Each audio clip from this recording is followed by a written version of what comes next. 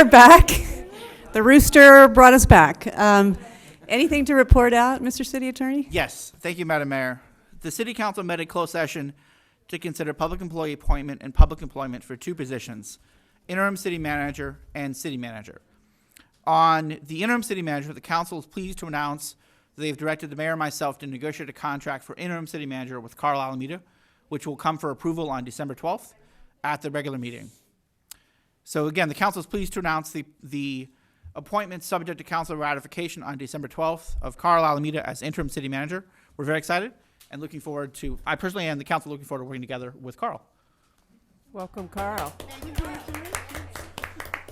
And second, the council met regarding the city manager recruitment, public employee appointment and public employment. The city manager recruitment is an ongoing process and more information will be available as the process continues. Thank you. Okay, thank you very much. All right, we will adjourn the closed session and we will go ahead and open the regular session. Welcome everyone to the Tuesday, November 28th, 2023 meeting of the Ojai City Council. Could we have the roll call, please, Weston? Yes, Mayor. Mayor Sticks. Here. Mayor Pro Tem Francina. Here. Councilmember Rule. Here. Councilmember Lang. Here. Councilmember Whitman. Here. Thank you, Weston. We have a quorum. Would you please say the pledge for us? Of course, Mayor. Council, community, please rise. Place your right hand over your heart. Ready, begin. I pledge allegiance to the flag of the United States of America and to the republic for which it stands, one nation, under God, indivisible, with liberty and justice for all. Thank you, Weston. And is there a motion to approve the agenda? I'll move to approve. I'll second it. Okay, all in favor? Aye. Aye. Okay, excellent. No presentations and no commission reports? Okay, all right, we will move on to public communication. And just a everything okay? Okay. Just a reminder, these are items not on the agenda, and because they're not on the agenda, we cannot discuss them. We appreciate your viewpoint and participation, and we can agendize them in the future. Normally, the public comment is 3 minutes. At the end of the 3 minutes, you will hear a chime, so please stop talking then. There's a request to say your name and address, although you don't have to when you come to the podium. And just a reminder, this is the time to allow the council to become informed on your opinions. Please kindly refrain from any side conversations or ambient noise. It's very challenging to hear when there are people talking in the audience. And let's also remember that we are members of the same community and we all care about our community. And that includes all the people here in the audience, on the dais, and behind the scenes. So while we won't always agree on everything, we all need to come from a place of mutual respect, consideration, and civility. So in that spirit, and also in the spirit of peace, let's all just take a deep breath in. And let's get going. All right, so we have 4 cards. First we have Larry Steingold, then Carl Heineman, and then Joel and Barbara Aronson. Thank you. Hi, good evening. Larry Steingold, Ojai, and happy Thanksgiving. I hope everyone had all the food they wanted. I'm here about the arcade. There have been recent conversations on Facebook, on Nextdoor, and my own personal experience about possibly getting run over by a kid on a bike or a scooter or what have you. I would like to have the City Council and the Public Works and the owners of the buildings and the tenants and the property managers and the companies that insure everybody for liability get together, and the police department, to come up with a solution to resolve the problem, because somebody's going to get hurt. And whether they get run over by a scooter or the kid gets knocked down or what have you, or a senior citizen or an elderly or me, or somebody gets run over, it's going to get very expensive and very bad, because injuries as we get older are now forever. So please, if you could, somebody look into it and solve that, because it's getting a bit much. Thank you. Thank you, Larry. I have a quick comment, if I could. Thank you, Mayor. Larry, I just wanted to say that I think that issue is part of the larger safety in the downtown corridor issue, and I would like to see it brought together with that. So thank you for your comment. Next, we have Carl Heineman, then Jessica McCrea, and then Joel and Barbara Aronson. I'll make it short. I agree with everything that Larry says, and later tonight with Alan Greenberg, I agree with what he says.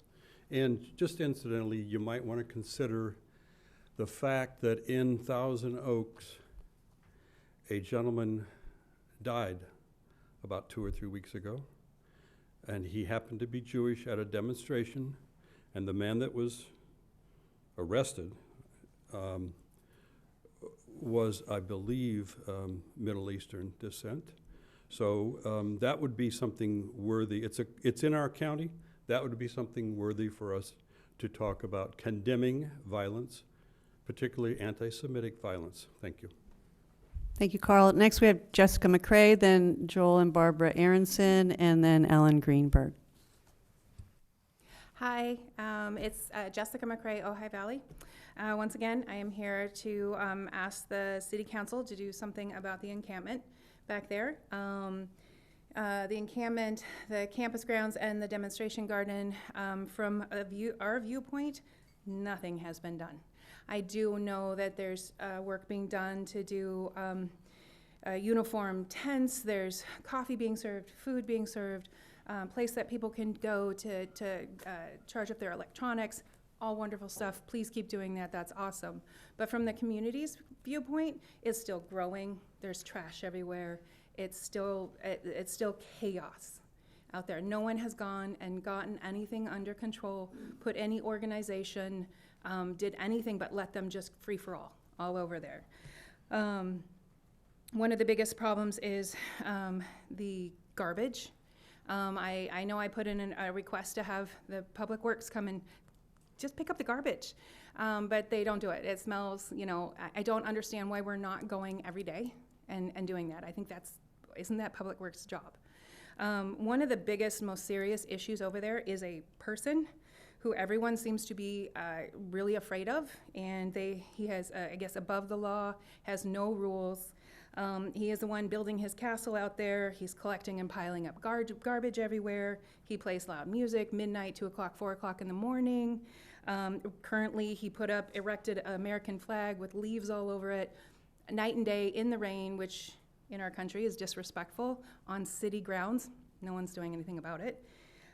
He has a propane gas grill out there in his camp, which could burn up this very building, all the homes around it, all the homes on the next mountain over. It's very dangerous. No one's doing anything about it. Also, he has been, what sounds like, shooting a gun out there. So I have repeatedly asked that the City Council do just the bare minimum of sanitary services, police services, and safety services, which includes the fire, what you can have in your campground. And from our vantage point, nothing, absolutely nothing has been done. It just gets worse by the day. So again, please have Public Works Department go through the encampment and collect garbage on a daily basis, or very minimally put a dumpster out there and encourage them to actually throw garbage away instead of piling it in their tents. Please ensure that there's regular patrols there so that even those in the encampment feel safe and the neighborhood feels safe.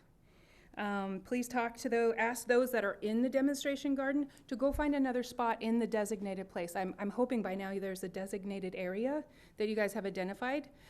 Ask them to move and enforce it, enforce the no camping. And the last one, campsite should be a certain size and things should be regulated what they can be in there. Encampment manager should be able to enforce that with the help of the police. Thank you. Thank you, Jessica. Next, we have Joel and Barbara Aronson, and then Alan Greenberg. Hi. First, I'd like to ask if we're in the right time slot because we want to talk about the ceasefire resolution. No, that's agenda item number 3, Barbara. Can we go back and you'll call us at the Sure. right time? Yeah, Thank I'll you. save your card. Alan Greenberg. Yeah, just a reminder, this is general public comment, any items not on the agenda. Yeah. Thank you for being here. Don't start the clock yet. Thank you. Well, you know my name. I've lived in the city of Ojai for the last 20 years. And I love it here, and you're going to have to bury me here. Are you aware of the destruction that Hamas has caused during their horrific attacks? Mr. Greenberg, I'm sorry to interrupt, but item number 3 is about the ceasefire resolution. These are items not on the agenda. Well, with all due respect, Mayor, the resolution does not mention Israel, does not mention Hamas, and does not mention Gaza. Okay, So I want to talk specifically about Hamas. Thank you very much. thank you. I don't know if you're aware of the destruction that Hamas caused during their horrific attacks on October 7th. Are the peace people who spoke 2 weeks ago aware of this? I doubt it. Let me give you the facts that, of course, have been denied and will continue to be denied by Hamas and their supporters. They just say, oh, that's not true. Parents were killed in cold blood in front of their children. Children gunned down in front of their parents. Try for just a moment to picture that with your own family. It's horrific. Women were raped while alive and also while already dead. And some of them were found decapitated afterwards. Infants and babies were actually burned alive.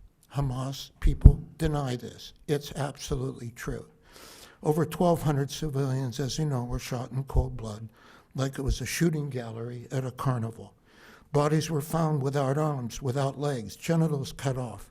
They cut off women's breasts and passed them around. They even cut open a pregnant woman and removed the fetus. Do not listen to the naysayers. This is factual. Then, of course, taking the hostages, some as old as 85 and a 10-month-old baby. An American newspaper dated last Tuesday reported in detail about a team of Israeli women who are experts in the field. They have gathered extensive evidence about the attacks from eyewitnesses, from captured Hamas's cell phones, autopsies, hospitals, morgues, and the testimony of the captured terrorists. These terrorists told questioners they were given direct orders to go after women and children and to, quote, be as cruel as they possibly can, unquote. They told the investigators they forced family members to witness some of the rapes, some of which were with multiple Hamas men. Documents found on them actually confirmed their testimony. One terrorist said he received permission from his religious leaders to murder children so they would not grow up to be Jews. Several young teenagers, mostly 14, 15-year-old girls, were found dead in their beds, stripped naked, and had been raped. This is the worst attack on Jews since the Holocaust. When the planes hit the Twin Towers in New York in 2001, there were overflowing crowds of so-called innocent civilians celebrating in the streets of Gaza, waving their flags, and Hamas was passing out candy. Switzerland has just outlawed the presence of Hamas and their supporters. The UN, in a UN vote a few years ago, 80 countries joined in a vote to declare Hamas a terrorist organization. Based on the facts I've just told you, I think you will agree with me that Hamas is a cult of death that needs to be dismantled, but we can't do anything about it here. We could just follow the news. Thank you. Thank you, Alan. Councilmember Lang? Yes, thank you, Alan. And if I could just ask that there are a lot of things that he said that might be disturbing to people who have experienced trauma. And so if we could all just take a deep breath, and to anyone here who is Jewish or who has friends or relatives in Israel who is feeling this on a visceral level, we care. And so just everyone take a moment to just send love and send peace to anyone who might be struggling right now. Thank you, Councilmember Lang. Any comments online, Weston? Yes, Mayor, we do have one raised hand. Jerry Schwenke. Mr. Schwenke, you do have the floor now. Oh, good evening. My name is Jerry Schwanke. I live in Ojai, long-term Ojai Valley resident. I just want to first, it saddens me greatly to hear such inflammatory language used in opposition of peace when peace is so desperately needed in this world today. What I wanted to talk about very briefly, if I can, has to do with the homeless encampment. I've been a volunteer with the Ojai Valley Family Shelter for about 20 years. I just recently retired from my volunteer position there. And what I saw in my 20 years is that, uh, 25 years of shelter operation, and they are now spending more money to provide less service to fewer guests, fewer clients. That the shelter I envisioned when I started volunteering there was like a stopgap measure, a temporary solution to a long-term problem that we've had here in the Ojai Valley. And, I'm grateful that the governor signed that bill and said homeless people can camp on public land if a municipality doesn't have beds for them. Great, and I can imagine there's a great deal of clutching of pearls at the vision of a homeless encampment in Libby Park. And so they all got shunted off behind City Hall. And even there now we're having people complaining when they're out of sight and out of mind, unfortunately. And what I'm saying is that I am hoping that a tent encampment behind City Hall is not anybody's idea of a long-term solution. Those people need to get under roofs, every day, year round. And probably the only way that we're going to eliminate homelessness, houselessness in the Ojai Valley is to enact a living wage ordinance so that local people can find jobs here in the city of Ojai that pay them enough to live in the city of Ojai. Until that happens, it's going to be camping in the backyard, bring your own tent. And that may be fine as a stopgap, but please don't tell us that's going to be a long-term solution. Thank you. Thank you, Jerry. And just a note, on December 12th at the next meeting, a more permanent solution will be looked at by the City Council. Okay, we will move on to, Are we done when we're done with public comments? I have a question of the council. we are done with public comment. Okay. Yes. So even though we've approved the agenda, is it too late to possibly reconsider changing the order? I don't know if, how my colleagues feel, but if the majority of speakers here are for item 3, perhaps it would be appropriate to do that. We do have several comments for item 2, so, and we did agendize this with the schedule, so, any Well, thoughts, It's Council? just a consideration, Mhm. since we already had one public comment. Okay. It just feels like we should, what do you think? Yeah, because it's like hard, I think, for people to listen to all of this when this is on their mind. I don't know, that's just my thought. I would like to address it. Yeah, I do think, though, that since we agendized it in this order, and we do have people here to speak on item 2, I think we could probably get through that relatively quickly. Any thoughts, Council? Well, it may take, it's going to, every item's going to take time, and I'm planning to pull item E. That's going to take time. If I could jump in, it may be wise for the council to take item 2 because we do have an individual resident applicant who sought an appeal on his decision as opposed to the broader issue. It may be wise to take item 2 ahead of item 3. I realize there's people to speak on both items, but that would be staff's recommendation. Okay. Okay, thank you. All right, Thank you. we will move on to the consent calendar. We do have one public comment on item F. Larry Steingold. And we'd like to pull item E, the adoption of an ordinance,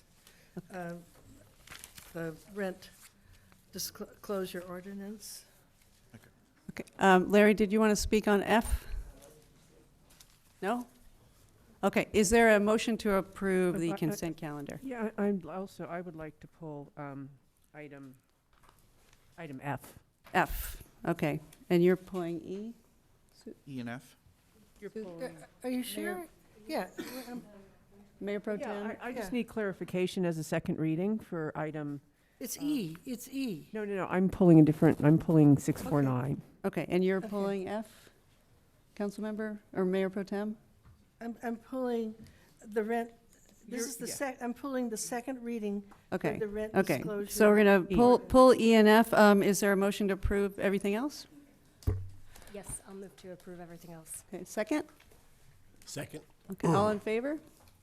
Aye. Aye. Okay, all right, we will move on to item E. Mayor Pro Tem? Well, at the last meeting, just to keep it simple, I did vote for this rent disclosure ordinance, which at the time I understood it was simple, just disclosing the projected rent to the residents. And then I began to look at it more closely, and it feels problematic to me. And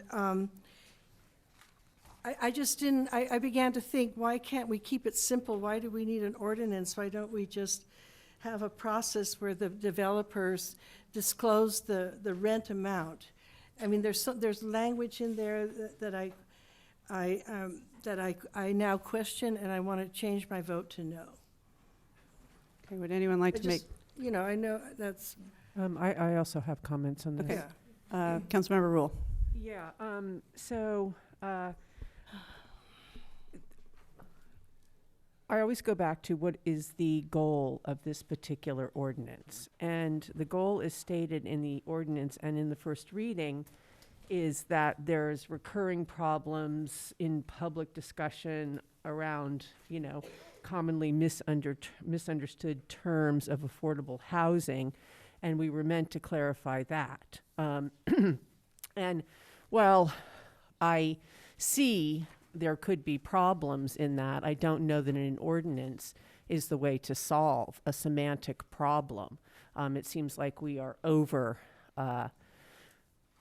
we're over-regulating, essentially. And I think that there is an underlying current that is seeping through this, is that, developers are trying to make us believe that affordable housing isn't affordable when it comes really from the state. And it is complex and it is confusing. So my point at the last council meeting was that we should be looking to clarify for people what is affordable housing for them. So in my mind, it was more like a worksheet that someone could have to clarify. It wasn't to say, hey, look, affordable housing isn't really affordable, so vote against it.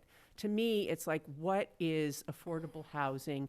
Who in Ojai is, who is this applicable to? That's really what we want people to know about affordable housing. And then I started thinking even more, because when you think about it, what is you go by the average mean income, right? What is an average mean income? You have an average and you have a mean, but what is an average mean income? That's both of those terms. Does anyone know? That's confusing. I actually had to look it up. So I do know what an average mean income is. And it's better off for us that our incomes are lower, because more of our people are going to qualify for low income housing. That's amazing. Because when you think about it, if you make $60,000, hypothetical, these are all hypothetical, $60,000 here a year as a teacher, you would qualify as low income, which means that you could get affordable housing, which means that they could only, by law, charge you 30% of your annual income. That's a huge protection as a consumer. If, on the other hand, you make $90,000 in Oxnard as a teacher, you are not low income, and you are market rate, and you can be charged up to 50 or 60% of your income. So when you actually think about that, and it's a little complex, but not really, it's a silver lining, is essentially what it is. And it's those kinds of things that I think are really important for our constituents to know. Like, do you actually qualify for low-income housing? A worksheet would be very simple, and whether or not you have a disclaimer that says, people in Moore Park and those places down there in the county, they make way more money than we do. Therefore, our average mean income is not reflective of Ojai. And that's essentially all you need to say. It's countywide. Different parts of the county make way more money than, than Ojai residents do. Therefore, we fall under this average mean income that isn't reflective of us. That's fine. You can say that. The developer has nothing to do with an average mean income. The developer has nothing to do with what qualifies as low income. That's all state mandated. And so for me, and I said this last time, and I thought that I had said it clearly, but apparently I didn't, that this ordinance, in my mind, finds value when it shows Ojai residents if and when they qualify for low-income housing. Because low-income housing in Ojai is really workforce housing. So that's really important to know. Yet this doesn't address that at all, as I had hoped and I thought that I had indicated at the last meeting. This, to me, is of little value other than, a PSA or something. So I also, on this second reading, would not support this ordinance because I think we can do so much better. We can actually help our constituents understand what is affordable housing and how it might work for them, because we have a lot of working people in Ojai that would qualify for low-income housing, and that's what we should be communicating, not that there is a semantic problem between what the state considers low-income housing and what the developer, calls low-income housing and what we do. The developer is just following what the state says. The developer has no ability to change a state definition of low-income housing. So, and I think in doing what I suggest, you get both the ability to help constituents understand, and through that, certainly they would understand, that low income is a term based on things that are a little bit complex, but not anything that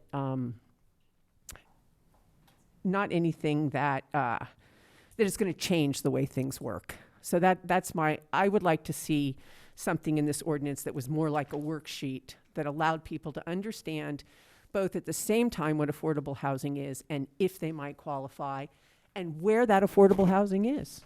Where is that? Is it Habitat for Humanity that they're building? Is it Cabrillo? What project is it that they might be able to apply for? That's truly helpful. This, I don't think, is truly helpful. So for that reason, because it wasn't amended or revised to my expectations, I would also take a no vote on this or ask it to go back for something that's a little bit more helpful to our residents so they understand what is affordable housing. Councilmember Lang.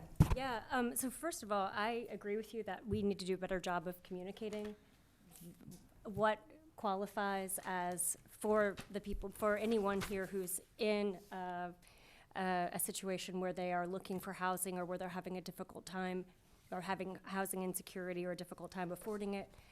I think a communications plan is something that we would be wise to consider. One thing that I think what this ordinance does in my mind is that it puts the term affordable or low income or moderate with a number, so that anyone who might not consider themselves low income or moderate, like anyone who might not know what because like you said, it's complicated. If you're just trying to pay your bills and find a place to live, it can be difficult to know what category you would fall in with your income. And this puts a number value on it, so that if someone is, I'm looking at a friend who is, lost their, if someone is looking for a house, they can say, I can afford this amount of money, and might not have the concept of this. It just adds transparency. So it puts concepts that are vague and a little unclear into really tangible, practical terms that someone can budget for. The other thing too that and so I'm staying with my yes vote. My yes, I'm gonna do a yes and. I would love for us to see at a future time a communication, coming back with a communications plan or some other way. We talked about a housing workshop forever ago. I think we do need something like that. So the other thing that I like about this version of the ordinance is that we did make it a little easier for developers when we changed the language, and City Attorney, thank you so much for including that. I was specifically looking for that. That we changed the language to make it easier for developers so that it's not all communications, that it's more public communications. So that gives the developer it gives the developer more leeway in terms of how they communicate or advertise the properties. So I want to just point that out because that is a question that I received, and I appreciate that amendment. So I'm going to stick with my yes vote on this one. Yes. Councilmember Whitman? Yeah, I agree with Councilmember Lang that this ordinance does add clarity to what affordable means, and it will add clarity when we have projects before us as to what affordability we're achieving. I wanted to ask the city attorney quickly. I know when I first looked at the concept of doing this, I was concerned about the First Amendment. But I understand your firm and you have reviewed what could be presented in an ordinance without treading on somebody's First Amendment rights. Yeah, our recommendation to the council is that the ordinance is lawful because it is regulating certain aspects of commercial speech, which is not subject to the same protections as pure personal speech, and it comes under the Central Hudson Standard. And here we're requiring truthful, accurate, factual information about a proposed project in a limited fashion and tailored to the governmental goal of ensuring public clarity regarding what affordable means for the particular project, converting it from affordable or the state very low income $2 per month and dollars per year figures is defensible against the First Amendment. And I'd like to thank you, Matt, and your firm, because like I said, I had some questions when it was just a concept that we were going to adopt an ordinance. And I am extremely impressed with what you were able to come up with in terms of pretty straightforward approach. I think that council member Rule's concerns are legitimate, but I don't think that prevents us from adopting this. I think that is the subject for a future meeting where we can address how do we better advise the public as to their accessibility to affordable housing opportunities in our community. And so I would support this ordinance. Okay, I would also continue to support this. I agree with Councilmember Lang and Councilmember Whitman, and I would also like to thank Matt profusely because this really is a cutting-edge ordinance and first in the state, as far as we know, and Yes. and I think it's providing a level of transparency to our residents that is really beneficial. It's actually quite a simple ordinance, and yes, we can always add more or do something later.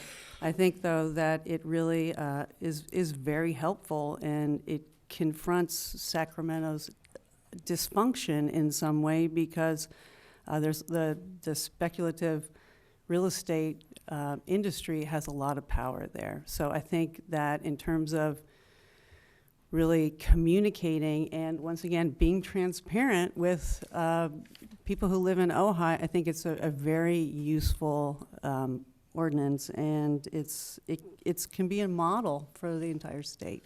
So if we still have 3 yeses, and do we have to vote? Just one second. Do we have to vote again? Yeah, the council needs to vote on second reading. Okay. We can't change the Okay. history of the Okay. votes as to first reading. The vote was what Okay. it was. But an ordinance requires a first reading and a second reading Okay. unless it's an urgency ordinance. So we would need a vote on the second reading, which any council member can vote as any way as desired. Okay. I would note that the council could choose to make a motion to approve the ordinance and direct staff to return with a further affordable housing opportunities communications plan, and we'd come back with an appropriate plan if that was the council's desire. Okay. Any final comments before the vote? I have Mayor Pro Tem. You know, at the last meeting, I did ask on page 1, attachment A, page 2 of 5, proposed, where it talks about a developer of any proposed rental housing development project must include in every written communication to the public regarding the project and in the developer's first written communication to the city regarding the project, and in subsequent written communications to the city if the project description changes, the following information. And then I don't have any problem with some of, disclosing figures and all that. I don't want to read everything. It's kind of tedious to read it all over again. But here's my question, Mr. Summers. Here's, because we did receive emails from members of the public with concerns. And here's a statement. I'd like for you to comment on a statement. This ordinance goes beyond, in quote, commercial speech to include any speech to advocate for the project. It includes advertising, public comment, letters to the newspaper, social media. It seeks to compel speech, all under the guise of tenant protection. What is it? So my recommendation to the council is that that is incorrect because any speech by the developer, here defined to be the applicant of record, the property owner of the project, is not the same as the applicant and any agent, or a person or entity acting on their behalf. All of the people who would be speaking under this ordinance are folks with a financial stake in the development project, and thus their speech about the project is commercial speech. This does not apply to commentary from a member of the public supporting or opposing a project. It does not apply to commentary from anyone who doesn't have a financial interest in the project, and so it therefore is regulating commercial speech.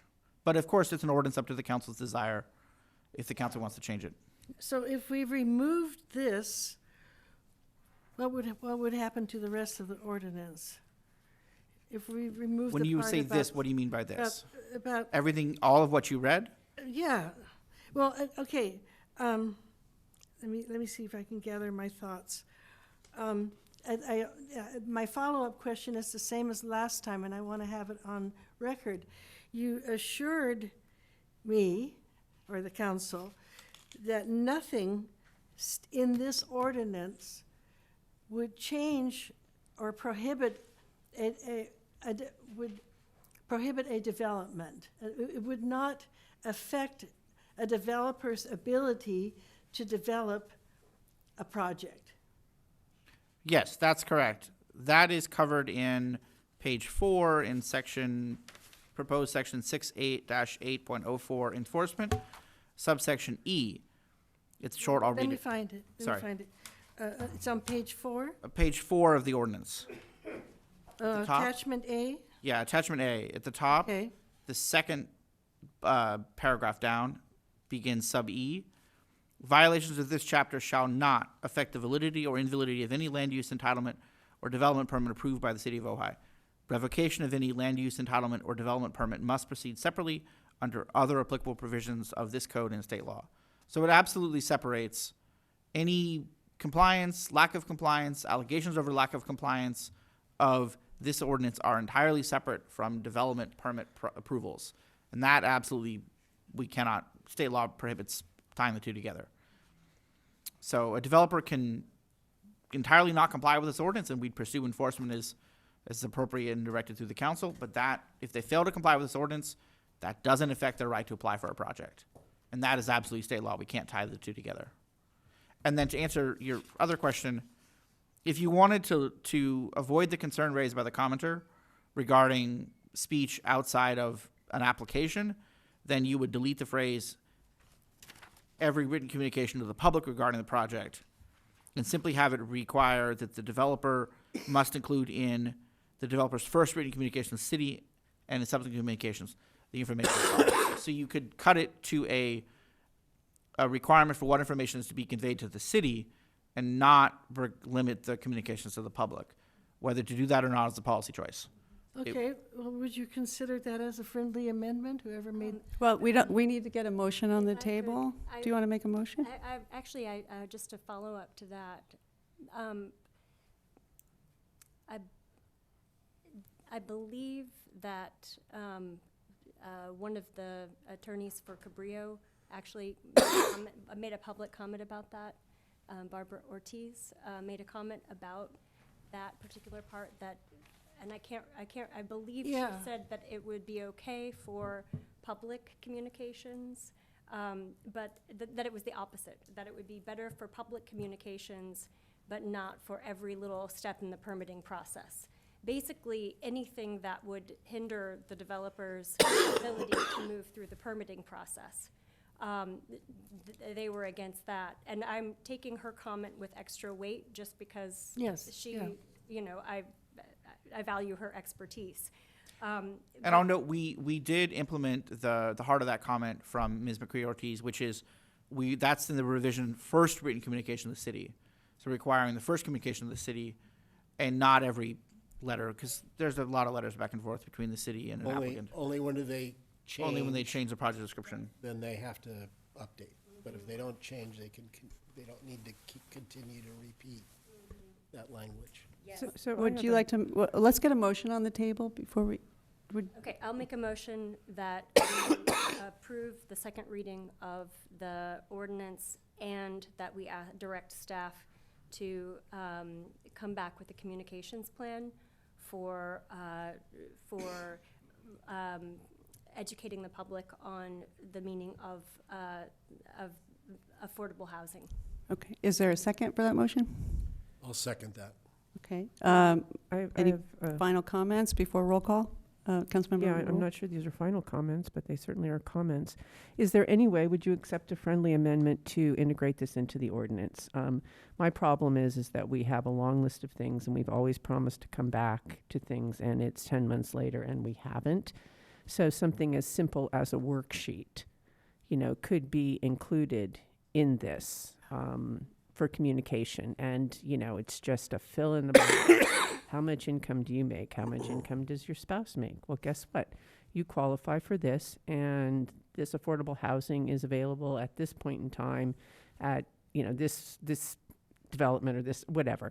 So just to put some practicality to it. I mean, I actually read this, and anyone who wasn't this isn't going to clarify any. I mean, it's an ordinance and it's complicated, and so if you would accept that friendly amendment, a one-sheet worksheet that shows people, and to this point, at the very beginning, we talked about having a housing commission, and I think that it would behoove us to revisit that for these kinds of things. Who's keeping track of all of this? Nobody, right? I mean, we're keeping track of historic buildings, we're keeping track of parks and recs, but nobody's keeping track of who are housing, what are they, who are they? We don't know, we have no information. So that having been said, I would appreciate it if you would accept a friendly amendment for a one sheet, and I'd be happy to work with staff on what that would look like. A one-page worksheet, basically, that says this is what you qualify for if you're interested in knowing. I'm thinking about how that would work logistically. And also to clarify, the Planning Commission does have the Housing Committee, so we do have that as a part of the Planning Commission. But you're right, we haven't brought that back up as a conversation topic. So I'm thinking about the friendly amendment. And one One challenge I could see with it being as a part of the ordinance is that and this is one of the reasons why we adopted this in the first place, is that those numbers change every year. And so having a one sheet as a part of an ordinance would have to come back year after year when the median income changes and and I think, it kind of speaks to the purpose of the ordinance in the first place, which is it's a lot to keep up with. Won't these numbers change anyway? Let's make sure, everybody, let's make sure to take turns. So Councilmember Whitman and then and Mayor Pro Tem. So, Matt, the legislature often will adopt an ordinance and then direct a department to come forward with a regulation to implement. So Yeah, could that's we common adopt this and then include in it a direction to the, Lucas, have you been following this to where you envision what Councilmember Rule is talking about? And would I be ruining your life if I asked for us to adopt, to direct that you develop such a worksheet? As long as it's a one-page worksheet, I think it's completely within the Okay. possibility. You can putting do a something like that one-page together. worksheet, believe me. then- One key If I component. could suggest, Carl, go this ahead. already Please. exists. Your regional housing authority does this. This is what they do. Well, all of this already Oh, exists, and- but yeah. To Councilmember Rule's earlier point, on the education side, we could definitely make those resources available. But that's who sets the numbers if you're qualifying for assisted Oh, housing. yeah. It's just how do people access that and how do they make it relevant to themselves? Like, how do they understand what those numbers mean? Like, what does it mean? Everyone says, we had people come in and say, well, I don't make $96,000. Well, of course you don't. That's not the point of any of this. We had 10 people come in and say, I don't make $95,000. I don't make $60,000. I don't make $110,000. What do these numbers even mean? So it's really about people understanding what these numbers mean and if they qualify. So yes, it's certainly, I assume that somebody in housing somewhere in the state has a worksheet we could probably pull. The regional housing authority that Yeah, provides assistance from the government. So if it's a just low-income Section 8 program, those are published every year, number and household, income level. It's pretty clear cut. So I think if we can provide that as a resource, Right. we can maybe test with housing it on our website and get information out there of where to access it. Because a lot of people don't know about those. Right, and they resources. don't know that it's, as I mentioned and have mentioned continually, they don't realize that it's everybody's income in a household. So it could be the SSI that your kids get.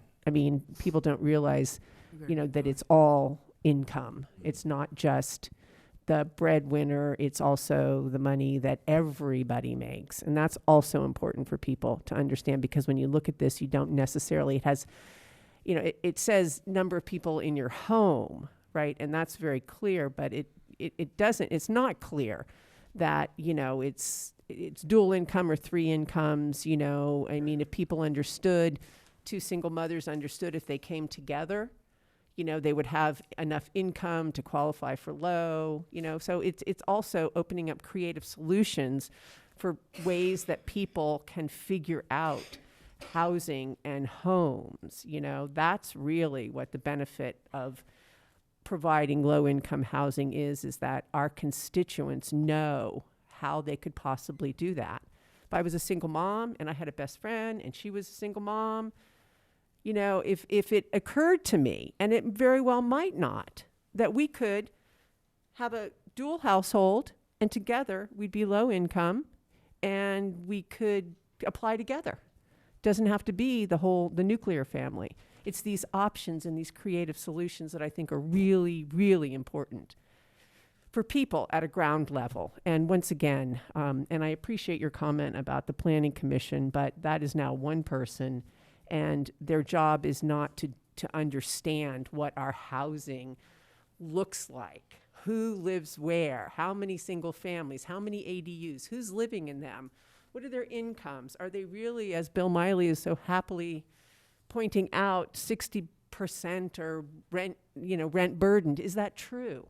How can we move forward and really provide for our constituents and our residents if we don't know who they are and what they live in. And so that was my point about the Housing Commission. That is information that's vital for us to know, especially as 50 housing laws were signed 2 weeks ago. 50 new ones. Hello. Anyway, I've taken enough time of everybody's time, but this is my priority around affordable housing and communication to the public. How does it work for me? That's the question. So I've got some suggested language to that effect, which would be add a new section 7 of the ordinance, implementation. The city manager or designee shall develop and distribute a one-page worksheet for developers to provide to potential affordable housing applicants regarding eligibility requirements for particular projects as proposed, mindful that the eligibility is going to vary by project, and for other affordable housing programs to be distributed by the city. That's great. And I would be willing to make a draft of that to hand to Lucas, because I have a vision of what that might look like. It's actually, if I could get somebody to program it, it'd be really simple. But I would be willing to take that on for sure and discuss with you what that might look like. That'd be great. Okay. Lucas, did you want to make a comment? Yeah. And the other thing you should note is that we have a fair amount of information on existing housing stuff, but creating a housing commission is not tonight's agenda. No, I get that. I just had to put a plug in. At a 20,000 foot level, what everybody's talking about here is completely relevant. I would just like to point out that, I mean, the top-down approach piece, boiling it down into one sheet for the city of Ojai is completely relevant and completely possible. Thank you. Well, we have But keeping it to one sheet, I not... can do it. Okay. At 10, no greater than 10-point type, promise, with lots of space. Councilmember Lang. I just want to clarify. So I will change my motion to add that, and using the language Matt said. And also, I just wanted to tell anyone who's listening, I think each one of us here is deeply committed to and invested in understanding housing law, and in particular, citywide housing law, understanding the concerns, not just here, but all across California and across the country. And so for anyone who's listening, thinking that we're up here not knowing what we're doing because we don't have a commission, that's wrong. I mean, I know we spend hours and hours each week looking at everything that's going on to make the best decisions for this community. So I just want to say that, it's not on our agenda to have a commission, but we're doing the job. Okay. Well, we have a motion and I have a second. Could we get the roll call? We should confirm the seconder is okay with that amendment. Yes. Thank you. Okay. Roll call, please, Weston. Yeah, and I'll repeat it back just for the record. Motion Lang, second Whitman, to approve and to direct staff to return with an affordable housing awareness/communication and education plan for the public, and the friendly amendment approved, which would be the one-sheet worksheet for eligibility information. Roll call. Mayor Pro Tem Francina. Yes. Councilmember Lang. Yes. Councilmember Whitman. Yes. Mayor Sticks. Yes. Councilmember Rule. Yes. Motion passes 5-0. Okay, wonderful. All right, we will move on to item F. Councilmember Rule, you pulled it? I pulled it. Okay, no water for me.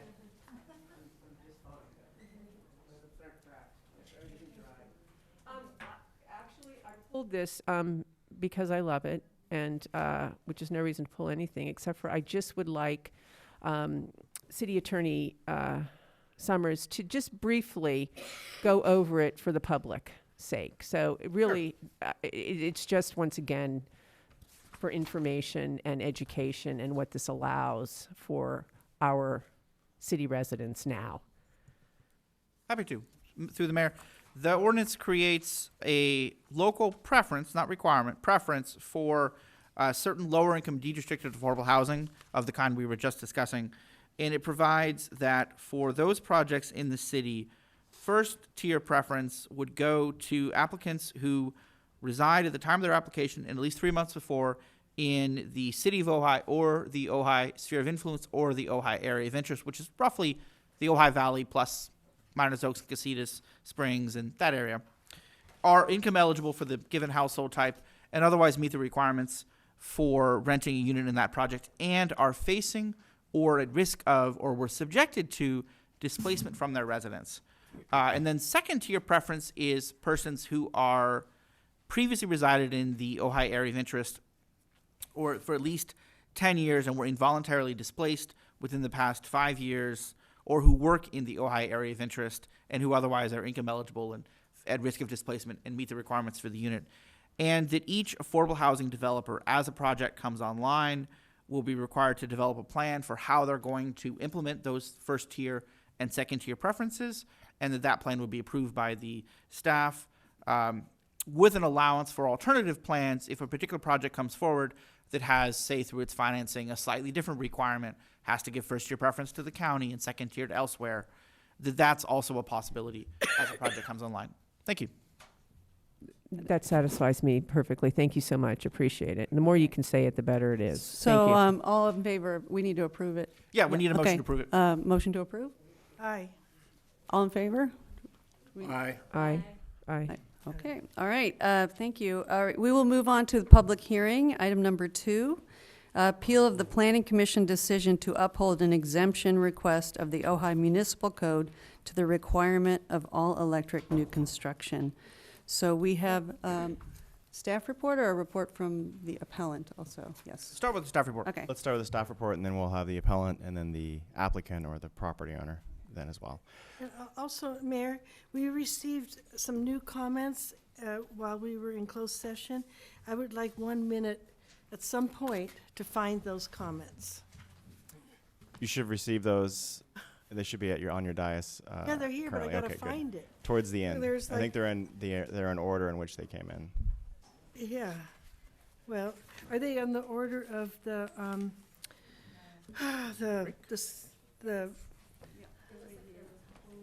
so where is, I want to see the one from, I think it's towards the back, the last 2 pages. okay. So thank you, Mayor, Thank council you. members. I'll just give you a brief overview, and then we have the appellant as well as the property owner here to speak on the item. This is an appeal of a planning commission decision to uphold an exemption request granted by the commission to the REACH code, formerly the REACH code, now the Clean Energy ordinance of the Ojai Municipal Code regarding a single-family residence as well as an ADU on a currently vacant lot at 401 East Topa Topa Street. What this boils down to is I denied the exemption request on October 6th of 2022. That was then appealed 6 days later by Mr. Scott Chesse. The director's decision appeal was heard before the Planning Commission at 3 separate meetings and continued at 2 of those meetings. The reason for the continuances was to provide the property owner an opportunity to further refine his argument. The argument presented for hardship as defined by section 9-1.1009B of the Ojai Municipal Code states, if an applicant believes the circumstances exist that make it a hardship or infeasible to meet the requirements of the article, they can request an exemption, which is what Mr. Scott Chesse had done. And in applying for an exemption, the burden lies with the applicant to provide proof of hardship or infeasibility. Mr. Chesse provided evidence of this hardship presented in the form of a solar exemption or evaluation through California Solar Electric. This was his first piece that provided illustrative evidence that the evidence or the effective annual solar access for this property would be less than what's referred to as 70% or greater of the output of an unshaded photovoltaic array. That's annually. What this means is Mr. Chesse was not required to install solar or solar panels, as the effective solar access would be less than 80 continuous square foot on the roof, which according to state law is grounds for an exemption for solar panels. Now staff, myself, denied this exemption request based on this evidence because though the state is no longer requiring Mr. Chesse or Scott Chesse to install solar, that does not mean the applicant is prohibited from installing solar. Thus, Mr. Chesse would still be more than capable to gain valuable cost savings in the long run in utilizing his solar installation for the property. Overall, PC came to the conclusion, or Planning Commission came to the conclusion to continue this matter with the first initial appeal to allow the appellant, or the applicant in this case now, property owner, to provide more evidence to further support his claim for an exemption. let's call it another bite at the apple. Mr. Chasse brought forward appliance comparisons between electric and gas that equated to about $160 a month. Now with that, Planning Commission's decision to uphold Mr. Chasse's appeal were on 3 points by the Planning Commission. The first is, as I had mentioned, there was an approximate $161 increase in utility cost that Mr. Chasse had identified within his information. The second was the need for housing and new units coming online and how expensive the commission recognized this as a cognizant need and cost to reduce, in order to reduce that cost. And then the third was protecting the existing trees on site. Now, Mr. Colme then appealed the Planning Commission's decision, which was made on September 20th. His appeal came in on October 3rd. He has prepared a PowerPoint presentation with this, and in doing so, staff, as a part of this report, has prepared 2 resolutions. The first resolution is denying the appeal, upholding staff's denial for the exemption request. The second is granting the request, which would then be siding with Planning Commission's determination. Okay, finished? Go ahead. Any questions from council? I have a question. So in speaking with Chair Quillisi about this topic, he mentioned that that the applicant's first, I guess the first, his permit submissions, that they came in before the original REACH codes were established in 2020. Is that correct? That's not correct. Because I was looking, I wanted to clarify that because I was looking and it didn't look like that was. No, they the didn't. case. It did go to Planning Commission, I believe, at the end of 2020. Mm-hmm. I want to say it was probably December. And then building permits came in probably maybe 4 months after that. Okay. 3 to 4 months after that in the spring. Great, thank you. And one other question. I attended one of the Planning Commission meetings where this applicant was there, and it seemed to me that there was a conflation between the California hardship exemptions and our own REACH code hardship exemptions. Meaning the solar panels are not part of our REACH code exemptions, but they're part of the California's solar all electric codes. Is that correct? It is kind of a confusing piece, and it's part of the original appeal that came forward, which was because of the vegetation that's already on site. There's several mature elms that are on site. And because of the number of mature trees that are on site, it becomes a shading issue, which means that there's just not as much square footage on the roof for which you could put solar on. The 80 square foot, that technical piece that I was just talking about, is really getting to the crux of that. Apparently, within state law, which is different than what we've got here, there's a requirement for any new construction to have solar on the roof. You're required to have that. But there's exemptions to that, and this is one of those pieces. You've got to show justification. That's typically done through a third party, and he's done that here.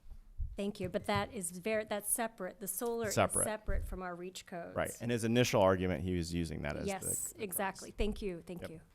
Any other questions from council? Can you One, Councilmember Whitman was first, and then you can go after No, that. she was going first. Okay, Go ahead, never mind. Susan. Can you just clarify what, I had similar questions of Councilwoman Lang. Did you say that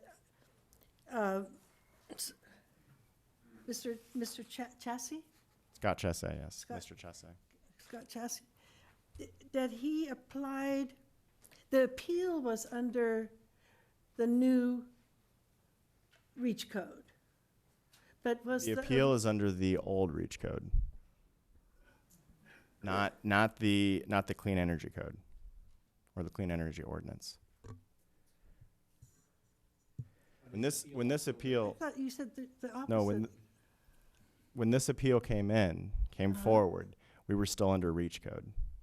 That's how long this appeal has been going on for, since 2022. And he can only apply, the only way he can get an exemption is to show hardship.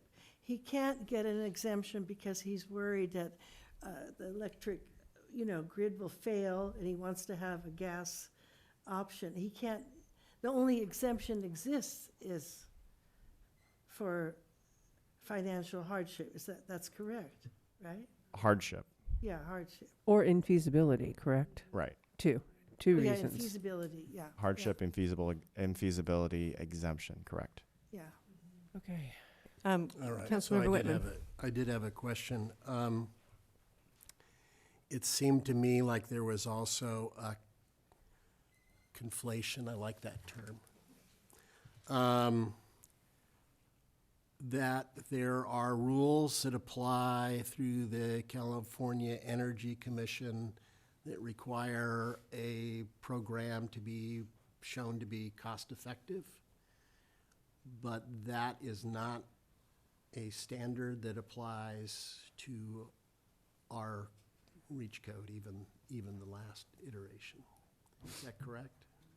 That's the city's position, yes. So the REACH code can exist independent of California Energy Commission review. And in fact, the California Energy Commission so stated the first time when the REACH code was adopted that they did not need to review and approve it. Right, so, And the city's position is the same is true for the current second Clean Energy Code, which is not an issue in this appeal, but is worth noting for the record. right, so there is no requirement to show that the use of electricity in this application would be as cost-effective as the use of natural gas. Correct, not for the ordinance, yeah. Yeah. And then the council can consider the hardship request as to, under the exemption. But there's no requirement for cost effectiveness to be part of the ordinance. Okay. Okay. All right, well, we will move on to the appellant's presentation. Dr. Steve Colomé. James, if I could have you pull up the PowerPoint. Yes, thank you. And before you start my timer, I'd like to ask for some additional time to the 10 minutes that was scheduled for this. I'm responding to 3 separate meetings of the Planning Commission and some very detailed, almost wonkish issues. And that's, the presentation I have, I'm going to have to just race through it and not get to the end in 10 minutes. So I don't know if I can have additional time. I can skip over some items. I appreciate the setup here. Council? How much time? How much more time would you like? Another 5 minutes will allow me not to. So Another 5 minutes, 15 fine. minutes, That's fine with fine. me. Yeah. Okay, And staff would recommend that we give the same amount to the property owner. of course, yep. Yeah. Okay. Thanks for the introduction and some of the questions. What we're about today, I want to say what we're not about, and this is something of a surprise. We're not about trees. This issue is not about trees. This issue is not about solar panels. And this issue is also not about relitigating our REACH code, either the original one, which Mr. Chazet is operating under, or our more stringent revised version of a REACH code. So the only question before you tonight, it's a dichotomous question. Did the property owner at 401 East Topa Topa show tangible evidence for either infeasibility or hardship in complying with the code? I'm going to assert that the answer to that is no, so that the builder's request for exemption should be denied and the community development director clear written denial should be upheld. So next slide, please. And again, I will go through this quickly. In terms of the 2 issues, hardship and infeasibility, this is feasible because it's a brand new construction, and we'll see that that's cleared off ground, and he can certainly build it as all electric. This is an important point. Mr. Chazet does not have a hardship, does not have a personal hardship. In fact, he's navigated the regulatory loopholes to increase his profit on the project by tens of thousands of dollars. Absolutely the opposite of a builder hardship. An attempt was made then, because he didn't have a hardship and he wasn't going to claim a personal builder's hardship, he then attempted to construct what I'll call a very crude utility cost model and argue that future tenants of his would suffer hardships due to utility costs. That model is entirely erroneous. And how it was that it slipped through the Planning Commission all the way to the end, I have no idea. Therefore, there is neither a hardship nor an infeasibility, and the builder's request for an exemption should in fact be denied. Next picture, please. This is a picture from Google of the property as of this April. I don't think that's when he did his solar analysis. I don't know for sure. I'm not sure when that occurred. But that looks to me like he cleared off and trimmed enough trees to potentially put solar on that if he wanted to do that for his tenants. Anyway, that's a question we should ask at some point. So let's take a look at the model, next slide, that Mr. Chazet developed. So, and I have to tell you that I spent a career building and criticizing complex mathematical, physical, and statistical models, and I can't call this a model. So he based it on appliance efficiency and utility costs. That's fair enough. His entire case rests on this model that he built applying to what he called a hardship for his tenants. Now, it's not even clear that he has standing to represent his tenants in this case and claim hardship for them. But then he takes his own house, a 2,500 square foot home, he applies utility costs that he incurred to homes that are 1,650 and 900 square feet. That's a first question. He then uses his own personal electric charges for January of 2023. The months matter here. And he used his gas bill for March of 2023.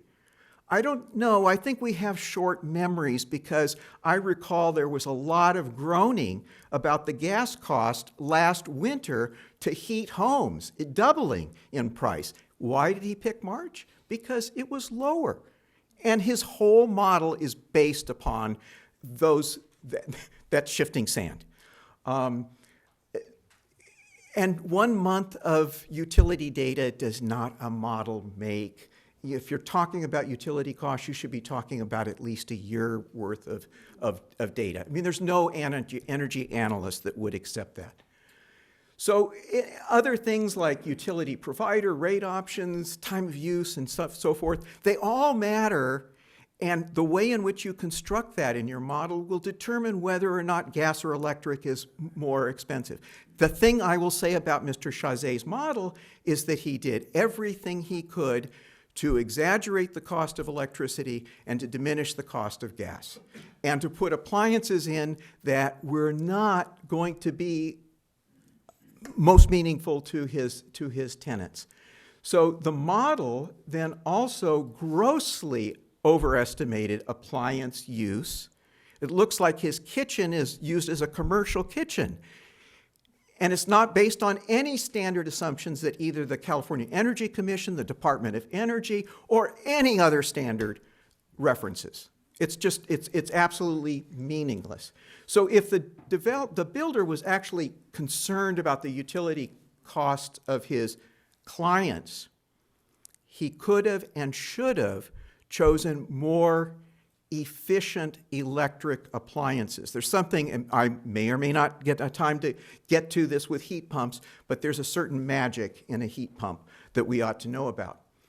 So then what does he end up concluding? And it went all the way through the last session of the Planning Commission, was that he calculated that there would be a $161 a month surcharge to each of his tenants for having electric appliances.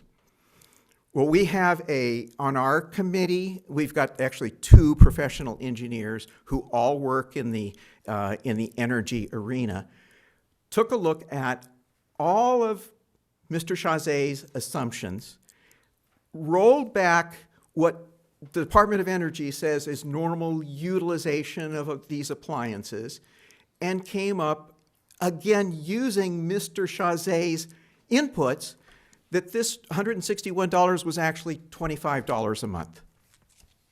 That $25 a month, by selecting more efficient appliances, would itself disappear and could be reversed. So there is no there. There is no cost surcharge to the tenants. So now, I'll also mention too that higher efficiency appliances would have totally canceled out any gas cost advantage, and there's a rate change that the legislature has enacted. It's going to change the amount of fixed charge that's put on to bills. One thing that will do is it will actually make it slightly more expensive for the mixed use model that Mr. Chazet is proposing. That law has passed. It will be implemented sometime this summer. So there really is no there. Mr. Chazet does not have a hardship. His tenants do not have discernible hardships. And the point is that he actually has control over that. He could put on solar. And one thing that a point that I consider a point of dishonesty is the way in which Mr. Chazet navigated the system. So he's not putting solar on, but he's not telling you that he saved tens of thousands of dollars by not doing that. He's not telling you that he saves thousands of dollars by not having to put gas plumbing inside of his house. He suggested that he wouldn't have to pay anything for his service line and his meter because the gas company was going to put that in for him. That's not true. They charge for that. So, the Planning Commission was focused on, was it going to be an excess charge of $2,000 or $8,000 capital cost to build an all-electric facility? That just all disappears. It's hogwash. It's nonsense. And I'm sorry to be so direct and blunt, but that's what I've been paid to do my entire life. And I think that we have to come to the truth. I'm not sure where I am on time. You're at 10 minutes right now. Okay, so next slide, please.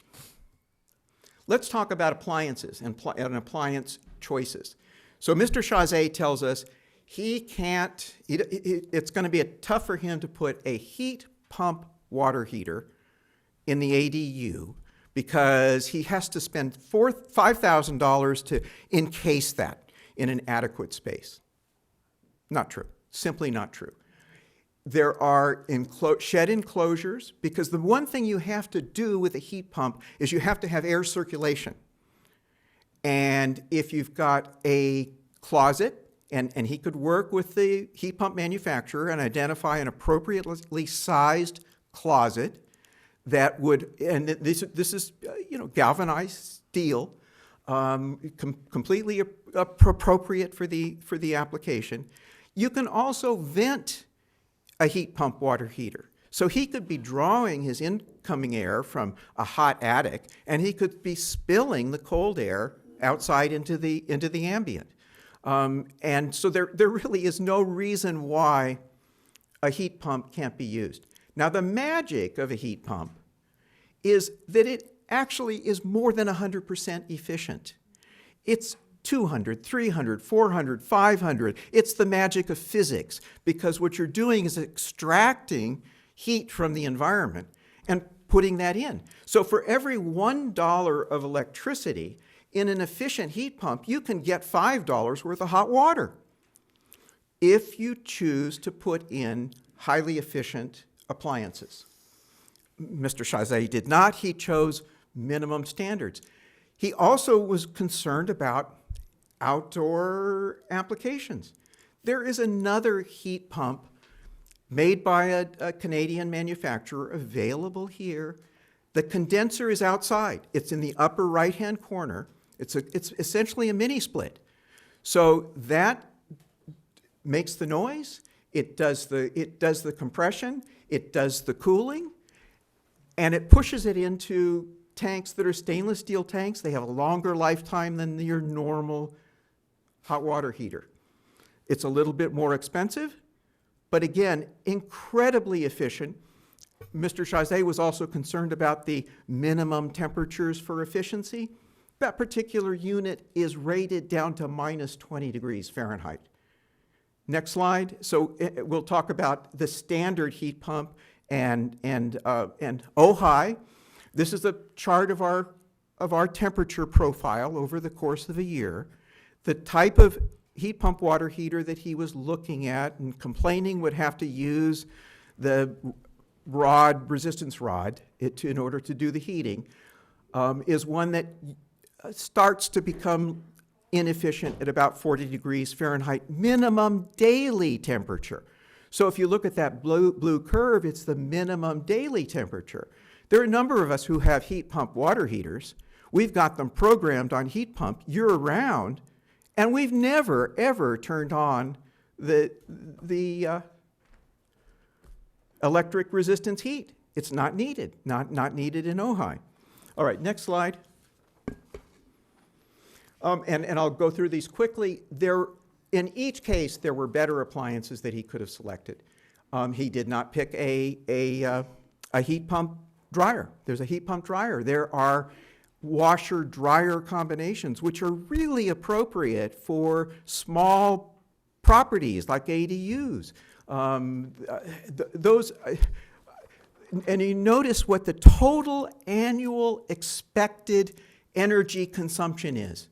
The combined washer-dryer, it's 136 kilowatt hours per year. I think he was estimating that he would be using that much energy every week as part of his overestimation of the impacts. And then, so the next slide, at the risk of entering a culture war issue, I just want to point out that one of the discoveries in the last year was a group of engineers at Stanford were going around measuring residences on the East and West Coast, and they ended up finding, and it's actually not surprising when you think about it, that the valves on our residential stoves are not like industrial valves. They are leaking continuously. There's gas pressure on the other side. That gas pressure is constantly pushing out small amounts of pipeline gas, which is contaminated with benzene. The Stanford engineers calculated that in an average house, that's probably Scott's 2,500 square foot house, people are exposed to concentrations of benzene that would be equivalent to living with a smoker, secondhand exposure to a carcinogen. When you reduce the size to a 900 square foot house, it's like living with 3 smokers in the house. So I think that bell was 15 minutes, right? So I will stop it there. There's actually more to say, including some really interesting information on affordable housing. Thank you very much, Steve. We'll talk. Thanks, Yep. Steve. All right, now we will hear from the property owner, Mr. Chasse. I know you don't know me, so you shouldn't be saying or stuff like that. It's not very nice. Good evening. Where was he at the planning commission meetings? Yes, that was my question. Hello? Um, Sorry. Where was he at the planning commission meetings?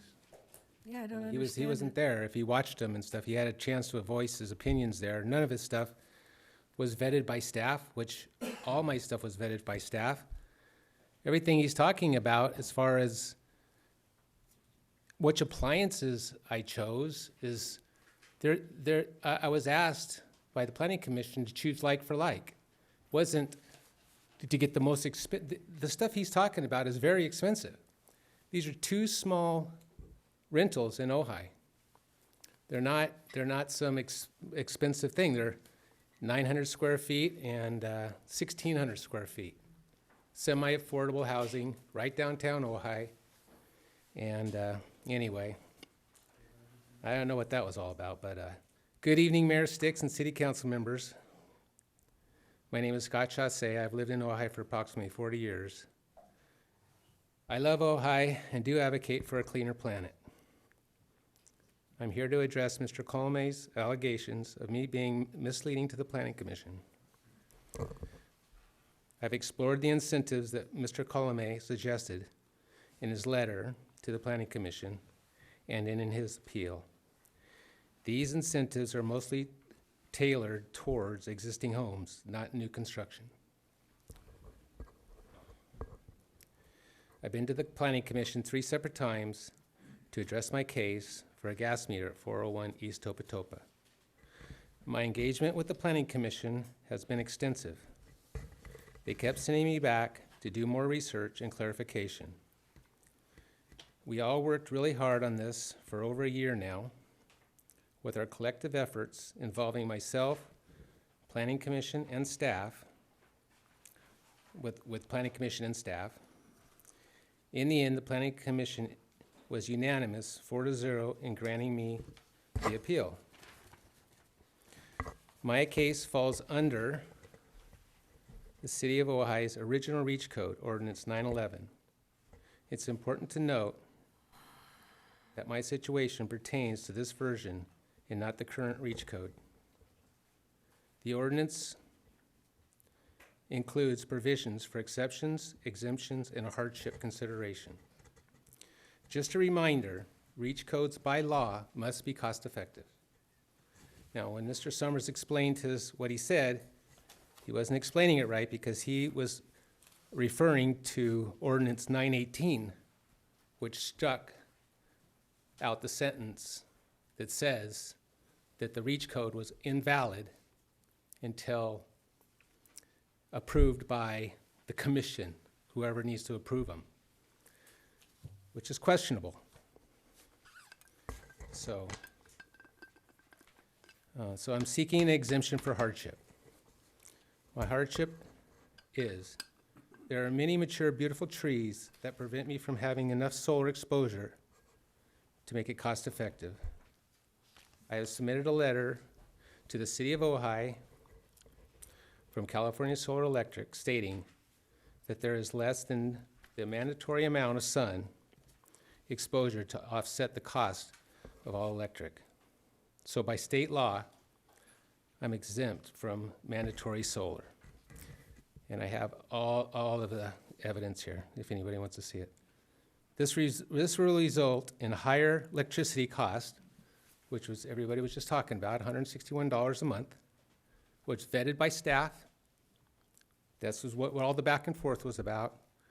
They wanted to make sure the appliances were like to like, not some fancy $5,000 heat pump that's gonna increase the cost of the building. It's very expensive to build a house, as I'm finding out. This will result in higher energy costs for both the renters and myself. Following extensive research, it is expected that there will be an additional $161 per month per unit. These figures are conservative and have been vetted by staff. I believe this is a heightened cost is substantial, especially with the current housing crisis and Ojai needs for affordable housing. The California Public Communities Commission also approved a 13% customer rate hike, which will increase electricity bills by an estimated $30 to $35 per household for energy bills, for electricity bills, for all of California. This increase will take effect January 1st, 2024. This is easy to look up. Anybody can do it. This would impose an additional financial burden and would increase the electric bill to approximately $190 per month more per unit, and even more for the larger unit. In addition, construction costs will be more expensive, approximately $2,500 for electric appliances, $5,500 for a water heater enclosure, not building a 10 water heater enclosure. Required by manufacturer, which brings a total to $8,000 more construction costs. In summary, I urge the City Council to consider 3 crucial points to holding up the Planning Commission's decision. Option B. First, acceptance to the legal requirements that REACH codes must be cost-effective, state law. The broader goal of enhancing affordability in Ojai. There's a lot of emphasis put on builders to make more affordable housing and bring rates down. The city can prevent this financial burden of an extra $190 per month per unit and keep Ojai more affordable. These numbers have been vetted by staff. We went through it. That's why we worked on it so hard. That's what they were stuck on. Third, the understanding is that the decision will not set a precedent for any future cases under new REACH code ordinance, the new clean REACH code you guys passed. For 2 reasonably affordable homes, $190 extra per month per unit is a significant increase. When it comes down to it, it's really about the trees. And I think Ojai takes great value in their trees, and so do I. I don't know why they would put an exemption in the ordinance if you don't intend to use them. It is really about the trees. In the beginning, it was always about the trees. I wasn't willing to cut the trees down so I could have better solar. So I'm asking the city for a little help. Mr. Colmay's remarks about me cherry picking is not accurate. I have gas bills and electric bills for the last 2 months, and I have the gas bill that I submitted to the Planning Commission. And the gas is cheaper now, and the electric is more. It's all marked on my gas bills. They're right here. Anybody can look at it. And that's the trend, supply and demand. I don't mean this in a bad way, but when people say we all have to do something about climate emergency, I agree. But I take slight issue with that statement because in this room today, I'm the only one that is being asked to take action. I'm not contesting the REACH code. I'm following it. At some point, we need to make a decision. What is a more environmental impact? Cutting the trees down or allowing me to have a few gas appliances? With that, I'll take any questions. Thank you, Mr. I'm Chausse. nervous. Thank you. Now the appellant will have 3 minutes to reply, and then you'll have 3 more minutes after that. Okay, thank you. Okay, thank you.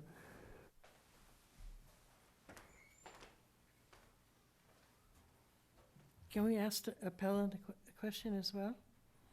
Sure, you want, let him, Yeah. he's gonna reply though first. Go ahead, Steve.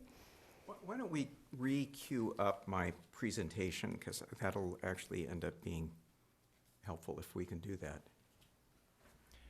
James? And move forward to past the last slide that I gave.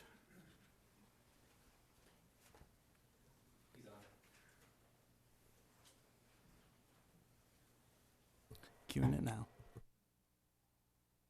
Is he able to pull that up? It looks like he's on it. I just take a moment. Okay. So I'll go ahead and start my time here. There are a couple of interesting things that I did want to point out in terms of a recent article in Consumer Reports, a highly respected. James, can you pull up the presentation? Thank you. Keep moving ahead. I'll let you know when to stop. Keep going. Yeah, stop right there for a moment. Okay. Consumer Reports. This is the November-December issue of Consumer Reports. They evaluated over 135 slide-in gas ranges. That's an oven range-top combination. Look at their number one choice, 94 points on Consumer Reports scale, is an induction range. They said this isn't just the best induction range we've seen, it's the single best range in our ratings, period. The single best. Now, it's $2,700. There is an $800 unit that is also highly rated that's at Lowe's right now that could be bought and sort of fits in with the price scale that he's looked at. So move forward again a couple of slides.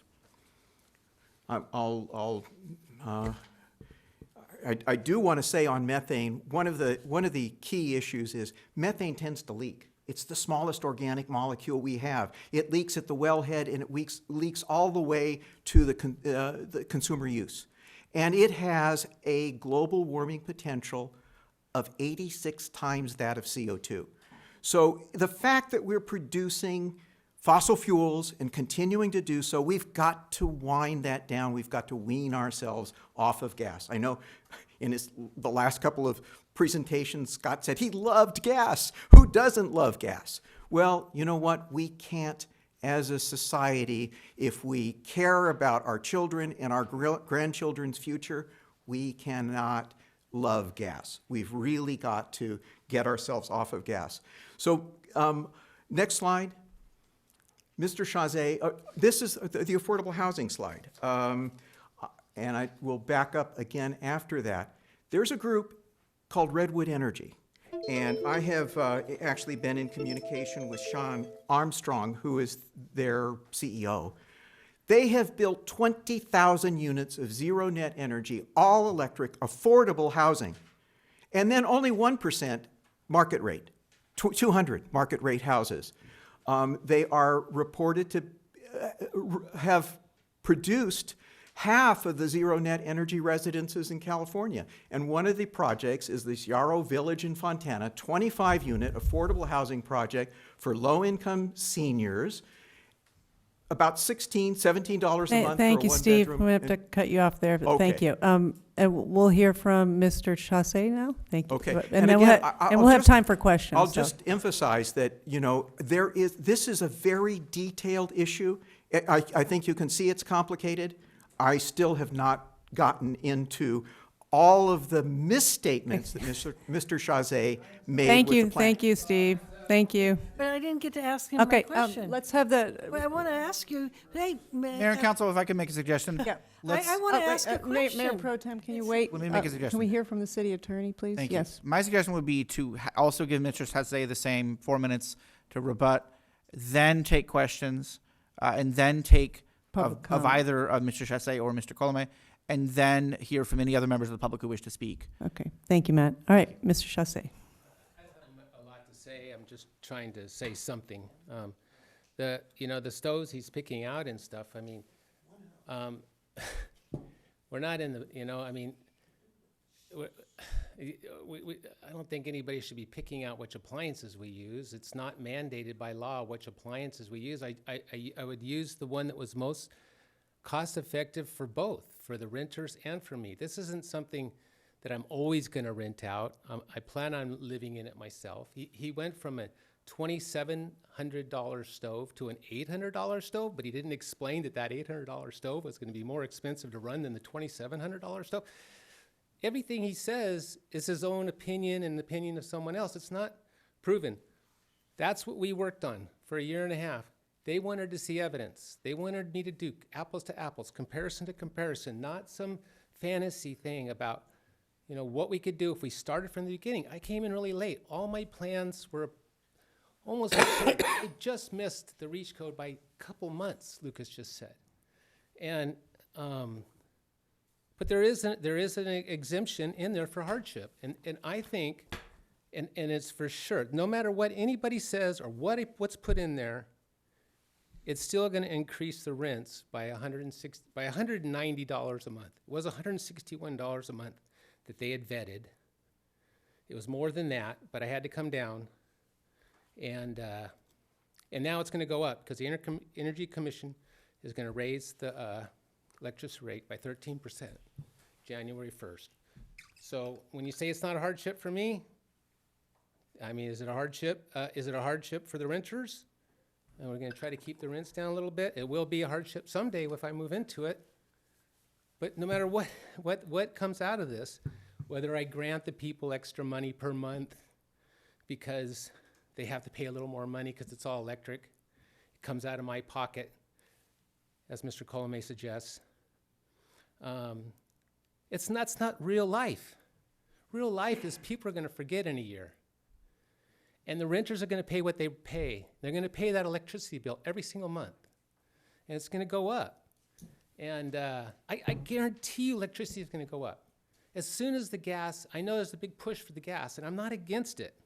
It's just in my situation, not being able to have the solar and saving the trees,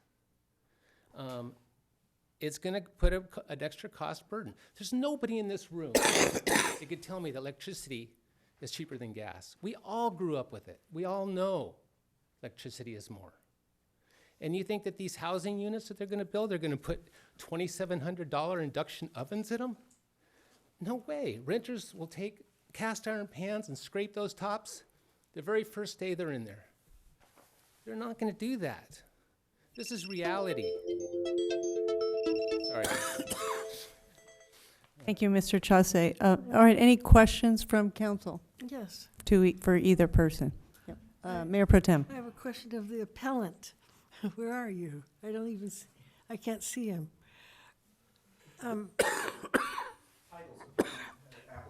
Dr. Colomé. So, Dr. Steve Colomé, as you know, I respect your vast knowledge on this topic. And I also watched or attended the Planning Commission hearings. And I think everyone is wondering, why didn't you speak up at the Planning Commission? Because in a way, it's another one of these unfortunate situations where it's like we're trying to make an example out of someone. I mean, it just, there's an aspect to this I'm very uncomfortable with. This is someone who's lived in the Ojai Valley almost 50 years. He's a very reputable, known as an ethical, conscientious builder, you know, and you're accusing him of cherry picking and screwing up the data. And I don't have the background to vet all that at this moment, but I do wish that you had brought up these questions in fairness at the Planning Commission. That was the time. Mayor. Whatever. I'm Pro Susan. Tem, since I know you as Souza, I did. I sent written notices in several times. And I think that from what I could see going on at the dais, I believe that Trent was actually looking at reading at that material. I think one of the problems with this whole process is very often the detailed written material does not get read and adjusted. So it's the people who come up here and spew, Yes. It's, you know, the groupies that you have here who speak for 3 minutes that get the audience. And that's not what I did. I wrote, I think, 2, maybe 3 times in, substantive information indicating the things that I'm claiming. And I think one of the things that happened is that Mr. Chausse is a very charming person, you know, appears to be a nice person. I don't know him. I would like to say in the 3rd meeting, he did not present any new evidence. He was continued twice in order to come up with a rationale for either hardship or infeasibility. He re-presented the same evidence that he had presented in the previous 2 meetings, and I think there was a group think process by Planning Commission at the end of that. Everybody expressed doubts about moving forward, but decided, let's just give it to him. And there was no real strong rationale for doing so. And yes, I'm accusing him of exaggerating, of giving misinformation, and being wrong. You know, that's what I do as a scientist. I try to speak the truth. So, thank you. Thank you, Steve. All right, any other questions before we move on to public comment? Councilmember Lang. So I actually have a question for Lucas. Yeah. So I just, first of all, I want to appreciate all that you've been through. But I wanted to hear just a little bit from your perspective about your in your denial of the hardship exemption, because really this is about the Planning Commission and the Planning Commission's opinion and your opinion. And so I thought maybe you could explain a little bit about why you didn't see this as a hardship. Yeah, so there's two pieces to this, right? The first piece is talking about the solar. And the solar was really what was discussed in the very, very first meeting. Towards the end of that meeting, there began this shift to something else. Go out and find something else that's more of a hardship than what we're looking at right now. So it's pretty straightforward that the first piece, which is a part of the denial, it's the reason why I denied it. This code section gives me authority to do it. I don't like it. But in doing that, I have an obligation and a duty that then goes directly to Planning Commission. It's expressly identified within the code. That was pretty straightforward. I don't think the commission at that time saw any issues with that, which is the reason I think why there was a pivot to the piece that we've really been spending a lot of time on, which is the reason for the 2-3 meeting discussion that the Planning Commission had. And just to be fair, with appeals, I've done appeals over the years, in my 20 plus years. This is the first appeal where I've ever had where we continue an appeal ad nausea to a certain degree in order to find a solution, which was a little confusing to me because my rationale from the very beginning has been, where is that hardship that exists? Scott's correct. Scott Tressay is correct. Did we vet this out? Yes, because when he came in with the information in the very beginning, he was not comparing appliances that were apples to apples.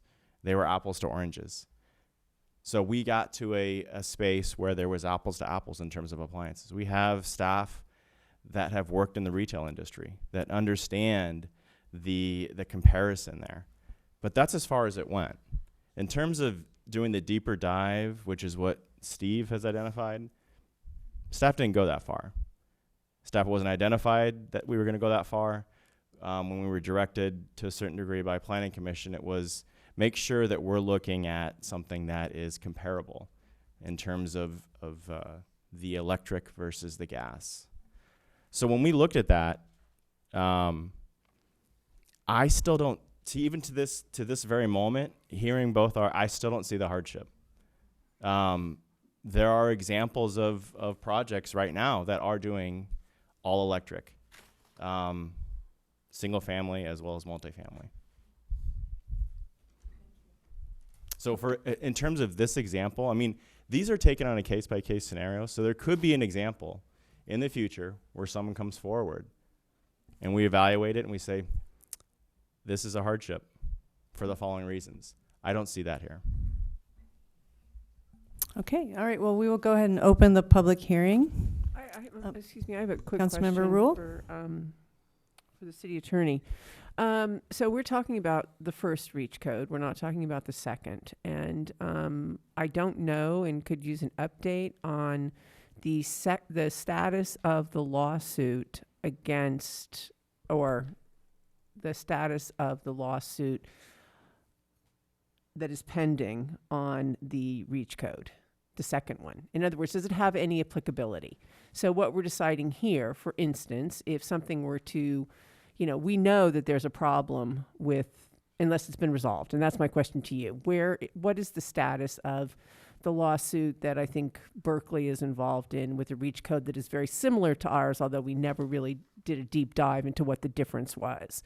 Has that been resolved? And would it have any applicability in this particular instance? So my question then becomes, as we know there is a liability issue with that, if it hasn't been resolved, is there any issue here that we need to talk about in that manner?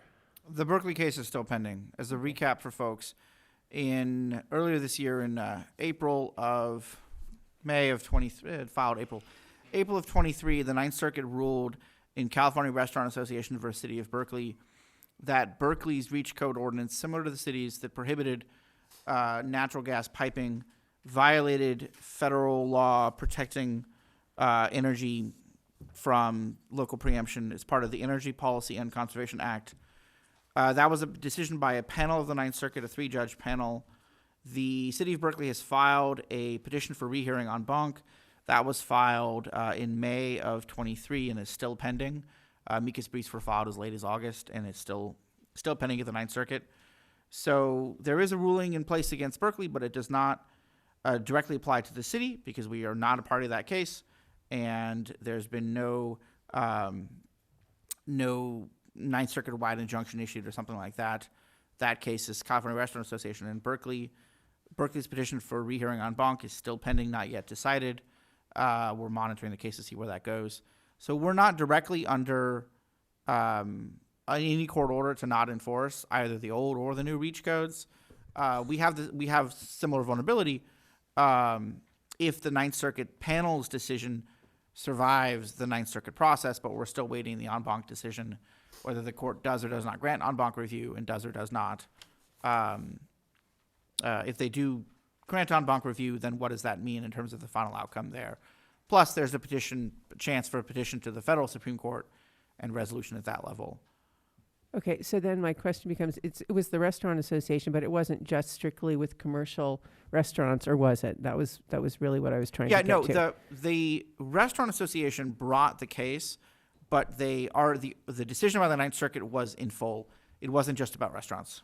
Okay, and because we know that, because we've talked about that, is there any problem with us moving forward knowing that this particular ordinance is in abeyance in the Ninth Circuit, which we are under, right? I mean, so if there is a ruling, for instance, where the Ninth Circuit upholds or validates the Restaurant Association's claim, and we as a body here know that, and yet we are still enforcing a REACH code or a Greenhouse Gas Reduction Act that is currently in the courts and has been,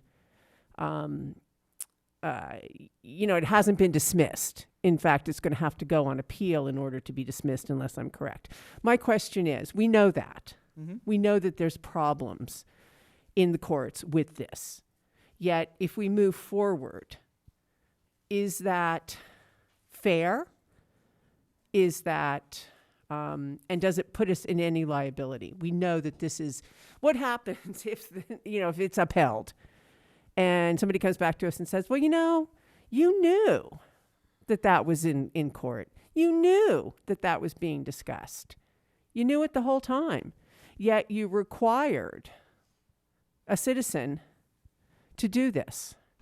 Does that put us in any legal liability? Is it something that we need to consider? I mean, I know that ethical is ethical, but I also know that legally, we know that. There's no plausible deniability that we didn't know. So that's my real question, is moving forward with a REACH code or a greenhouse gas ordinance that is being litigated presently and has been found, pending appeal.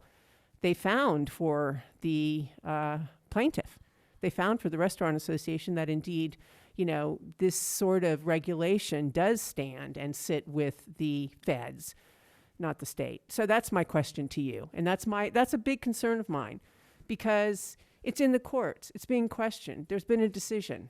Yet we as a body may decide that, we're not going to abide by that. That's not relevant to us, although it's Ninth Circuit, so it is relevant to us to the extent that it is.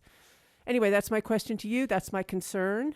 And it really has to do with fairness and justice for the citizens, since it is being litigated and has been found to be a Fed decision, not a state decision. So that's my question, really, to you. Sorry. I know I went on and on. I do apologize. So if it were me, Let her. I If it were me, I would not be happy about it. I'd say, look, it's in the courts, and that's where I am.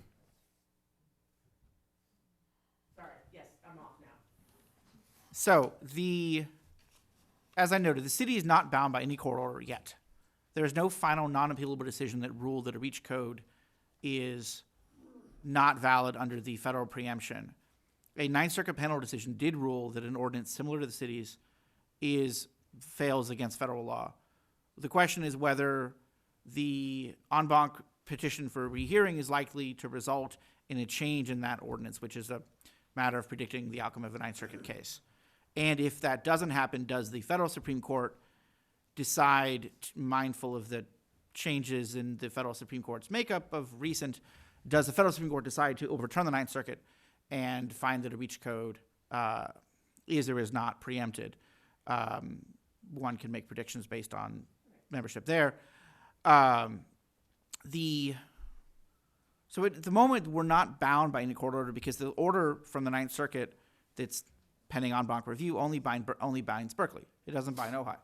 We have some vulnerability, however. So if the council wanted to take a risk-free choice, it would be to suspend enforcement of the reach codes, either the old or the new, pending the outcome of the en banc petition and any federal Supreme Court review. That's the risk-free choice. I'll note some cities around the state have done that. I don't have a comprehensive survey of every city that has reach code. Some have done that and suspended it, pending, or converted it to a preference, not a requirement for all electric, pending the outcome of the case. Other cities have decided to see, well, let's see what happens with the Ninth Circuit review and make a decision thereafter. So it's not risk-free to move forward with imposing the old or the new reach codes. It's also a function of if it comes out, the decision comes out positively from the Berkeley petition for rehearing, then it would be viable. Then that we'll be able to benefit from the same arguments. And as to liability, if the council were to affirm the denial of the exemption request and Mr. Chassé were to litigate, I'd expect that he'll use that argument, and then we'll be in our own court case and see how that comes out. I'm not sure if he plans to litigate or not. He hasn't threatened that yet, but presumably he's thinking about it. Clearly he's thinking about it. And the council could always negotiate a settlement there or negotiate a solution. I'm not sure that deferring this decision until we hear from the Ninth Circuit is viable because I think the project is under construction and at some point an answer needs to be made there. Yeah, agreed. Agreed. I don't think deferring. The council could rely on the savings clause in both the old and the new reach codes that provide that the council does not intend to violate federal law, accept the Ninth Circuit's opinion, forget the en banc review, and find that it would be not a hardship but consistent with federal law not to impose the reach code. That's a choice at the moment as well, as the council may choose. Thank you. I appreciate the clarification. Okay, Councilmember Whitman. Just a quick question. I understand that there's been quite a few entities that have joined in Berkeley's request for rehearing, including the state of California. I believe that's right. I've got a copy of the docket. I believe the Attorney General has joined the request for rehearing along with a number of entities. I don't have the complete list here, but I believe the AG has joined, along with a whole flurry of amici in the process. And under the factual circumstances, it's not a situation where you'd just take the Berkeley decision in and say, this, your use of the reach code is invalidated. It would require a whole... I mean, if it were to be applied to the city, it'd have to be litigated. Right. Certainly, a trial court's going to consider the Ninth Circuit's decision, but so too will they consider however that comes out of the en banc process. Okay, thanks. Okay, we will go ahead and open the public hearing. First, we have Larry Steingold, then Michelle Ellison, and then Allison Stillmar. Larry Steingold, resident. I was at the planning meeting, and occasionally I do spew, and occasionally I am a groupie. And I present it for everybody here, because we're all groupies at one point or another. So, thank you.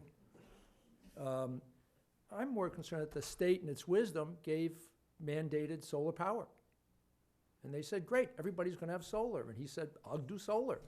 But then it turns out that he really can't do solar because there are trees. And the trees are there because the city and the county and the state of California view them as wonderful items. And I think, to me, that's the basic of it. If he can't have solar, they're all gonna have electric, and everybody wants us to have solar, so our bills will be less, and we'll have more secure power. Well, have them cut down the trees. I don't know the claimant, I also don't know the appellant. But agree with him to cut the trees down, or tell him to cut the trees down, and then he can have solar, and then he can do all electric. It makes it so simple. Otherwise, it's a hardship.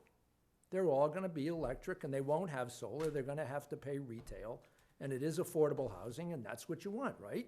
You want affordable housing. Well, to make it affordable, you have to have lower utility bills, and that's why they're mandating all electric and solar, but he can't have solar. So cut him some slack.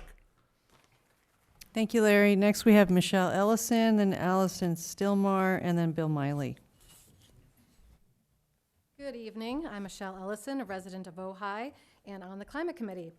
So this should be a very straightforward decision, and that is to uphold the Community Development Director's determination that the builder be subject to an all-electric ordinance and denied an exemption. To do otherwise compromises the integrity of our city's code, which took many years of council time, volunteer time, staff time to develop that ordinance. So we should really be upholding that code and sets precedent that anyone that doesn't like the law can just choose not to follow it. So to summarize, the builder has failed to demonstrate evidence meriting an exemption. He cannot reasonably claim infeasibility or hardship either for himself or his future tenants. All-electric new construction avoids thousands of dollars in gas infrastructure costs. The builder could pass along those cost savings to his tenants. If the builder isn't required to comply with the state's solar requirements because of tree shading, then he's also avoiding tens of thousands of dollars in solar costs, savings which he could also pass along to his tenants. If he ends up installing solar, which we don't know for sure whether or not he actually has total shade coverage or a percentage that he could still use the solar for, that would have lowered the electric utility cost for his tenants. And I'm hearing a lot of tree discussion. I've not heard anyone that I'm aware of suggesting that he cut down trees for solar. So let's just make that clear. I'm not certainly advocating for that. Ojai's all-electric requirement for new buildings applies regardless of whether or not solar is installed. The builder has conflated the state solar requirements with the city's all-electric ordinance when they're totally separate and distinct. Utility rates are complex and fluctuate. Based on the data and various studies, these are economic, rigorous studies available regarding electricity and gas rates, all-electric buildings do not have significantly higher utility costs as a builder is claiming, and electricity costs are lowered when higher efficiency appliances are used. Gas prices have been increasing at higher rates than electricity prices. Electric heat pump appliances are 5 times more efficient than their gas counterparts, which means they use significantly less energy. So even if electricity at some point costs a little bit more than gas per unit, you're using fewer units. So that increased efficiency leads to cost savings. The builder's preference to use gas isn't grounds to merit an exemption, nor is his attempt to claim potential future financial hardship for his tenants, which isn't based on any rigorous analysis of utility rates, energy efficiency of appliances, avoided infrastructure costs, etc. His analysis is flawed and misleading. There are various electrification rebates and tax credits available, so I'd encourage the builder to look in to see what he might qualify for. Gas use in buildings is a major source of emissions in Ojai.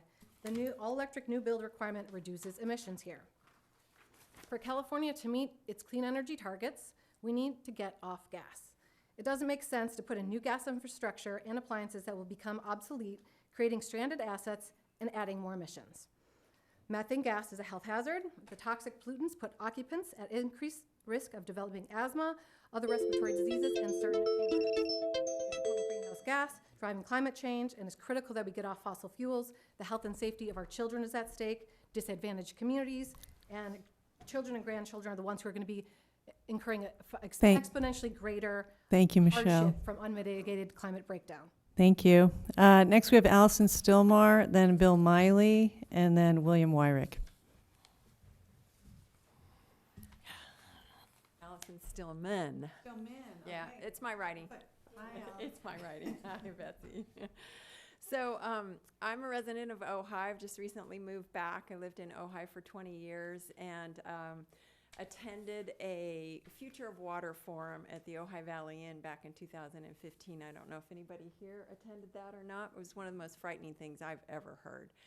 And learned a lot about water and how precious water is. And it inspired me to want to go on a quest to live in a place that had more water. So I sold my house in Ojai, moved to Santa Rosa in 2016. And in 2017, my neighborhood was gutted by fire. And I left at 2 o'clock in the morning with my cat and my dog and nothing else, and was away from the neighborhood and came back to a war zone. And 10,000 homes were lost in that fire. And I know the following year, Ojai went through similar, didn't lose as many homes, but said, okay, so now where do I go? Where do I find water? And I moved to Tennessee. I moved to Nashville. I have friends in the music business and moved to Nashville. Thought, okay, great. It rains a lot here. I was there for 4 months, and a massive tornado took out East Nashville. And 1 month later, there was a derecho, which is a once-in-a-century storm, 250-mile wide storm of 85 to 100-mile-an-hour winds, blew through Nashville and took out homes, rooftops, trees. I experienced 3 more tornadoes in the 5 years that I lived there. I also went through 2 rain bombs, one of which in Waverly killed 34 people and another in Nashville killed 8 people. And I can tell you from personal experience, we are living in a time of climate crisis. What is driving that climate crisis is the use of fossil fuels. So we need to divest from fossil fuels. It is the #1 thing all of us can do.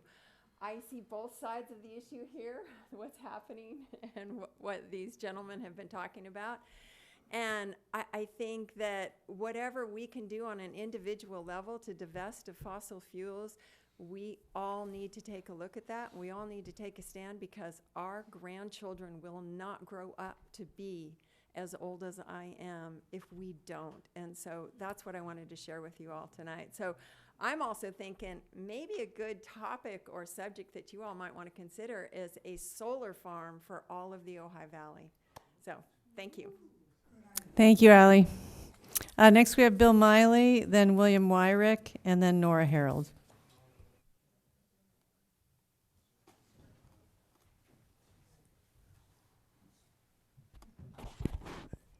Good evening.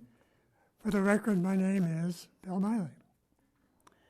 The owner, Scott Chassé, would not be here if there were no tall trees on the west property line on Topa Topa. If there were no tall trees, he would be building an all-electric home and an ADU. I support the Planning Commission's granting, and please deny the appeal. Mr. Colomé wants you to overturn our citizen-based Planning Commission's decision 4-0. The tall trees are the key element here. I repeat, the tall trees are the key element here. The location is unique in our city. It's a relatively narrow parcel, east to west, squeezing the built location to a small footprint, which allows the tree shadows to quickly cover the area. The appellant dismisses the environmental element exemption of tall trees, which I don't believe is correct. The state allows an exemption for required solar due to tree shadows, and that's what they got. An established solar vendor concluded that there would be no more than 70% of the potential solar access for this area. Almost half of California's electricity is produced by fossil fuels now. Sources of electricity and their costs should be considered. The Government Energy Information Administration says this: in 2022, renewable sources, including hydroelectric power and small-scale customer-sited solar power accounted for 49% of California's in-state electricity. Natural gas fueled another 42%. House and home rents are unfairly high in our city. Efforts to reduce the rental monthly charges are needed. Based on the applicant's written testimony, such approval will lower the cost of utilities to tenants. Fairness exemptions have occurred here in Ojai. In Ventura, South Ventura Street, there was a swimming pool and a 4 and 6 foot fence allowed in the front of the property. I would suggest the overall theme here of fairness exemption. Property owner fairness and uniqueness is a requested consideration. I urge your council, in conclusion, to uphold the action of our planning commission and deny the appeal. Fairness should be a factor in your decision. Please consider this unique property and grant it a fairness exemption. Thank you, Bill. Thank Next, we have William Wyrick and then Nora Harold.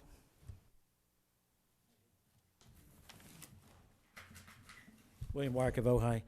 I just wanted to, I hope I can add some clarity. I feel like the city attorney's explanation of the Berkeley decision didn't get down to the real core nut issue.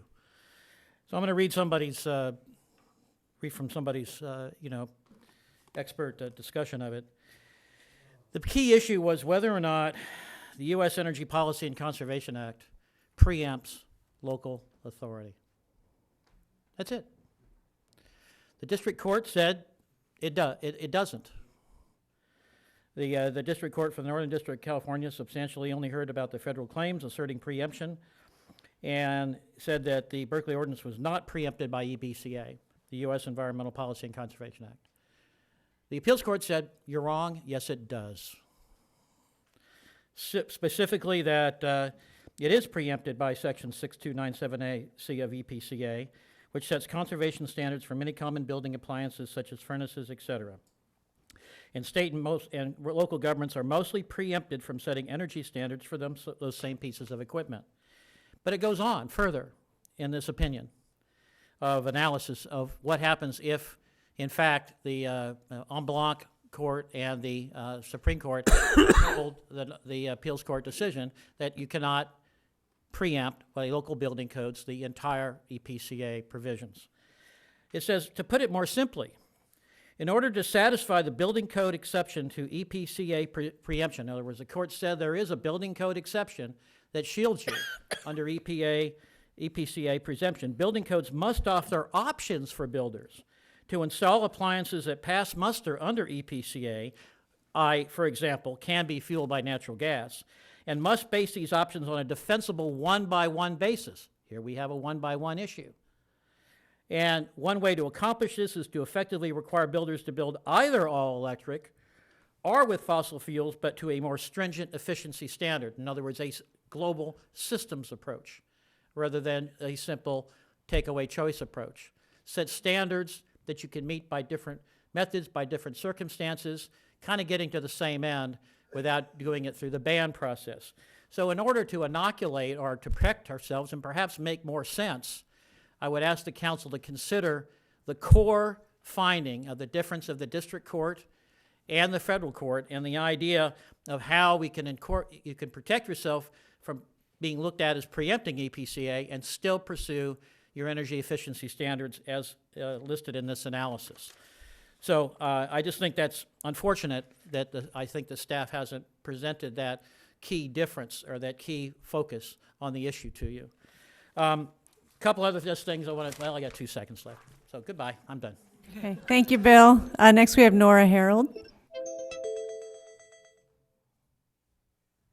Hi, everyone. Nora Harold. I live in Miners Oaks. Ditto, Allie Stillman, and Michelle Ellison, and Stephen Colomb. Ditto.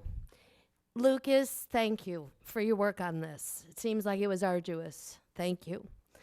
Everyone here, thank you for making the need to move off of fossil fuels a priority. So we heard about risk tonight and a concern that there could be litigation and a risk of litigation. And I think that our climate emergency is the greatest risk we're facing. So, you know, if our world is burning, nobody's going to be suing anyone over gas or electric.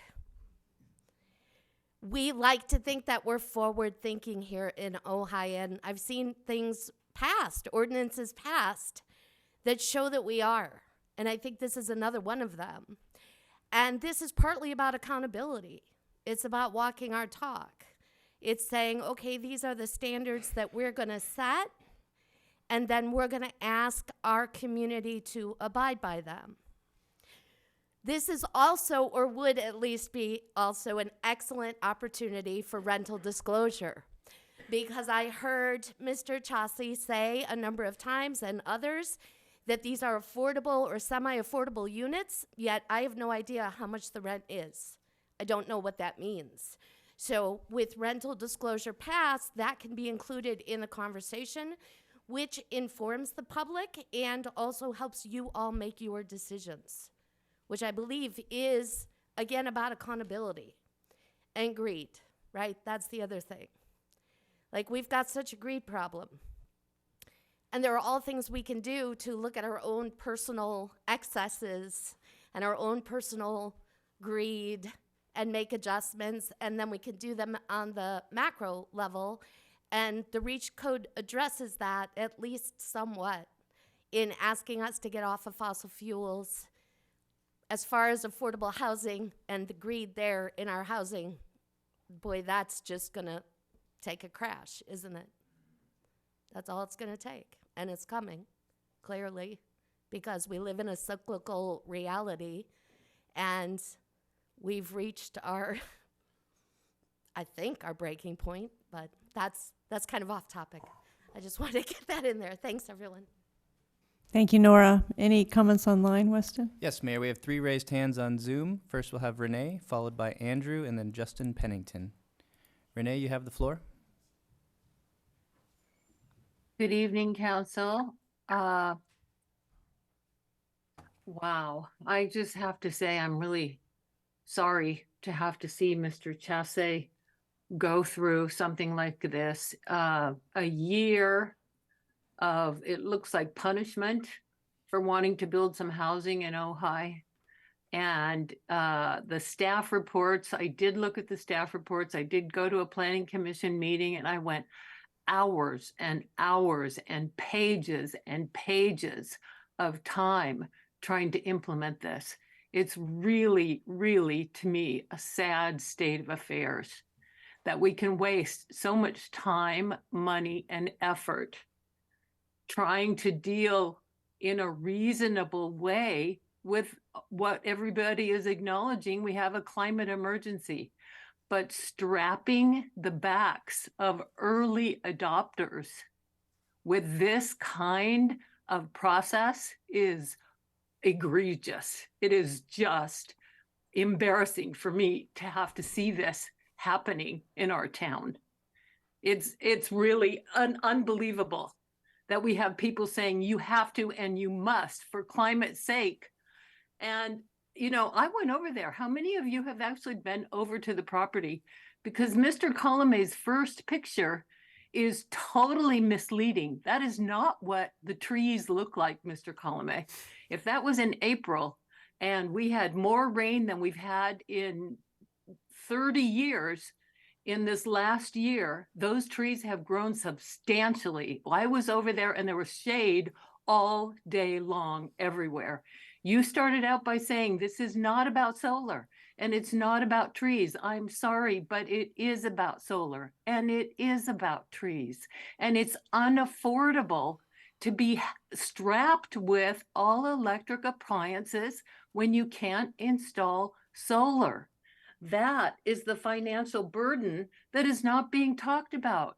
And I mentioned this when you guys were first passing this. It only makes sense to do all electric REACH codes when you can install solar. That's what makes it affordable. And if you can't install solar, why punish somebody for trying to build some housing in Ojai? This is a really sad state of affairs that we've come to this in trying to incentivize, climate change and climate adaptation. So I really hope that you allow this poor man to build his housing and get his gas lines in there, and maybe he'll even add some solar in there as well, and make us all happy, and electric appliances too. Thank you very much. Next, we have Andrew, followed by Justin Pennington, and then Erica Helson. Andrew, you have the floor.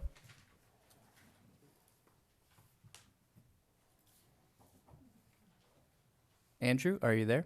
Please unmute. Sorry about that. Can you hear me? We can hear you. Please proceed. Thank you.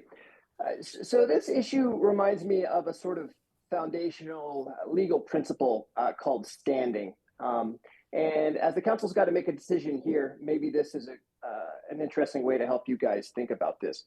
But basically, if somebody wants to be heard in court, they have to demonstrate a direct injury, an injury in fact, that they will be impacted personally. So if a person can't prove that they will be individually and personally harmed, they can't bring an action to hypothetically represent somebody else who may or may not agree with them. And I think that's relevant here because the developer seems to be arguing that his hypothetical tenant may theoretically pay a higher electric bill at some future date and definitely will not want to do so. But he may be overlooking the fact that his future occupants will be excited to have one of the first all-electric gas-free residences in town. He's got a unique advantage in that his property will be, one of the first all-electric homes. And I think there are a lot of people that will be happy to pay a small premium, even if that were the case. Anecdotally, I live in a small house, and we've changed our electric appliances over, or excuse me, our gas appliances over to electric, and seen reduced bills for doing so.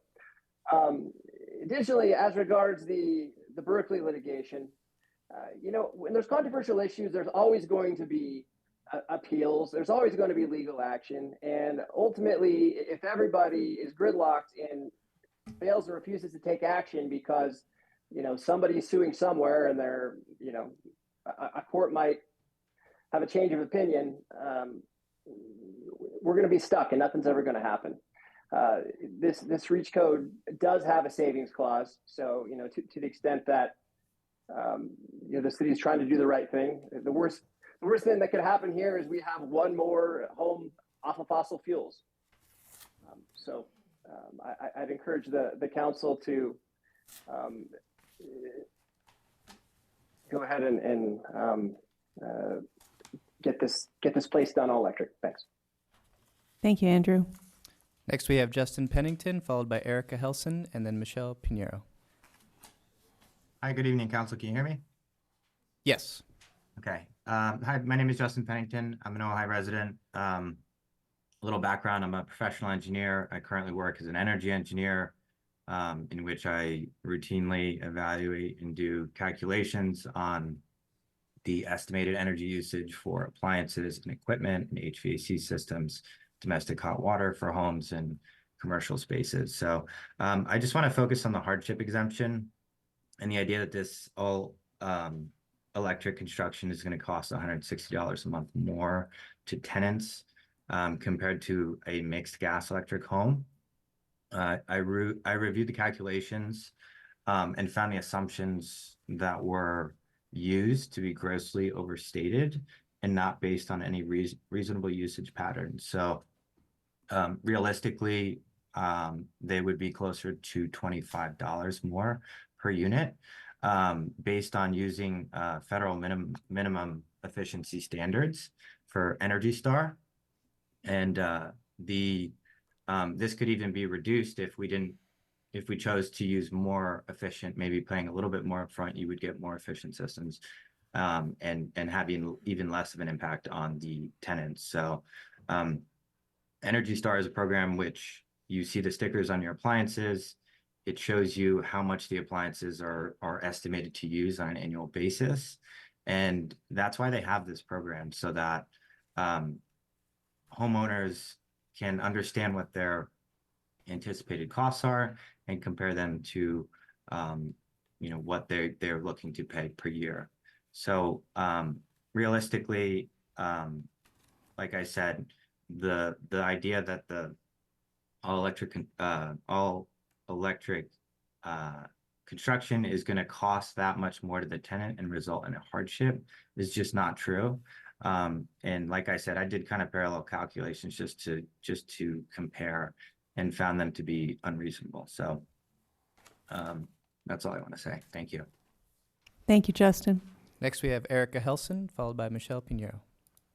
Erica, you have the floor. All right, thanks. Can you hear me? Yes. Okay. My name is Erica Helson. I'm a resident of Ojai. I actually live on the street where this project is to be constructed, on East Topatopa Street. And I also live in an all-electric home, and I am a sustainability professional with a focus on all-electric buildings. So that's the perspective that I offer here. There's a lot of complexity to this case, and there's a lot of points I'd like to make. And I don't know that I'll get through them all, but I think I'll just share anecdotally. When I was renovating my home, I worked with my stepfather, who's a local builder. He grew up in Ojai and has built many homes in the valley. And he definitely tried to talk me out of going all electric with my home. And I think there's just a lot of discomfort with going all electric because it feels really new and different to builders. Perhaps for this applicant as well, as I know, he's a kind of contemporary of my stepfather. They build homes with gas. That's what they've always done. And I think that this shift, while I can say living in this home actually feels no different to me than living in a home that has gas, I think it does feel really different for a builder. And I just want to say that there are a lot of really helpful resources to aid in this change. So for example, there is an energy code coach service. It's basically a free hotline. All the questions about the encasement for the water heater, the code coach is a free service for the Tri-County region, Ventura County included, that could answer all of the questions about what are the actual requirements for a heat pump water heater. Mine is in the middle of my house. It's not in any sort of special enclosure. I know other residents have them in garages, so there's lots of options there. I'd be happy to share information on the code coach if that would be a resource. And then I also want to mention, there's been a lot of talk about the cost to tenants and their electric bills. Through the utilities and through Clean Power Alliance, there are special rates if you are low income and can't afford your electricity. So you can get on CARE, you can get on FARA. So I think if we're going to argue that people can't afford their electric bills, there are other resources that can help if someone is truly burdened and can't afford their electricity. And then with the Berkeley case, there are different types of reach codes that you can have. Our city is one that could potentially be affected by this Berkeley case, but there are other routes that we could take. We could pass a different sort of reach code if Ojai does believe, and I personally believe, that we do have to get rid of gas out of our buildings to effectively address climate change. So there are other ways that we could approach this reach code. So, there are ways to eliminate gas from our homes. Thanks. Thank you, Erica. Last raised hand, we have Michelle Pinheiro. Michelle, you have the floor. Hi, can you hear me all right? Yes. Hi, good evening, Mayor and council members. My name is Michelle Pinheiro, and I'm a resident in District 1 and also a member of Ojai's Climate Committee. I'm calling to support the affirming original determination of the Community Development Director and deny the builder of any exemptions. Doing the minimum is just no longer an option. And if we're going to meet our shared vision of an equitable and sustainable future, we need to structure our investments and our policies to ensure that resilience and greenhouse gas reduction are engineered into every investment, every building, every business, every project, everywhere for everyone. And when I say shared vision, I do mean that because every one of you on that dais ran on a platform that included taking climate change seriously. Ms. Rule, during your campaign, one of your aims was preparing for the future by addressing the realities of climate change now. You also made mention of being halfway through electrifying your own home, which I think is a real testament to your belief in the science that clearly states that we need to move away from fossil fuel dependency now. Ms. Lang, you said if elected, you'll work with your council colleagues and climate committee and city staff to rapidly draw down our town's greenhouse gas emissions. And Mr. Whitman, when you all unanimously passed the greenhouse gas reduction code in February of this year, you looked directly at Michelle Ellison's young daughter and you said, I don't want to make a vote that will negatively impact your daughter's future. Mayor Sticks and Councilmember Francina, I think your records and your years of service tackling environmental issues speaks volumes, and I hope tonight will be a continuation of that commitment. Fossil fuels seem cheap, and yes, we all grew up with them, but we know now that their market prices don't reflect their true costs. In reality, they are remarkably expensive, and we pick up those costs via climate damages, as illustrated by Allison in her testimony earlier, and other health effects. Emissions from residential and automobiles are the two biggest contributors to our valley's greenhouse gas emissions, and this is our chance to divest now. The time to act is now, and I hope your decisions tonight reflect your responsibility to ensuring a sustainable and livable Ojai, not only for us now, but for future generations of this valley. We are all counting on your leadership, and this is why your constituents voted for you. I hope you don't let us down. Thank you. Thank you, Michelle. That's all, Mayor. Okay, we will close the public hearing and move on to council discussion. Who would like to begin? Yes? I'm going to start. I did vote for the REACH code, and I do believe in getting rid of gas. But I also believe that in the end, the law is what rules. I have found that to be the case. And for me, it is a matter of fairness and justice when the law is in dispute and is in the courts and is at the point where it has been decided against.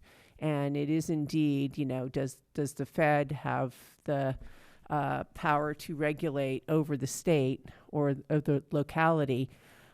If it were me, I just think fairness says that needs to be decided before something is forced upon me. I am in support of all electric. Thank you very much for the reminders. I don't have an electric car because I can't afford one, but I do have a 20-year-old car. So those of you who have electric cars, thank you very much. Those of you who have brand new trucks that are the size of tanks, maybe you better look at yourself. Ultimately, what I have to say is that this is in the courts. It needs to be decided before we decide that we're going to implement it. That is what is fair. And it has nothing to do with whether or not there's an electric REACH code or on this or on that. It is in dispute. It is in the courts. The decision has been against it. And for us to sit here and say that we're going to implement it regardless, I think, is unfair to our constituent. And it has simply to do with that. It has nothing to do with, it's a REACH code. Yes, I remember the REACH code and I said, I'm done with gas. And I am done with gas. But I also, my highest value is truth and fairness. And I don't believe that in this case, to require a citizen to do something when that law is in debate and is in question and has not been decided is fair. And so for that reason, I am going to vote to uphold the Planning Commission, not because I believe in gas, not for any other reason, that it is in the courts and it has yet to be decided, and it is unfair to require someone to do something that could go either way. And I never meant to imply that it's about litigation. It's not. It's just, it's a possibility, but it's not about litigation. It's about what's fair. What's fair. This is an undecided. And so for that reason, I'm going to vote against it. And, I can thank people for, implying that I might like gas, whatever. I do have to put it in my 25-year-old Toyota, but there we go. Councilmember Lang. Yeah, so I'm going to use the same argument in voting against, or voting in support of the, of our community development director's initial finding. And the reality is our code states, our code is very clear. And because we don't know about those laws, the Berkeley case, right now, we have other projects in development that have been going through the permitting process, big projects in development who are adhering to these, to our current REACH code, and ones that were started with the ordinance 911. And those are all following those codes. And so it feels like it's not fair to have one set of standards for this project and another set of standards for everything else that's in development. The other reality, or the other piece of this, is that there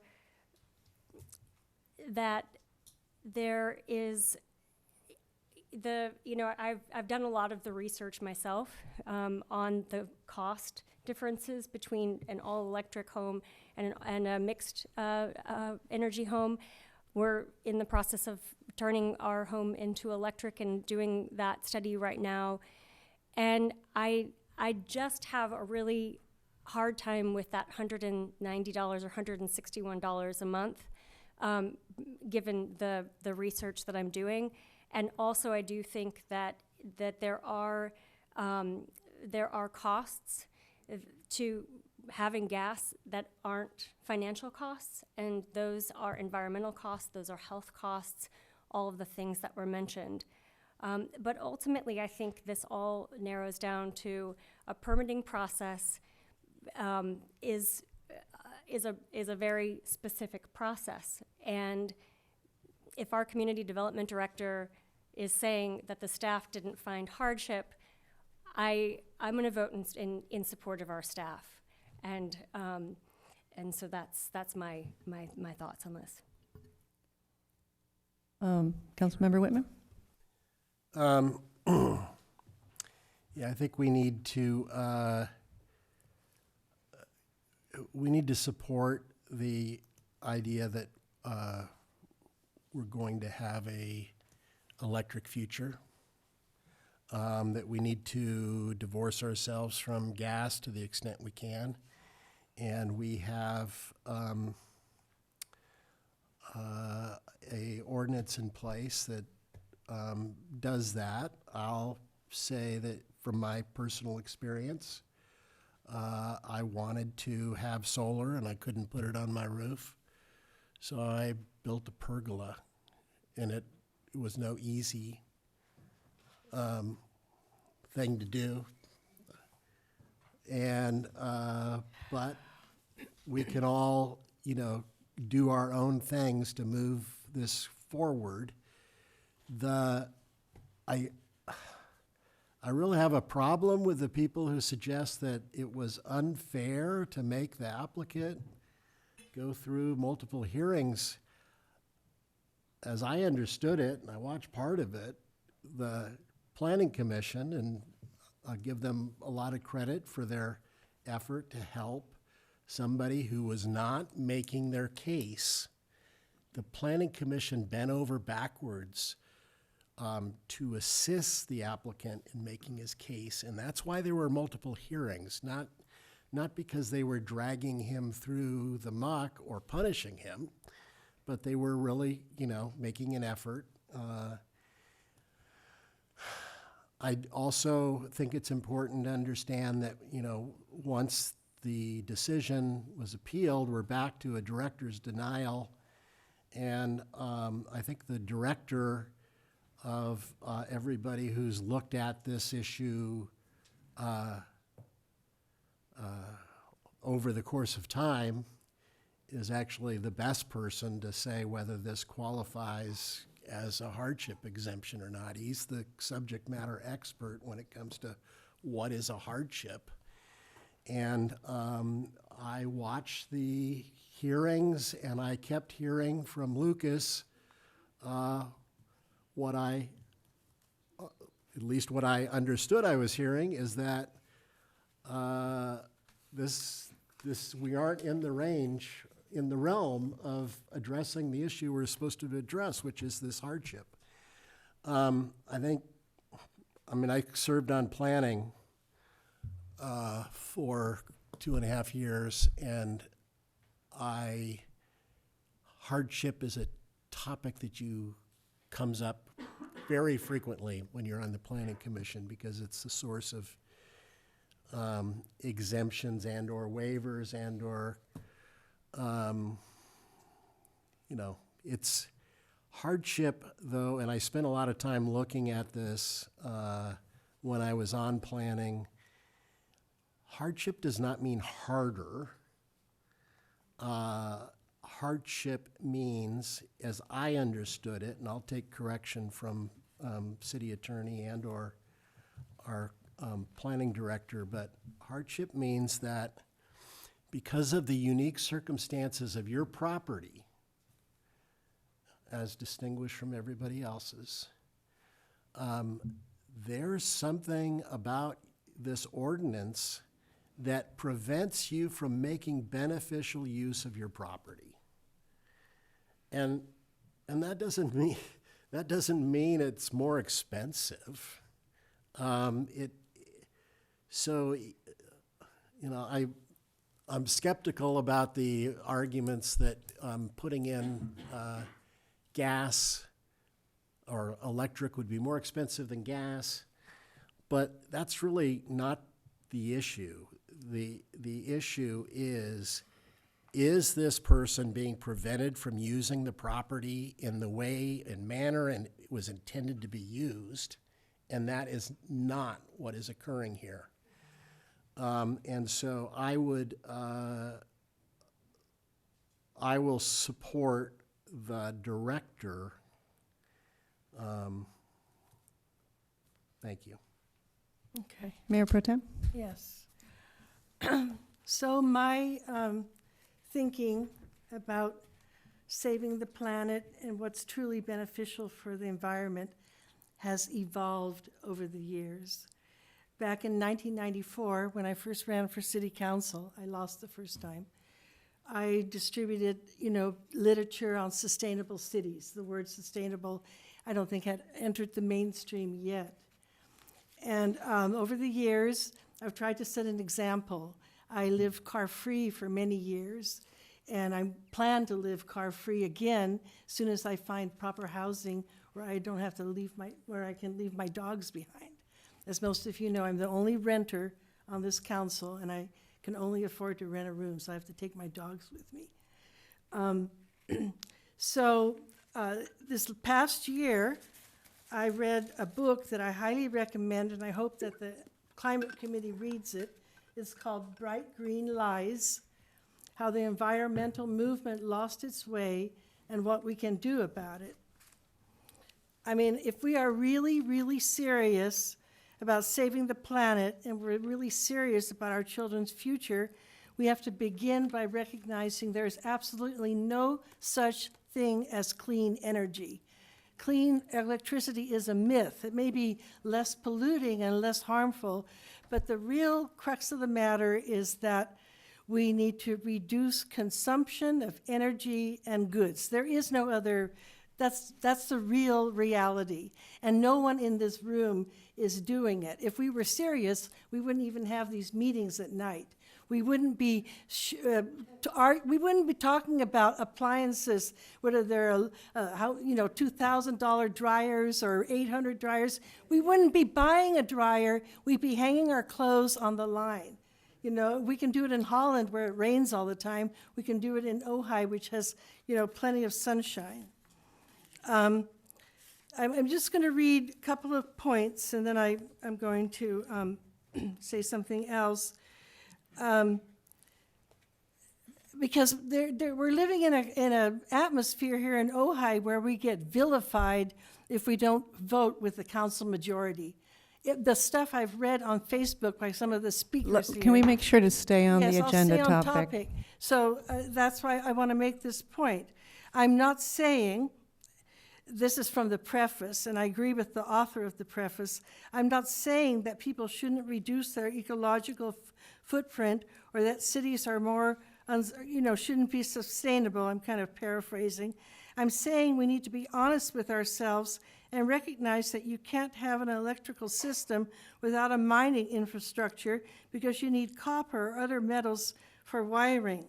And I'm going to jump down to another paragraph. We need to stop being guided by the story that we can have it all, that we can have an industrial culture and also have wild nature, that we can have an oil economy and still have polar bears. I mean, you are fooling yourself if you think you have 2 brand new electric cars in the garage and all of that you're helping the environment. You're not, because those cars are still destroying, they're still, they need roads which disrupt habitat. And, if you just see how everything is connected, you will see that making an example out of our longtime Ojai resident is just a distraction from reality. I'm going to uphold the Planning Commission's decision, not necessarily for the reasons given. I'm just doing it because tomorrow morning you're going to see thousands of cars coming and going and people buying all kinds of crap for Christmas. I think it's absurd that we're even having this conversation. It's not, it shows that we're not really serious, okay? Now, I agree, if I had my druthers, Scott, you would voluntarily figure out a way to be all electric. I think that would be the better path. I voted for the REACH codes. But, in truth, we're not really serious, and it's not an example of how serious we are about saving the planet for our grandchildren and our children, our grandchildren, our great-grandchildren, by making an example out of Scott. So therefore, I'm concerned about the issue about the trees and solar and all of that. So, yes, I cannot recommend this book highly enough. I have about 100 books in my storage unit on the environment, and when it comes down to it, they all say the same thing. Our current way of life, whether it's electric or gas, is completely and wholly unsustainable. I'm gonna go.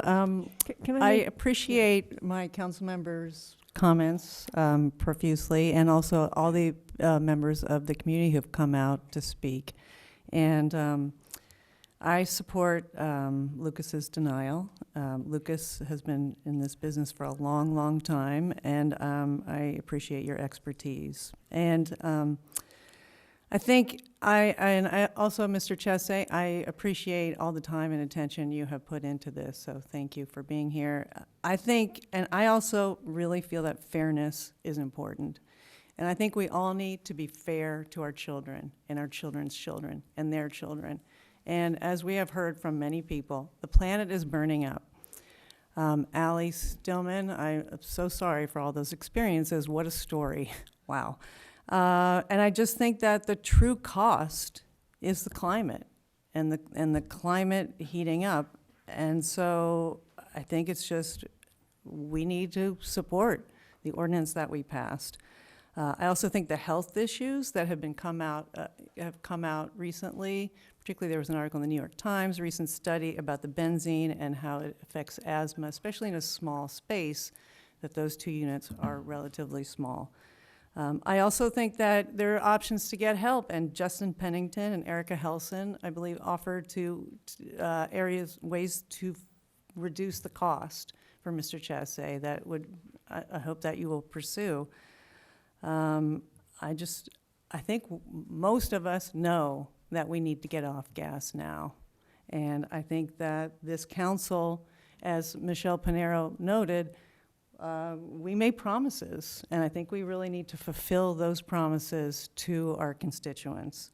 I also appreciated Andrew Ellison's point that there's always going to be litigation, And this is a cutting-edge ordinance. We all agree. We are a beacon. We want to be a beacon of sustainability. So we've got to stand behind this ordinance, regardless of a potential threat of litigation. You know, this is California. Come on, everybody. There's always a threat of litigation. So we need to really do this for our kids. I think we heard a lot of really compelling evidence that how to bring the price down so that it is not a financial hardship. And I also feel that anyone, you know, those of us who are lucky enough to own property, we owe it to the future to make those properties sustainable. So that's why I think it's really important to have the vision. We all need that vision to support this denial. Councilmember Rule. Yeah, one more time. I'm just going to say that I also do not find there to be a hardship exclusion here. I agree with Councilmember Whitman that it's not a matter of it's a little bit more expensive or it's, you know, I don't actually think there is a hardship exemption here. And I do really appreciate, I have sat through many planning commission meetings and they do bend over backwards to try to help the applicant make it through the process. I mean, that's actually, it's kind of admirable. That's their goal. You know, can we find a solution for this?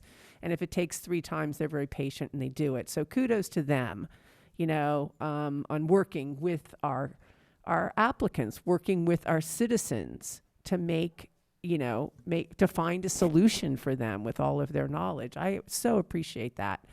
And so, you know, yes, I do believe that it's time to get off gas, but I just have to say once again, it's not about litigation.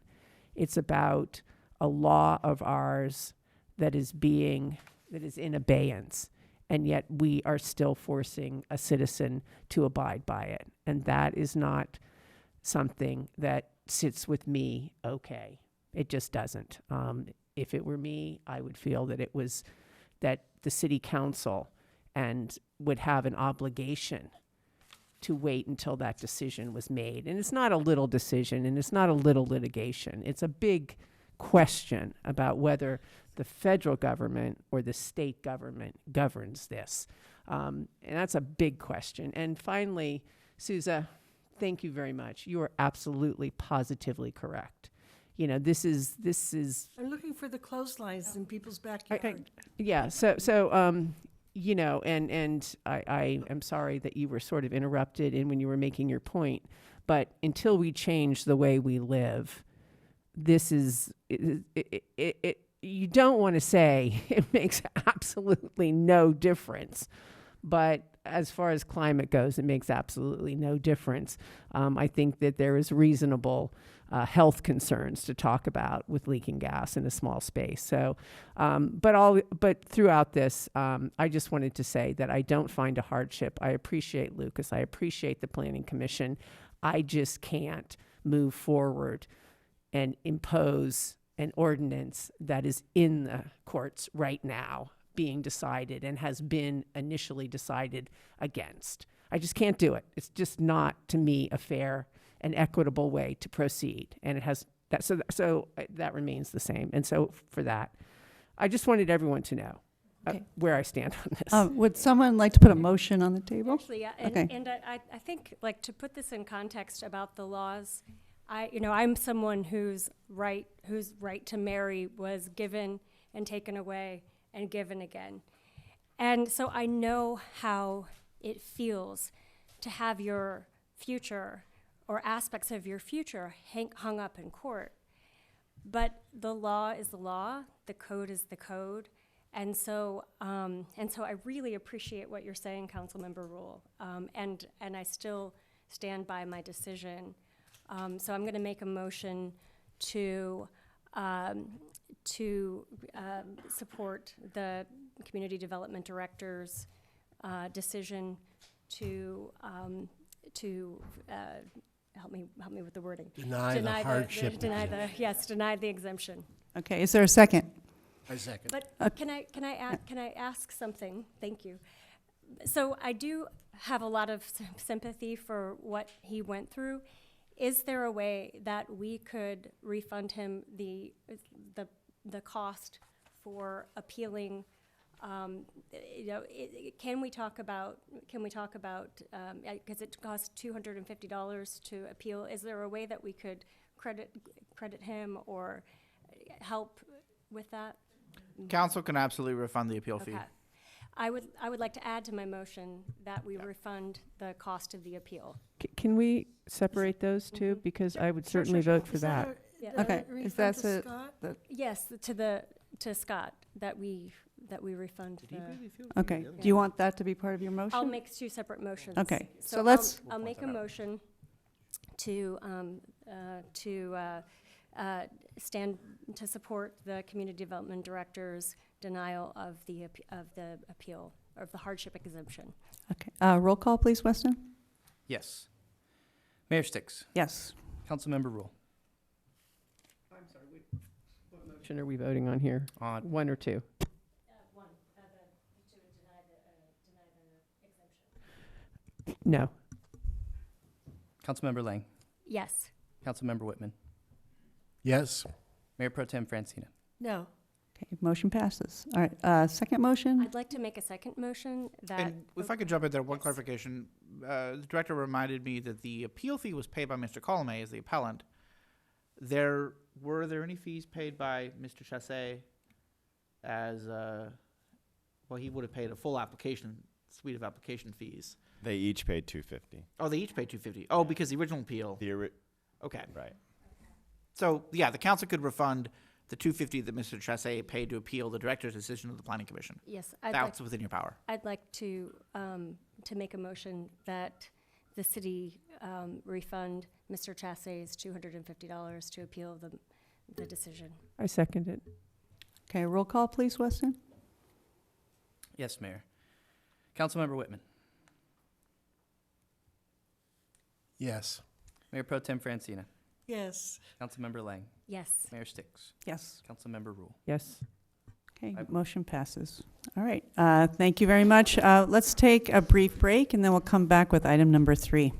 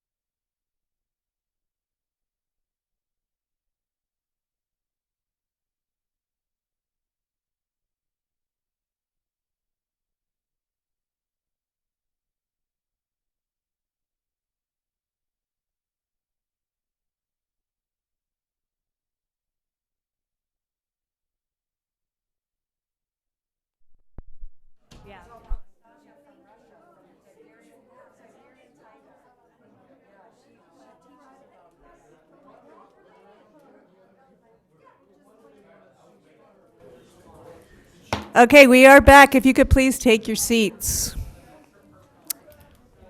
Thank you very much. And we will move, before item number 3, we have the public communication remainder. We just have 3 public comments at this point. So first we have Dr. Sophia Davis, then Wendy Larner, and then Marissa Gonzalez. Can we come to quiet, please? Is Dr. Davis? Oh, you're here. Hi. Hello. Okay, wait. Okay, this is open comment. Great to hear everybody's comments from before and see how Ojai works and is so concerned about truth and justice. I'm fairly new to Ojai.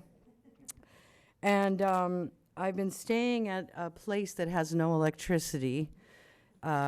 A porta potty, one of the Marburgs. In fact, you could take a walk and check it out. There's like 30 of us living in cars and tents. Even though I have a PhD at age 27, 7 years ago I disassociated after being brutally assaulted and raped by a Marine. And he was schizophrenic and on a lot of drugs. And somehow the divine intelligence put me into a position where I get to meet these people on a daily basis and also meet the people who are really good people, but just like me, came through hard times.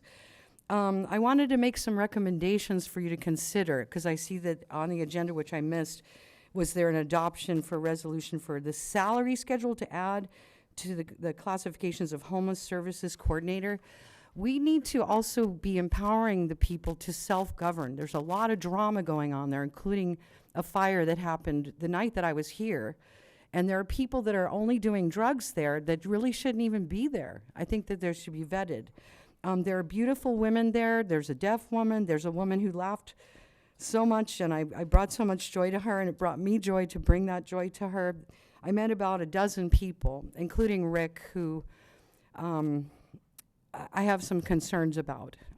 He didn't show up for a long time, and there's no rap. I come from the Rainbow Gathering, okay, so back in the 80s. I'm not that old, but the first Rainbow Gathering, they say, welcome home, and they give you a rap sheet.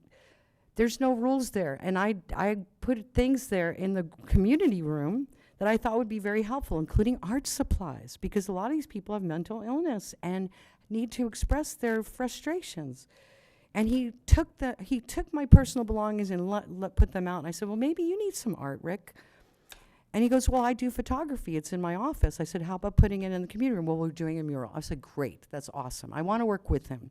But I really felt alienated and treated less than because of my current condition. And he didn't believe that I had a PhD. A lot of people don't. Didn't believe that I have a handicap.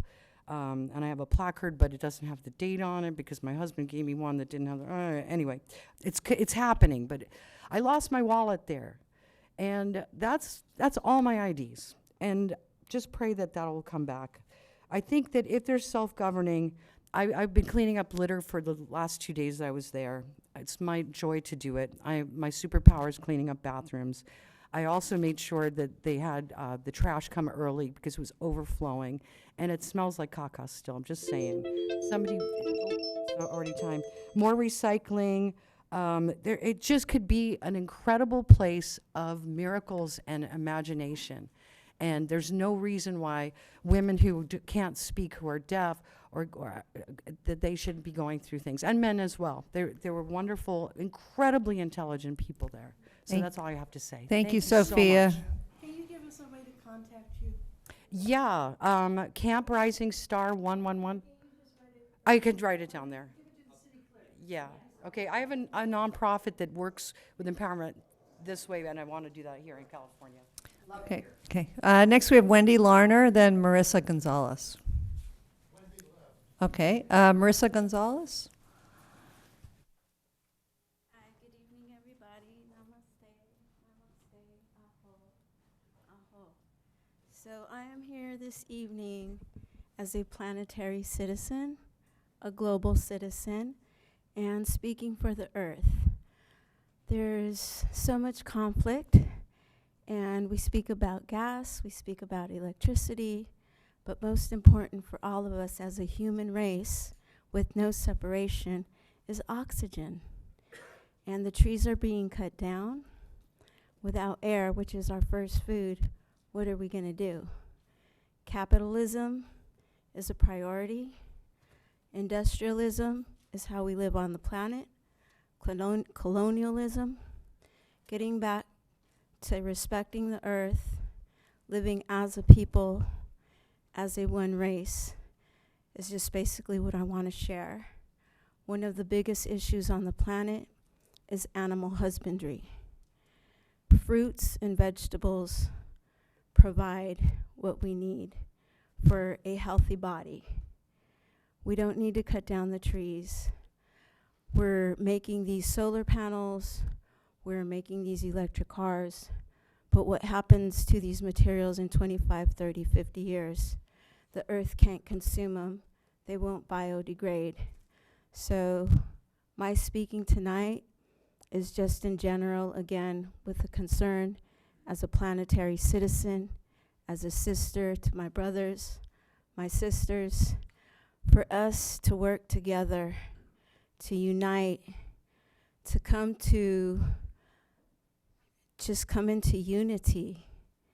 And that's basically all I have to say. So to help eliminate the wars, to help eliminate the problems, let's get back to washing our clothes by hand if we need to, respecting Mother Earth, because the earth was here before we were born. The earth will be here once we leave.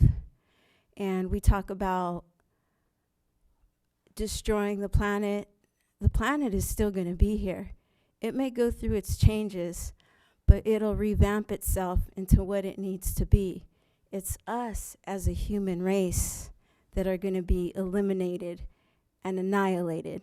So in order to not annihilate ourselves, once again, unity, love, and respect for the planet. Aho, namaste. Thank you, Marissa. Any comments online, Weston? No raised hands on Zoom, Mayor.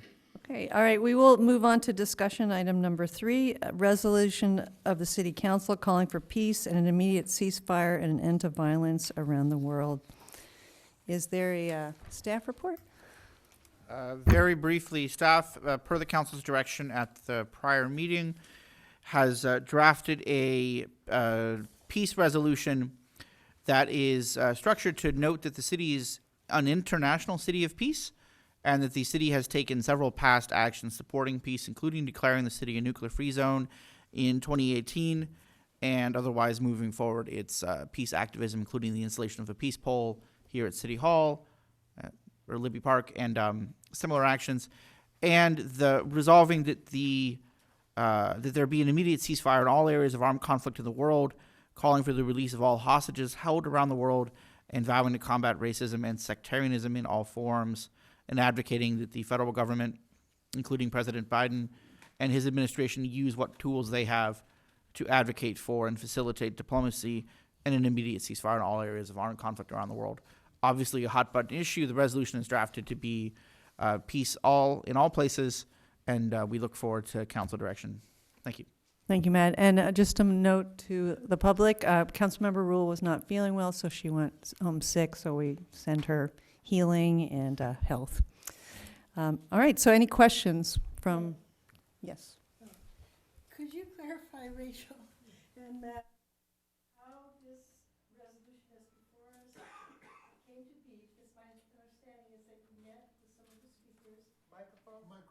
Microphone, please. Okay, I'm asking for clarification about the process and how this draft came to be as it stands, because my understanding is that Councilwoman Rachel did meet with the speakers that initiated this resolution. And I was told, I don't know if that's correct, but by Vaughn, that there were changes made without consulting the committee. So perhaps you could address that. Yes, I thank you for the question. So the mayor and I did meet with the committee, and And we looked at a draft of a ceasefire resolution that specifically addressed the conflict between Israel and Hamas and the Gaza Strip. And after we had come up with that, we had just met with that, and then there was the ceasefire was called with the expectation that hostages would be released. And the mayor and I had a conversation with some of our Jewish elders in the community. And we wanted to make sure, because there have been anti-Semitic attacks in the county and all over the world, we did not want to present anything that would make any members of our community feel like their lives would be threatened, or their safety would be threatened, or that there would be anti-Semitic rhetoric in anything that was coming out of this dais. And so we had some good conversations about that and decided that we would start with tonight, as a discussion point, a resolution that would be more general, and that after hearing public comments, we could make adjustments, but that our main priority was to make a stance about the fact that we are a city of peace. And if you notice at the very first part of this, one of my personal goals in helping to initiate the policy in working on it with staff was that we would also make a stance that peace is a priority right here in the dais. If you remember, this whole conversation came up after we lost our city manager to discord. And so while I was extremely moved by all of the people who came to ask for the ceasefire and ask for the city to do something in support of a ceasefire, I also was coming with my own real desire that we could come together and make a statement about our commitment to peace. That it starts here. It starts with ourselves, it starts with us, and that would ripple out. So again, I understand that this is not what the ceasefire group brought to us, but I'm hoping that it's a starting point for us to work with. And I was really hoping that we could all come together to draft something that we were all very happy with, and that members of our community who asked for this, and I really appreciate all of their courage in standing up, that they would also help us, that this could be a community-wide effort. Okay, any other questions? All right, Thank we you. will. Thank you both, yeah. Let's move on to public comment. First, we have Barbara Aronson, then Joel Aronson, then Leora Lezek, and then Abudu Naware. Hi, my name's Barbara Aronson. Thank you very much for letting me speak. I've been a resident of the Ojai Valley since 1976 and a resident of Ashkelon, Israel since 2006. For those of you who don't know, Ashkelon is approximately 6 miles north of Gaza. From my rooftop, we can see Gaza. In 2006, I was thrilled that there was a ceasefire. In 2007, I was happy that there was a ceasefire. In 2008, I was very thrilled because Joel, my husband, had been in the train accident and he couldn't move. He really had limited mobility, and getting downstairs into a shelter was problematic, and we had to do that regularly. In 2011, I was delighted there was a ceasefire. Same in 2014, 2018, 2021. Life could return to normal. We could sleep through the night, and everything else you can imagine. This time, I am totally against a ceasefire for the first time ever. Why? Because it's untenable. It's an untenable situation. I've been willing to do it. I love Ashkelon. I've been willing to run to shelters. I've been willing to tolerate rockets at all hours of the day and night. But what happened on October 7th was intolerable. And I don't know any Israelis, frankly, who are in favor of a ceasefire at this moment. Since October 7th, I've been spending way too much time watching YouTube videos of Palestinians' point of view, of Hamas talking about their positions, of Israelis talking about what happened. And I've come to the very, very sad belief that the only path to peace is either the elimination of Israel or the elimination of Hamas. There was a ceasefire yesterday to get the hostages out. It didn't even hold. I mean, for 24 hours, there was a break in the ceasefire in northern Gaza. Hamas has said that they will break any ceasefire. One thing, I've never been to a city council meeting before. Oh, I'm so sorry.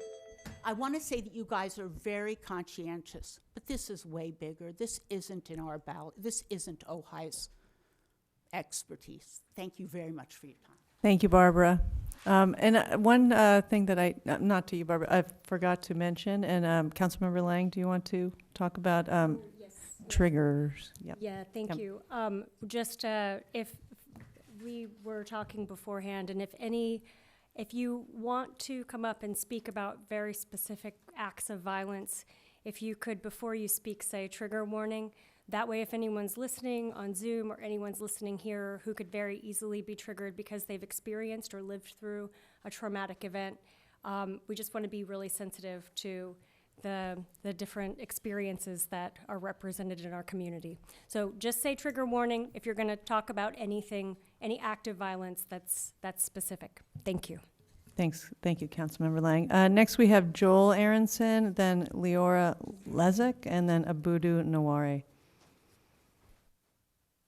First, I want to say that I'm for good parenting and apple pie, which is how this resolution sounds, because it has not only no teeth, but it has nowhere to go and nothing to say, because this resolution doesn't deal with the unintended consequences of if you have a situation in which you cannot defend yourself, you cannot have any violence.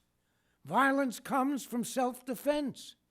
Let's remember that this whole thing comes up before this council now because the Israelis needed to defend themselves against the butchery and aggressive Hamas action taken on October.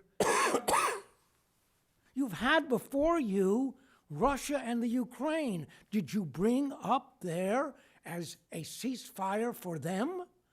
Probably not, because it is what you're really talking about is an anti-Jewish concept. The Israelis have no right to do the same self-defense as other countries, which you would say are perfectly okay. Let's take the hypothetical that across the border from Mexico comes a violent drug organization, gang, and attacks El Paso. Should the United States not respond? If you want to have any kind of resolution, you have to include in it the idea of self-defense. You have to include in it that stakeholders have a right to decide how it should come out. After all, right now, there is a truce. The truce is based upon the negotiation between the stakeholders. And I would say to you, it's absolutely absurd that Israel is willing to do that, except for the fact that they've taken hostages. Forget the fact that they butchered people on October 7th. They took actually others and held them, and they're holding them for what, a ceasefire? Is that fair? Is that something that you're willing to consider as part of your resolution? I don't think so. I think you need to rethink this entire process. A vanilla ceasefire call does not deal with the problems of the world. Thank you. Thank you, Joel. Next, we have Leora Lezek, and then Abudu Naware, and then Cyrus Mayer.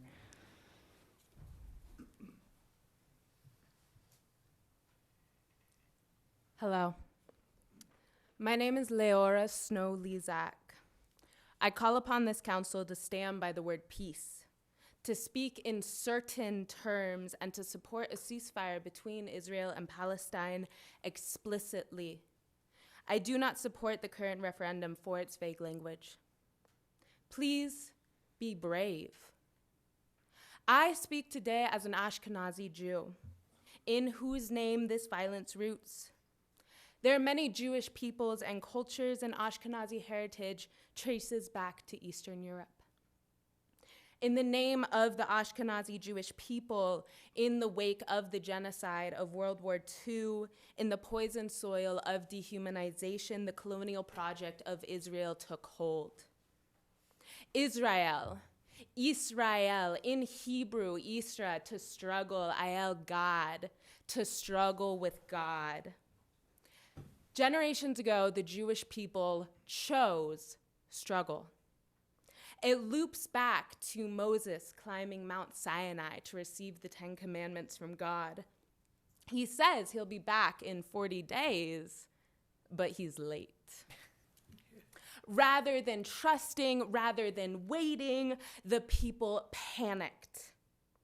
And in this panic, the men melted down all their gold to build a giant golden calf.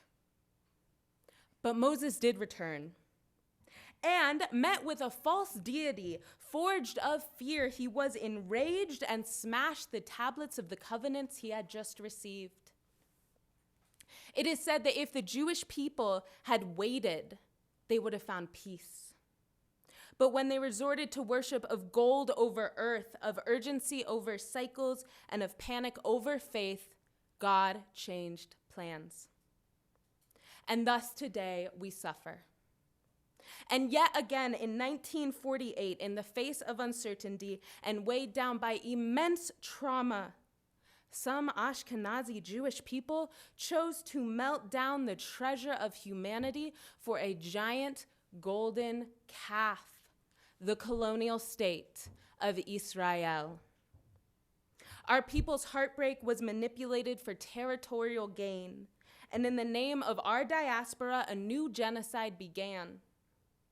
In the name of the predominantly white and Western Ashkenazi Jewish people, the identity of Mizrahi Jews, Arab Jews, was attacked. In the name of struggling with God, Israel, the culture, lives, and well-being of the Palestinian people was targeted. This conflict did not begin in October. The land Israel sits on does not belong to the Ashkenazi Jewish people. And thieving a land will never heal our wounds. It is time we stop struggling, stop melting our gold. It is time we trust in peace. Thank you very much. Thank you, Leora. Next, we have Abudu Naware, and then Cyrus Mayer, and then David Wagner.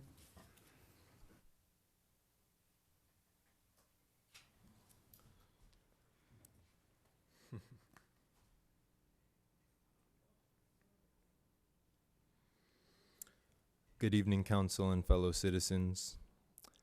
I'd like to start by addressing why I'm called to speak here today. What have I, or the ancestors I represent, to do with the violence occurring between Israel and Palestine?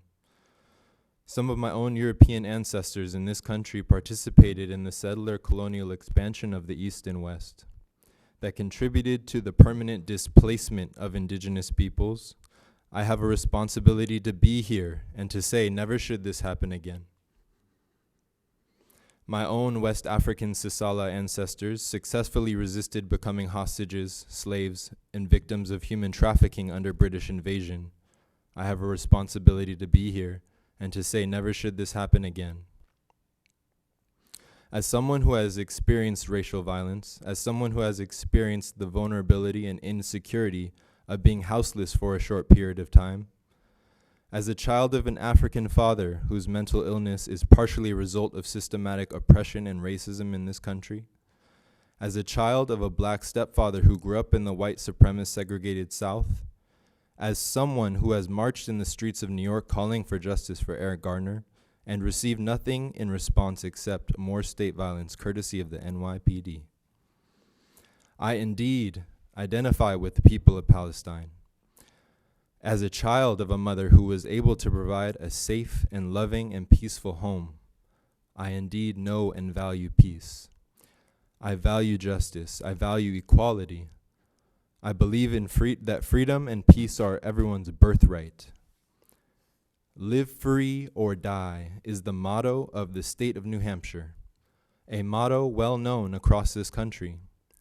So I wonder why it is so hard for some people to understand that people around the world, including the people of Palestine, will continue to resist subjugation, oppression, discrimination, settler colonial violence until they have achieved freedom again. Unfortunately, that is playing out in a violent way. I am a citizen of a country whose leading politicians are currently holding the weapon vault doors open for the Israeli government. We are paying for those weapons. The U.S. government is aiding and abetting the Israeli government in the genocide of the Palestinian people as we speak.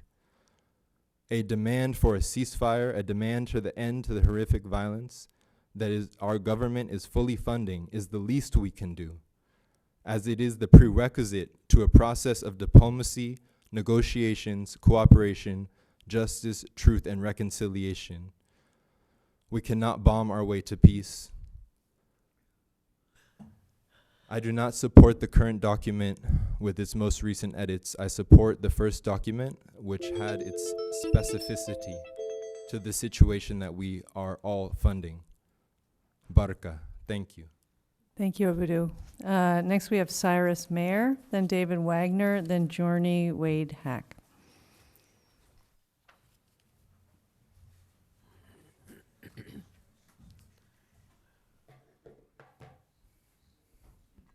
Hello again. Good to see you all. My name is Cyrus Mayer, and I spoke at the last meeting in support of the resolution, specifically for the ceasefire in Palestine. As I stated in the last meeting, I am an Ashkenazi Jew. And in all respects, I'm actually pretty disgusted by the way some of my Jewish relatives have been using sensationalized violence to shock and politicize you as well as others in our community. I'm saddened by the misuse of the word anti-Semitism as a excuse for a genocide that's occurring, where over 20,000 people have now been murdered and killed in Palestine and Gaza, and over 1.2 million displaced. This is not anti-Semitism to support a ceasefire. To support humanitarian aid is not anti-Semitism. Humanitarian aid to be distributed to families is not anti-Semitism. Please do not allow people to bully you with these words. It's unacceptable. And there are millions of Israelis in support of a ceasefire, just to be clear, and millions of Jews, thousands of Jews across the country that are organizing in support of a ceasefire. After the last meeting, I felt encouraged by Councilmember Lang's support of our resolution and agreement to work with us on drafting a revised copy. I must admit, however, that I am disappointed by the way this most critical resolution has been handled since we last met. I've emailed and messaged your office multiple times and never received a message. And despite this, a few of our members were able to meet, as you stated earlier, last week. And you showed us an edition of the resolution that had been edited, which we had some minor disagreements with, but overall agreed with the language that was in that resolution.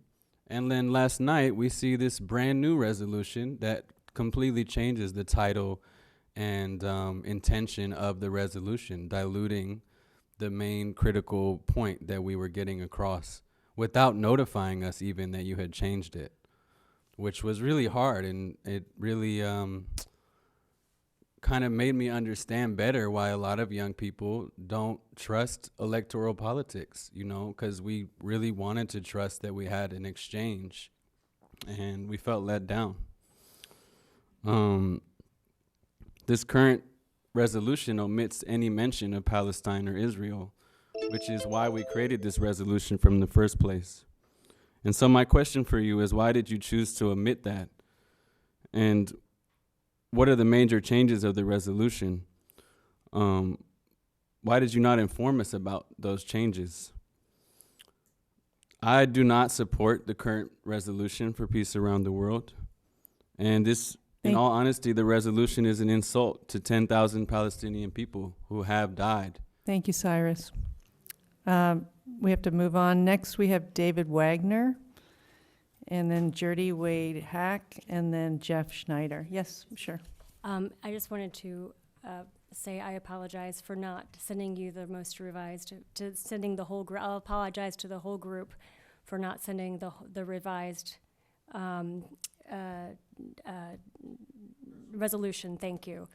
So I did not mean to disappoint anyone. In fact, it's quite the opposite. I'm actually trying to bring people together and trying to find something that'll work for the different groups involved. Thank you. I feel that from you. And just to be clear, I feel like, you know, the current resolution that's been put out today is very vague, as the gentleman had said before. And the one that we put together is actually very much tied to a national and international movement that could actually invoke peace, could actually help thousands of people. And so that's the difference. I think I'm going to have to ask you to stop. Thank you, Cyrus. Next, we have David. Can we see the one? Okay. We have to move on. I'm sorry. No, I just wondered if we could have a copy of the one that you had. Not that we're going to. It was distributed at the last meeting. I have this. Oh, okay. I have this. Yeah, I okay. thought you worked together. No. But he's saying Okay. this is not what. This is different from what he's talking So about. just to clarify. We have. I'm sorry, Mayor. Cyrus. I want to know. I would like to see I mean by I'd like by to see a both. copy of the resolution before Mayor. it was changed. Yes. So staff will be happy to answer the question, but I think we should let the speaker sit down and then we'll answer the question. Okay. Okay, Do you mind sit sitting? Thank you, Cyrus. Yes, there's a third version. There are three different versions that have been discussed. One was the one that was presented by members of the community at the last meeting, drafted by them, not by staff. There's a second version that was drafted by staff in consultation with Councilmember Lang and the mayor, based on the version submitted by the members of the community to the council at the last meeting. That version exists, but is not in your packet. There's a third version, which is the version proposed in your packet, proposed after the outcome of all of the discussions that I wrote in consultation with the mayor and Councilmember Lang. Staff can provide a copy of the middle one if you want, but it's not currently in the packet. Okay. Can I add one more thing too? There were also other people who had emailed me, some people who are sitting in this room who had expressed concern. So I was factoring in the mayor and I both, and the city attorney. We factored in a lot of different viewpoints for this, and so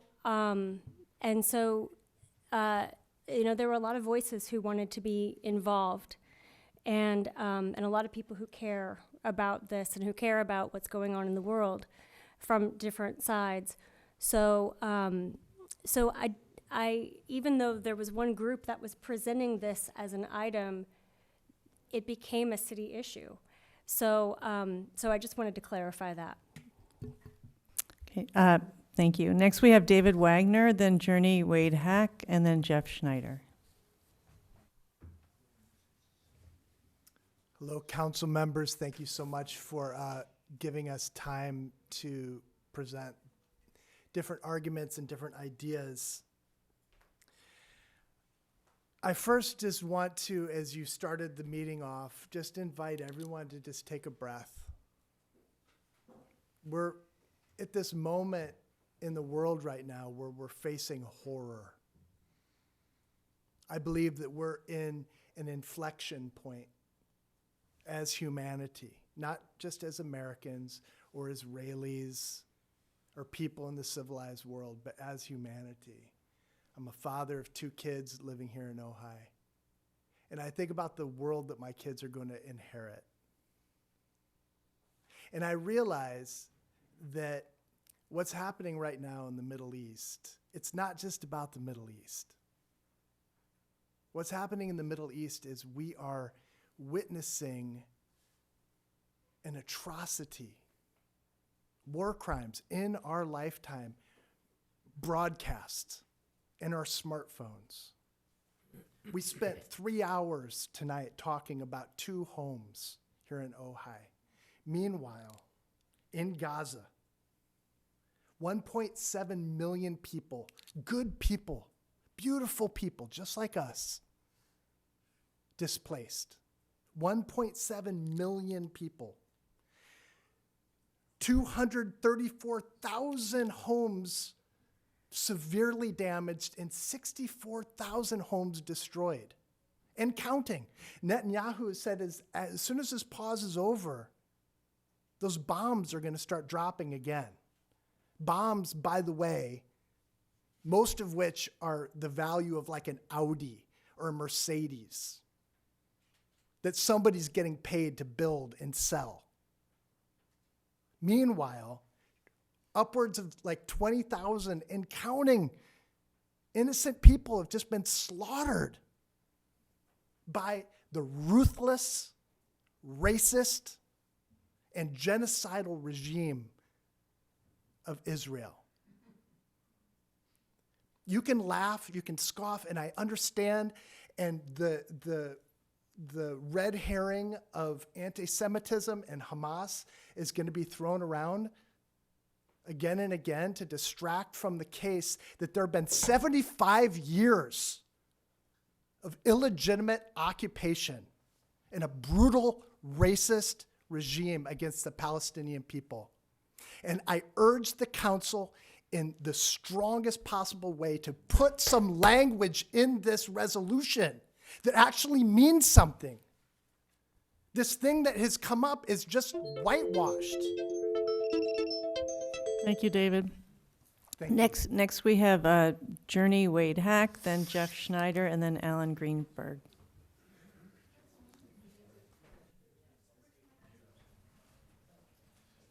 Good evening. Hi, I'm Journey Wade Hack. I'm a 25-year resident of District 1. I'm asking that we please return specific reference to ceasefire in Israel and Palestine to this document. We did not insist on language calling it a genocide, even though many respected scholars and other expert voices, including prominent Israelis, have called it that. We didn't even insist on including references to the many Palestinians held without charges in Israeli prisons to go alongside the rightful call for a return of hostages.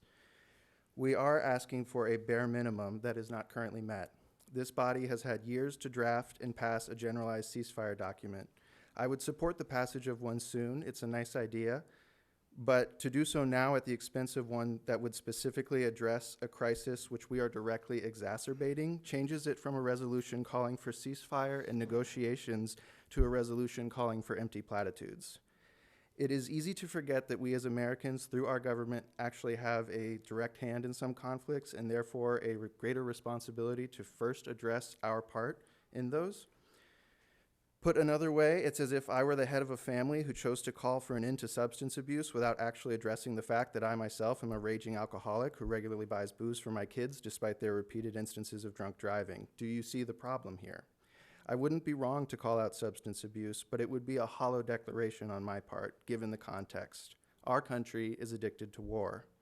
Council, I know you are good people, and I am lucky to know some of you personally. Unfortunately, being good people is not enough when our silence as good people is what enables war. After 9/11, people who objected to our subsequent military actions were smeared as anti-American and pro-terrorist. Racist attitudes about Arabs were normalized. How did that go for us? The question then and the question now is not, was there terrorism, were there atrocities? No doubt, these occurred. The question is, what is the response we should support as a city of peace? People will call me anti-Israel for taking this position now, but I speak from a place of love for all of my friends, be they Israelis, Arabs, or Americans. There is always intense pressure to acquiesce to the drums of war during a crisis, but bombing civilians does not bring an end to terrorism. If it did, this would have been resolved a long time ago. Please be specific and stand in solidarity with Jewish-Arab peace groups like Standing Together and with cities from Oakland to Rhode Island when they call for a ceasefire in Israel and Palestine. A ceasefire, not weeks of bombing, has led to the return of some hostages. Please be specific. If you want to call for peace in the abstract, you will have my support another time when it is not, frankly, a dodge away from responsibility in a time of crisis. Peace in the real world urgently demands specificity and critical self-reflection. Please pass this as quickly as possible with the specificity we are asking for, even if it means calling a special meeting. Thank you, and peace be with you all. Thank you, Journey. Next, we have Jeff Schneider, then Alan Greenberg, and then Joy Wenzlaff. Jeff Schneider, City of Ojai. My speech is a collaboration with Alan Greenberg. 2 weeks ago, 7 or 8 speakers stated they wanted to see a de-escalation and ceasefire in Israel and Gaza. They also submitted a proposed resolution. This apparently prompted the council to spring into action and write a revision. We are opposed to the passage of the resolution. I don't feel that it's this council's place to make official pronouncement about issues like this that do not involve our immediate surroundings. The first 2 items in the preamble to it point out that Ojai has previously declared itself a city of international peace, as well as a nuclear-free zone. You should not, and I dare say cannot, use these declarations as a pretext to take a position on something totally outside our sphere of influence. This sets a bad, very bad, and dangerous even precedent. Another group could come along in a month and demand that you issue another resolution. This time, people demand that you write a resolution that states that there are to be no more mass shootings like the many ones that have taken place in the public schools across America. It should call upon every individual who is ever thinking about bursting into a school and shooting students to immediately lay down their guns, stop from doing this from now on and forevermore, and then another protest group will come in and demand that you issue another resolution. There would be no end. Further, the proposed resolution reminds me of the famous response years ago when a newly crowned Miss America was asked what she would like to see in her lifetime, and her answer was world peace. People made fun of her, mainly because it was naive and not really in touch with the reality. Although world peace for all and permanent ceasefires are virtue signals purely, but in this case is completely and blaringly anti-Semitic. Why do I say that? Because 2 weeks ago, these peaceful people never mentioned the civilians who are currently being killed and injured in other conflicts, especially in the Ukraine, by the Russians. Therefore, although there is no mention of Israel, Gaza, or Hamas in it, a resolution was written in response to the demands for a ceasefire in Gaza, and therefore this is all about Israel. This resolution demands, no, actually requires that Israel pack up and leave Gaza, never to return to complete their mission. Thank you. Thank you, Jeff. Next, we have Alan Greenberg, then Joy Wenzlaff, then Carol Wade. Thank you, Council. I'm going to continue Jeffrey's thoughts. We wrote this together. there was a resolution demands, actually requires that Israel pack up and leave Gaza, never to return to complete their mission, which is to disengage and destroy the elements of Hamas that have publicly and repetitively declared that their main principle in their charter is the total destruction of Israel and every Jewish person in it. This is, of course, the same position that the leaders of Iran, the financial backers of Hamas, have declared. Israel has made no such declaration in their constitution back to Hamas or the people of Gaza. And it further declares that after they destroy Israel, then they will come after the Jews in Europe, and then the Jews in the USA, of which me and my family, my 4 children and 7 grandchildren, not to mention my Jewish colleagues. They will, of course, spare the 2 million Arabs that live in peace in Israel. Some of these Arabs hold positions in the government, high-placed judges, members of parliament, and they all can vote. Israel is very inclusive of the non-Jewish people who live in Israel. The bottom line is very simple. In effect, your resolution implies a call for Israel to abide by a permanent ceasefire. Hamas will never observe a permanent ceasefire. You should certainly realize this now, after you've been told what their charter says and know a little bit about that savage attack. It's interesting that both the opponents of what we're proposing disagree with your resolution. Both they do and we do. And the reason is because, from my standpoint, the City of Ojai Council has no business issuing any resolutions that do not apply to the City of Ojai, maybe the County of Ventura, maybe California. It's a huge mistake, as my colleague just mentioned. Next week, someone else is going to come in.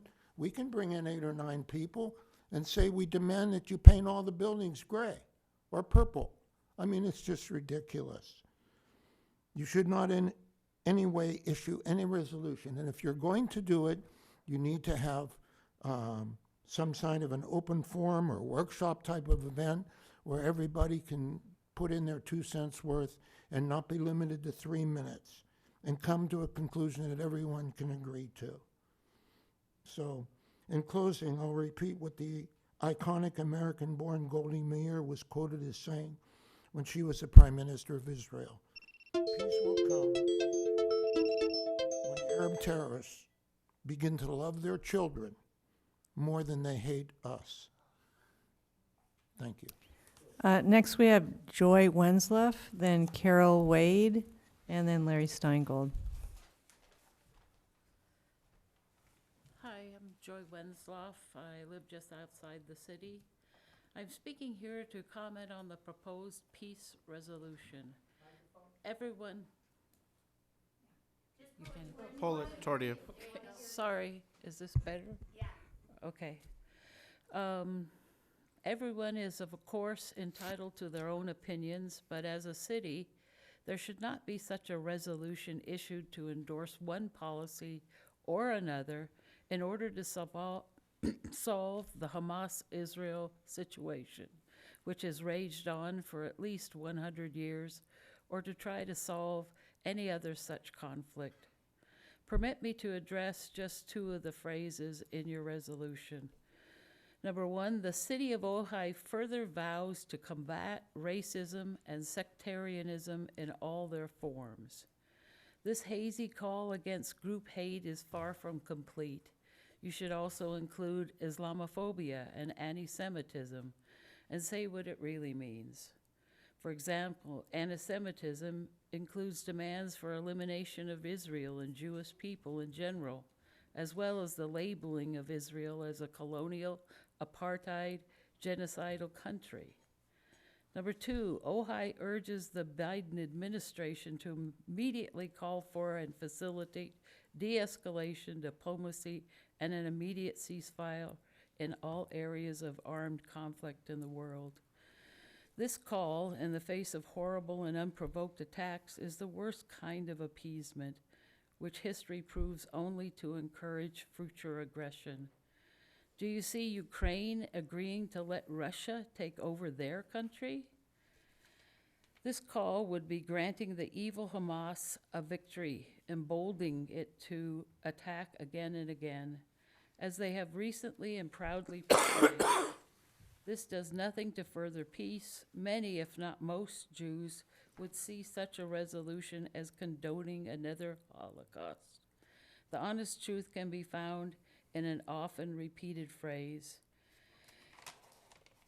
If the Arabs lay down their weapons, there surely will be peace. If Israel lays down its weapons, there will surely be no Israel. Please cancel this attempt to insert our city into global affairs and problems. It is simply not appropriate.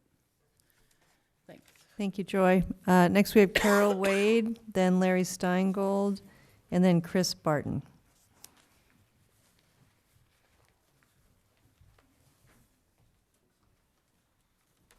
Hi, everyone. Thank you for being here, and thank everyone else for being here as well.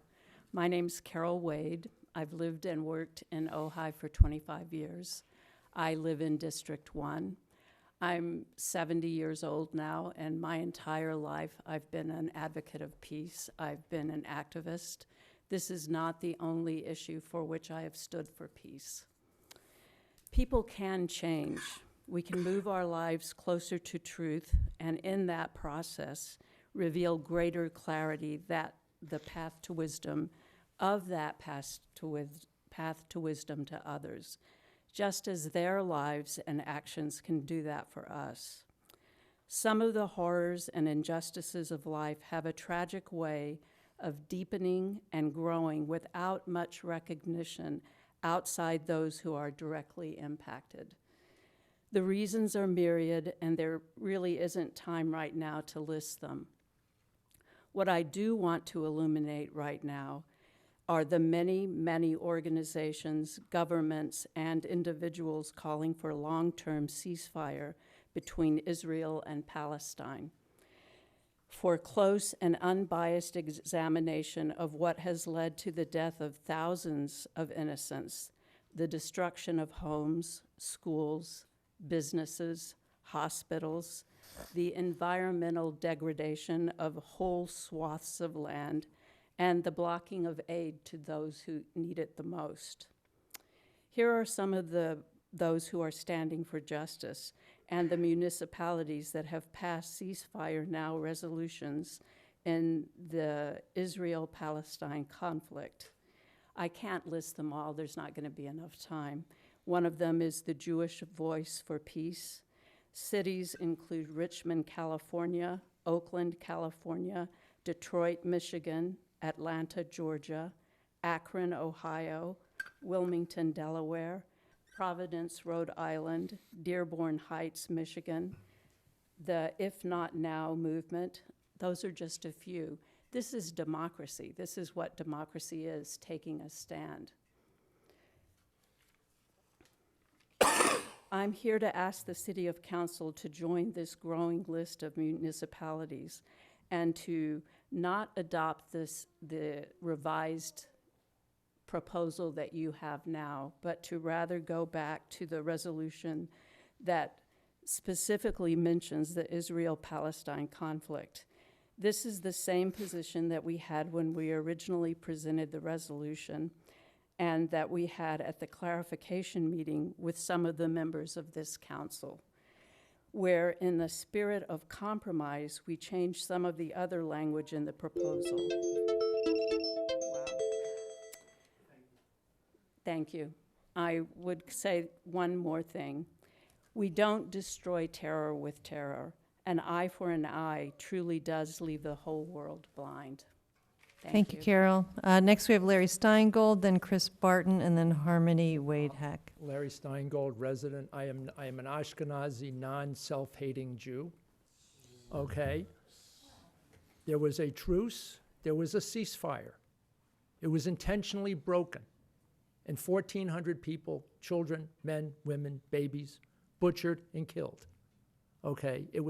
Now they want a ceasefire. These same people who came here, and all good intentions for whatever they believe in, for a ceasefire, They mention Israel, they never mention Hamas, because next week I'll have a proposal here condemning Hamas for butchery and all their accomplices and supporters, because the United States government and 80 other countries have acknowledged them as a terrorist organization, and if you support them, you're an accomplice to terrorism. So if you want to call a spade, let's call a spade a spade. And these same people weren't here for Somalia. There are millions being chased around Somalia. Russia, Ukraine, 750,000? Myanmar, or pronunciation, whatever. Okay, all these different countries, but these people never show. Okay, they never show for that. They have silent vigils and stay to themselves, and that's nice, and that's great. And we're a non-nuclear city. That's wonderful. Okay, but they were never here for anybody else. Okay, they're only here against Israel. They're only here. Kill the Jews. Oh, take back Palestine. We're talking about Gaza. We're talking about the West Bank. We're actually talking about Gaza and a political party. Gaza is not a country. All right, so a political party that runs Gaza decides to attack another country and butcher them. They break a ceasefire. Now everybody says, oh, we should have a ceasefire, blame Israel. Okay, blame Israel, blame the United States. God forbid we should blame anybody else. Okay, these people broke the ceasefire. But these people have never shown up for any other protests. Where are they? Okay, crickets. Silence on the Ukraine and Russia for 2 years. You don't see them protesting out here every week at 4 o'clock, 4 to 5. Okay, where are they? So call it what it is. Okay, they want to be anti-Semitic? Then say it. They want to be anti-Israel? Say it. You want to be pro-Hamas? Come out and say it. We're all for the Palestine. We're all for peace. Okay, and nobody in their right mind wants war. This is idiotic. Okay, I want my kids and grandchildren to grow old, not to die on some hill someplace. Okay, and I'm the one that suggested you have one whole thing for peace and just call it a day. We're calling for, and where are the Jewish elders? But seriously, I mean, a very simple thing. We're a city for peace. We're calling for peace. Call it a day. You want to start breaking it down? We're going to have 35 proposals every week, and this is going to go on. You guys are going to be in the weeds doing this.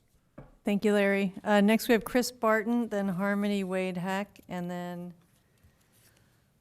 Munn. Is that, it looks like MUN, but.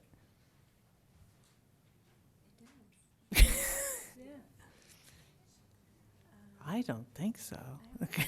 Okay. All right. Well, let's hear from Chris, and I'll. Hi, Chris. No, Aviva, you're here. Yeah. Hi, I'm Chris. I grew up here.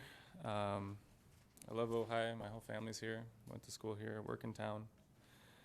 I'm here tonight because the number of Palestinians killed by the so-called Israeli Defense Force in the last 7 weeks using my tax dollars and your tax dollars has risen to an estimated 20,000.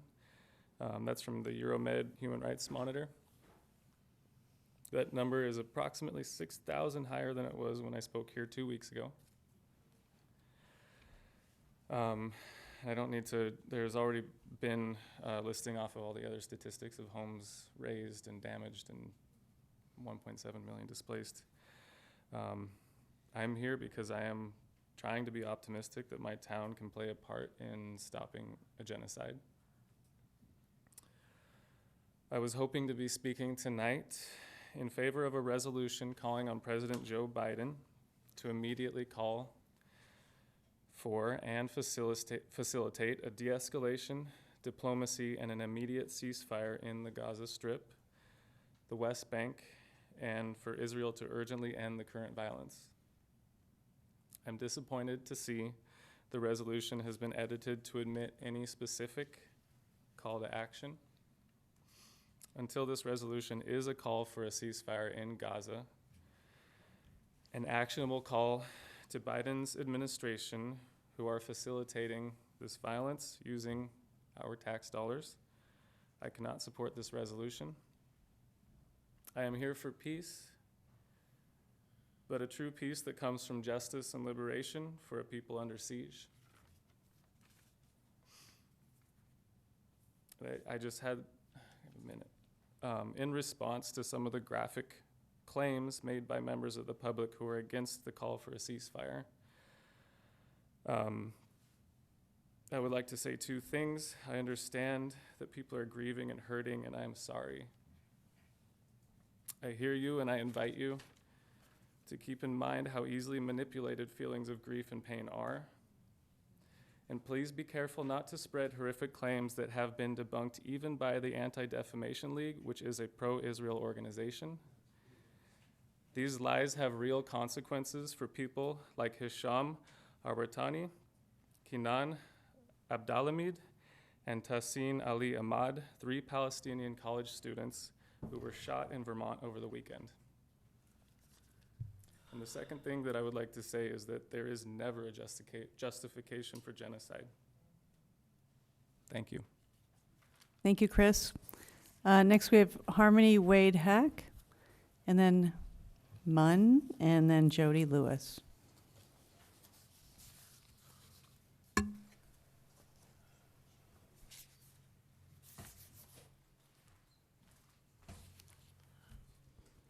Good evening.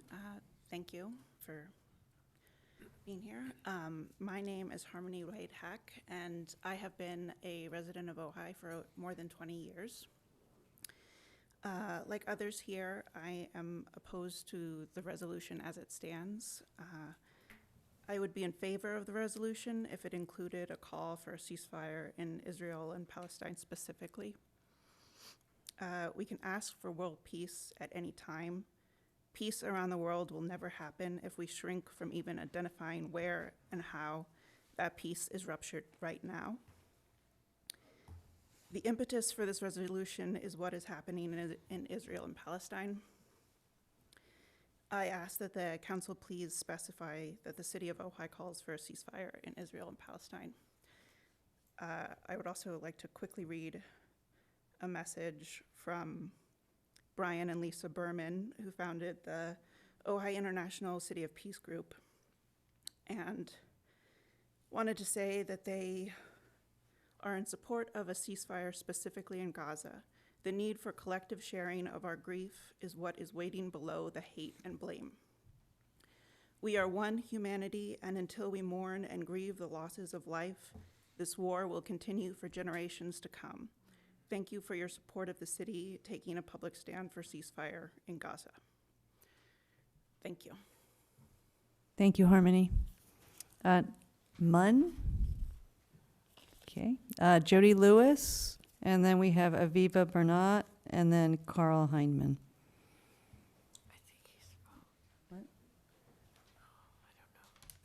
Hi again, Jody Lewis, Ojai resident for 12 years. Married to an Ashkenazi Jew for 23 years. My 3 daughters identify as Jewish and grew up here. And I'm here as a mom to read a letter from a fellow mom in Ojai, in our community, who didn't feel safe to deliver this herself for reasons that are clear in the letter. Minor trigger warning, I use the letter names American victims of Islamophobia. Peace, good evening. I share these words before you today, a 10-year resident of the Ojai Valley, a majestic community of heart-centered people nestled in unceded territory of the Chumash people. Of the many early visionaries who cultivated this land during these times, Annie Besant comes to mind, a woman who aimed to use these landscapes as the grounds on which to rehearse another human civilization, one which seeks understanding, harmony, and a deep value of diversity and difference. What we cultivate here in Ojai ripples out into the world as an example that truly another world is possible. I urge you to understand that if we in Ojai do not disrupt and condemn hate and violence, both in our relationships and in the world, our silence normalizes and perpetuates it. I have personally endured and been witness to the wrath of Islamophobia and hate crimes in the wake of 9/11. The manufactured war on terror not only terrorized our relatives in Iraq, Afghanistan, and Pakistan, but also created a culture of fear, hate, and violence here in America. And we are once again experiencing, witnessing, and enduring this today. Wadea El-Fayoum, a 6-year-old Palestinian boy, was murdered for being Muslim by his landlord in Chicago, Illinois. Over the weekend, 3 young Palestinian college students, Tassin, Kinam, and Hisham, were shot on their way to a family dinner in Burlington, Vermont. On Sunday, a South Asian father wearing a Palestinian keffiyeh, playing basketball with his 18-month-old toddler in New York City, was accosted with Islamophobic racial slurs, and hot coffee was thrown at him. These horrifying acts of Islamophobia we are seeing happen here in America are the direct result of the Israeli oppression of Palestine and the rhetoric of dehumanization of Palestinian, Muslim, and Eastern Europe, Middle Eastern peoples that it carries with it. Your vote today holds the power to save lives, both abroad and here at home. In our Islamic faith, we are taught that if you harm one being, it is as if you have harmed all humanity, and if you save one life, it is as if you've saved all humanity. Join us to save lives. Amend this resolution to include Palestine and Israel. Thank you, Jody. Next, we have Aviva Bernat, and then Carl Heineman, and then William Wyrick.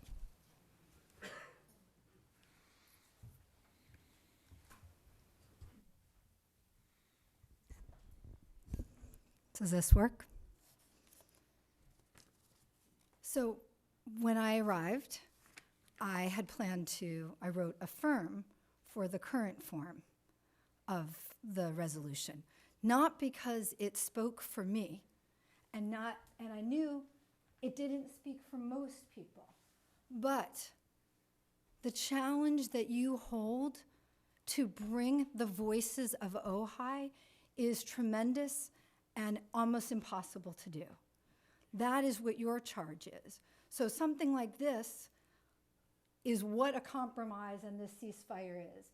Something that is acceptable, but not what any of us want. That resolution, I could tell you what I want as a woman, a human, and a Jew, and a many others, all those voices, but so it didn't speak to any of those, and I knew it didn't speak to the people who raised this resolution. But the original raising of the resolution didn't include, if we're gonna do this, then we're gonna really have to do it. And I'm all in to be with people who probably have lots of opinions about me. If we're gonna really continue this, then we have to continue the conversation. Because to pose something this significant, so important in the world, with such strong feelings and with so much death, can't be done in one meeting and then a secret little, I know it wasn't secret, but when I heard about it, that was met, I would have been there. I wanna listen to all of you, and I also want voices heard. So you are representing our voices. I'm here to speak voices that aren't heard. Where were the voices after October 7th? Deafening silence. And you might say that those numbers aren't true. These are verified numbers. The atrocity, and I'm not trigger warning because it's all over the news, where was our voice then? Now here's a trigger warning. The atrocity of the sexual violence perpetrated against Israeli Jewish women, where was the voices there? These are people for peace? How about people for women? And we are seeing that deafening silence in the UN women. Me too, except if you're a Jew. It's really true. And when I wrote to each of you, and I did hear back from Andrew and Betsy and Rachel, and I am, Aviva Bernat, a member of your district. Where are the voices? And if we're gonna do this, we have to do it. Sudan, we're talking about hundreds of thousands, and where's our voice? And yes, Somalia, and Ethiopia, and Yemen. But in Israel, this was not a war that they asked for. October 7th, we've all heard about it. So I want to bring all the voices, and I call, if we're going to continue it, not in one resolution, but bring a committee. Let us all come. Let's hear each other's voices. Let's listen. I've been listening, and there's a lot more to listen. Thank you, Aviva. Next, we have Carl Heineman.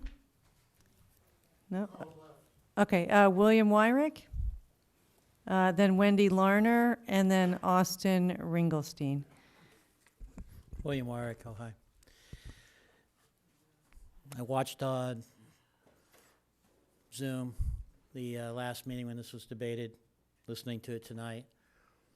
I ask a rhetorical question. I know there's no answer to it. Do you think there's any way a resolution like this can be uniting rather than divisive in our community? Is there any way anything like this could be handled in a way that's not divisive inside our community, which I thought was really the important mandate? I appreciate the effort to find a way to be less divisive in this resolution by members of the council participated in that. But again, does it really accomplish that purpose? For example, the city of Ojai advocates that all belligerents in all armed conflicts around the world must immediately lay down their arms, their weapons, and immediate ceasefire, stand violence. Does that include the Ukrainians right now? According to the language, that's what you're advocating for. I don't know if there's any way to deal with something like this other than perhaps what the previous speaker just mentioned, which I really listened carefully to. Need to hear these things out with each other. Anything like this that's passed without really providing the opportunity to hear each other out is, I think, potentially divisive. So I would urge that maybe another pass rather than passing something tonight be thought through.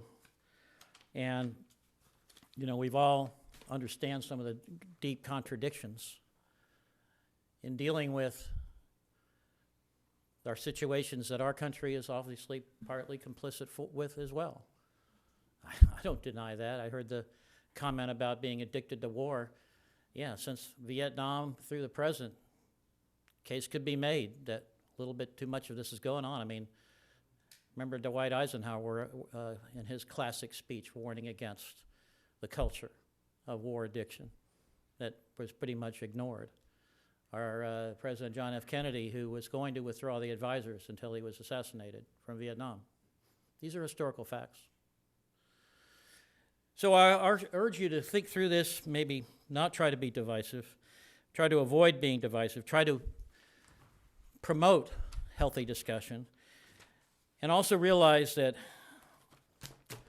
you cannot, I don't think if you're a student of history, confuse pacifism with peace. Not the same. And I think the Ukrainian example is one good example. Thank you. Thank you, Bill. Next we have Wendy Larner, then Austin Ringelstein, and then Leeson Bernstein. Steam? Okay, Austin?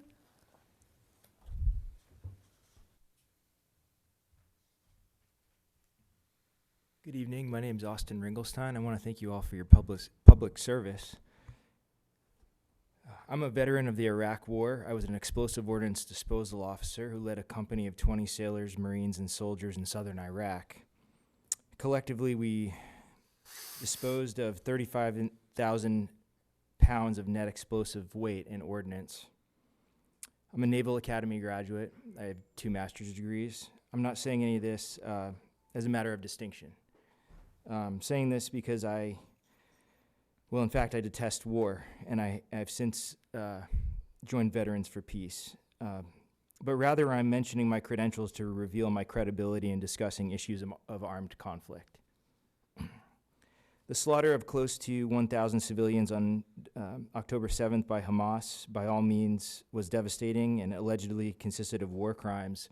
The response by Israel, the wanton killing of over 20,000 Palestinians, including over 8,000 children, resulting in an environment that the UN has deemed a children's graveyard, is not only disproportionate, it is against the law of armed conflict principles. Overall, the core principles of Geneva Conventions and international humanitarian law prohibits attacks on those not engaged in hostilities, prohibits unnecessary suffering, and it is guided by principles of necessity and proportionality. Keyword proportionality as well. Justifications for these grave actions based on notions of self-defense do not justify the disproportionate and targeted slaughter of non-combatants. Overall, one war crime does not justify further war crimes ad infinitum. Collective punishment amounts to genocide. As a Naval Academy graduate, Iraq war veteran, father, and citizen of Ojai, I stand in solidarity with other members here today, explicitly calling for the Ojai City Council to pass a resolution for an immediate ceasefire in Israel and Palestine and a return of all hostages and Palestinian prisoners, many of whom are women and children. Ojai has a long, storied tradition of taking courageous action to advocate for peace. And to answer, for those who think it's not within our sphere of influence, it absolutely is. On July 31st, 1931, the Ojai newspaper reported on their front page that disarmament petitions were in circulation among Ojai leaders, business people, intellects, and spiritualists. 3 months later, the Ojai Lions Club passed a resolution in favor of a universal disarmament among the nations of the world. We have a responsibility here, folks, and if we do want to be a beacon of light to the world, it's time to take courageous action. This conflict is humanitarian, issue transcendent of nations, religions, or sides. Martin Luther King was against anti-Semitism. He also denounced the triple evils of militarism, racism, and poverty. And I just want to read one more thing. This was in the Ojai newspaper in 1930. Let us not forget that great day when slaughter ceased, and let us impress upon them that it is not might that makes right, that there are not differences between nations or men, and I would add women, that cannot be adjusted by a meeting of sane minds. Thank you. Thank you, Austin. Next, we have Leeson Bernstein, and then Nora Harold. Hi, everybody. Can you hear me okay? My name's Layson. I've born and raised here. This place is my home. And I didn't prepare anything, so I'm going to try to keep this brief. But I also stand in solidarity with the folks asking for a revision for specific language referencing Israel and Palestine. Mayor Betsy, earlier you spoke about Ojai being a beacon for sustainability, and I would implore you to do the same for our commitment to peace. That's all. Thanks. Thank you, Leeson. Next, we have Nora Harold.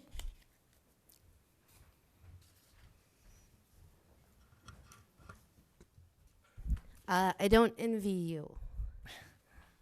And I'm grateful to you all for doing what you're doing tonight, for doing what you did 2 weeks ago, which is offering an opportunity for the community to come up and speak about real pain. This room right now feels filled with ancestral trauma to me. We're talking about conflict that goes back thousands and thousands of years, if not beyond, that we can't wrap our minds around the origins. And we can't solve it. What we can do is have personal intention and integrity for peace, for community, for conversation, for connection, for healing. Both the anti-Semitism and the Islamophobia are on the rise, both. This wants to be an either or, a two-side situation, and it's not. And yet there is real brutalization occurring in Gaza right now, and that's real. So when I'm confronted by having to make difficult decisions, I go back to what's my personal intention. So I guess I'll leave you with that. What's your personal intention here? Yeah, thanks. I really love you and appreciate you all, and all of you. This forum is healing. Thank you, Nora. Any comments online, Weston? Yes, Mayor. We have one raised hand right now, Jerry Schwenke. Jerry, you have the floor. Sorry, Mr. Drucker, I didn't get a card. You want to speak? Mr. Schwenke, stand by. Go before me?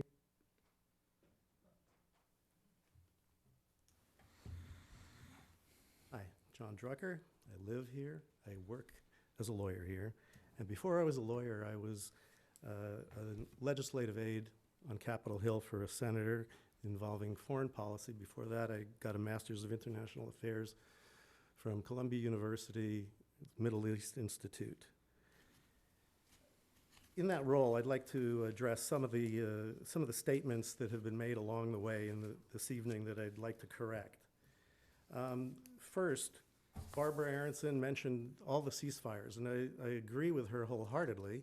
I would just like to add that there was a ceasefire in effect on October 6th, and Hamas chose to break that truce, setting off this entire tragic train of events.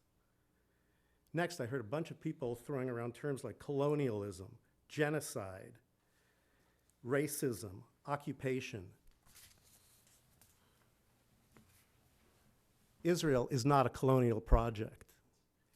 Jews, formerly known as Judeans, are the indigenous people of that land, going back to kingdoms more than 3,000 years ago.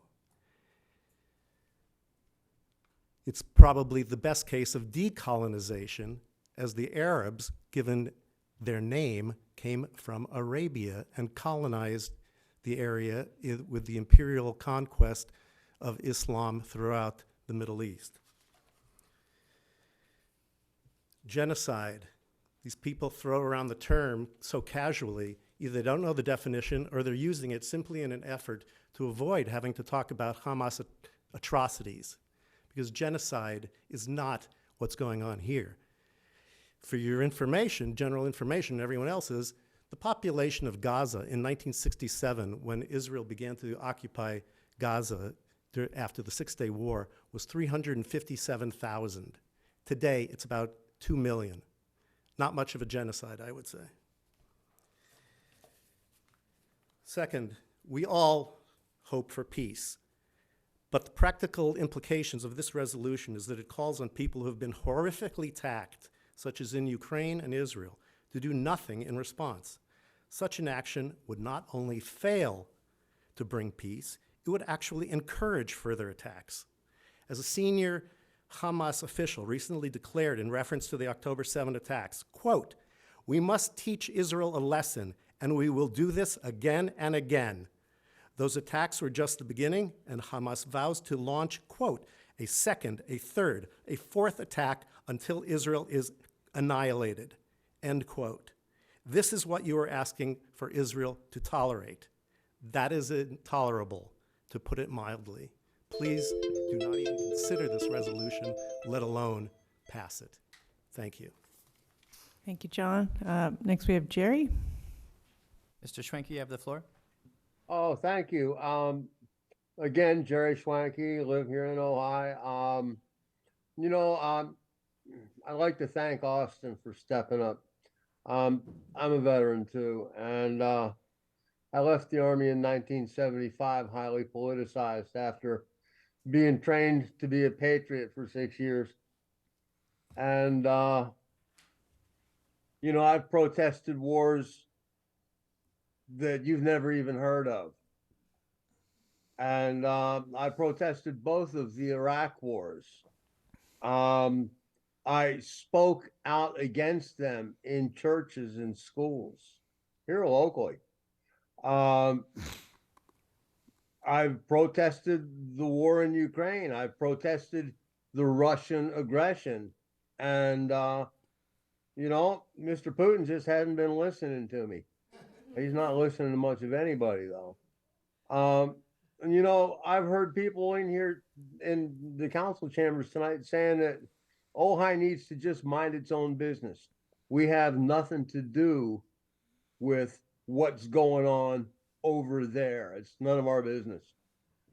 And, it's become really obvious to me, at least, that while the war, the actual brutality of the war is confined to Israel and Palestine, the conflict surely has spilled over to much of the rest of the world, including this room.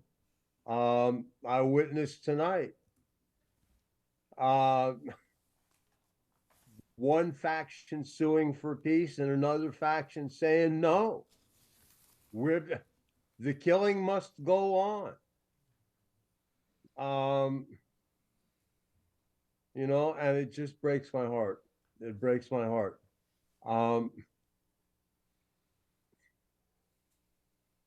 That without calling for an immediate ceasefire in Israel and Palestine, the Gaza, the West Bank, there's no point in having a resolution. We already have one for world peace. You know, but this is where it's hot right now. And I would support that resolution calling for that ceasefire and diplomacy and standing down. That's all I've got to say. Thanks. Thank you, Jerry. Next, we have Leah. Leah, you have the floor. Hi, can you hear me? Yes, we can. Please proceed. Okay. So I'm sorry, I'm a very bad public speaker and I usually try to avoid it at any cost. I would like to speak about what I saw tonight here in this chamber. You have a resolution calling for peace, for general peace. I saw a whole bunch of people saying, yeah, we're for peace, but not that peace, only this peace, this very specific peace in this one place of land. I saw people saying terrible things about Islamophobia, which is these 3 students that were shot. It's unbelievable that this can happen in America. Just as it's unbelievable that a woman got punched in the face in New York for looking Jewish, that Jewish students get chased over their campuses for wearing a kippah. There are 2 sides to this, obviously, and there are people that feel strongly. But you are being asked to take a side. And I'm with the gentleman who said, how is this going to help Ojai? How is this going to bring us together in Ojai? I saw a young man said to a council member, how did you change this without showing us? And I saw her say, yes, of course, I'm so sorry. I should have shown you. Is this how it works? You come into to the council and say, this is what we demand, and we demand you do it exactly like this? Is this democracy? The young man just said, they asked for universal disarmament. Yes, universal. But we don't care, apparently, about the 4.5 million people being displaced in Sudan. No, this is only about taking sides in Israel. Will it really help Ojai if you do that? Who is going to feel happy and who is going to feel scared? I am. I'm going to feel scared. Thank you. Thank you, Leah. No more raised hands, Mayor. All right, we'll move on to discussion. Oh, I'm sorry, Helena. You want go ahead, please. No. Anyone else? Okay, hello. First, I'd like to recognize that we are on Chumash Nation territory, and we're holding this meeting here, and I'd like to honor the indigenous people who have been living and working the land from time immemorial. Before I speak about the ceasefire resolution, I'd like to take a few moments of silence to honor those who have passed and all the families who are mourning their loved ones lost in the Palestinian-Israel war.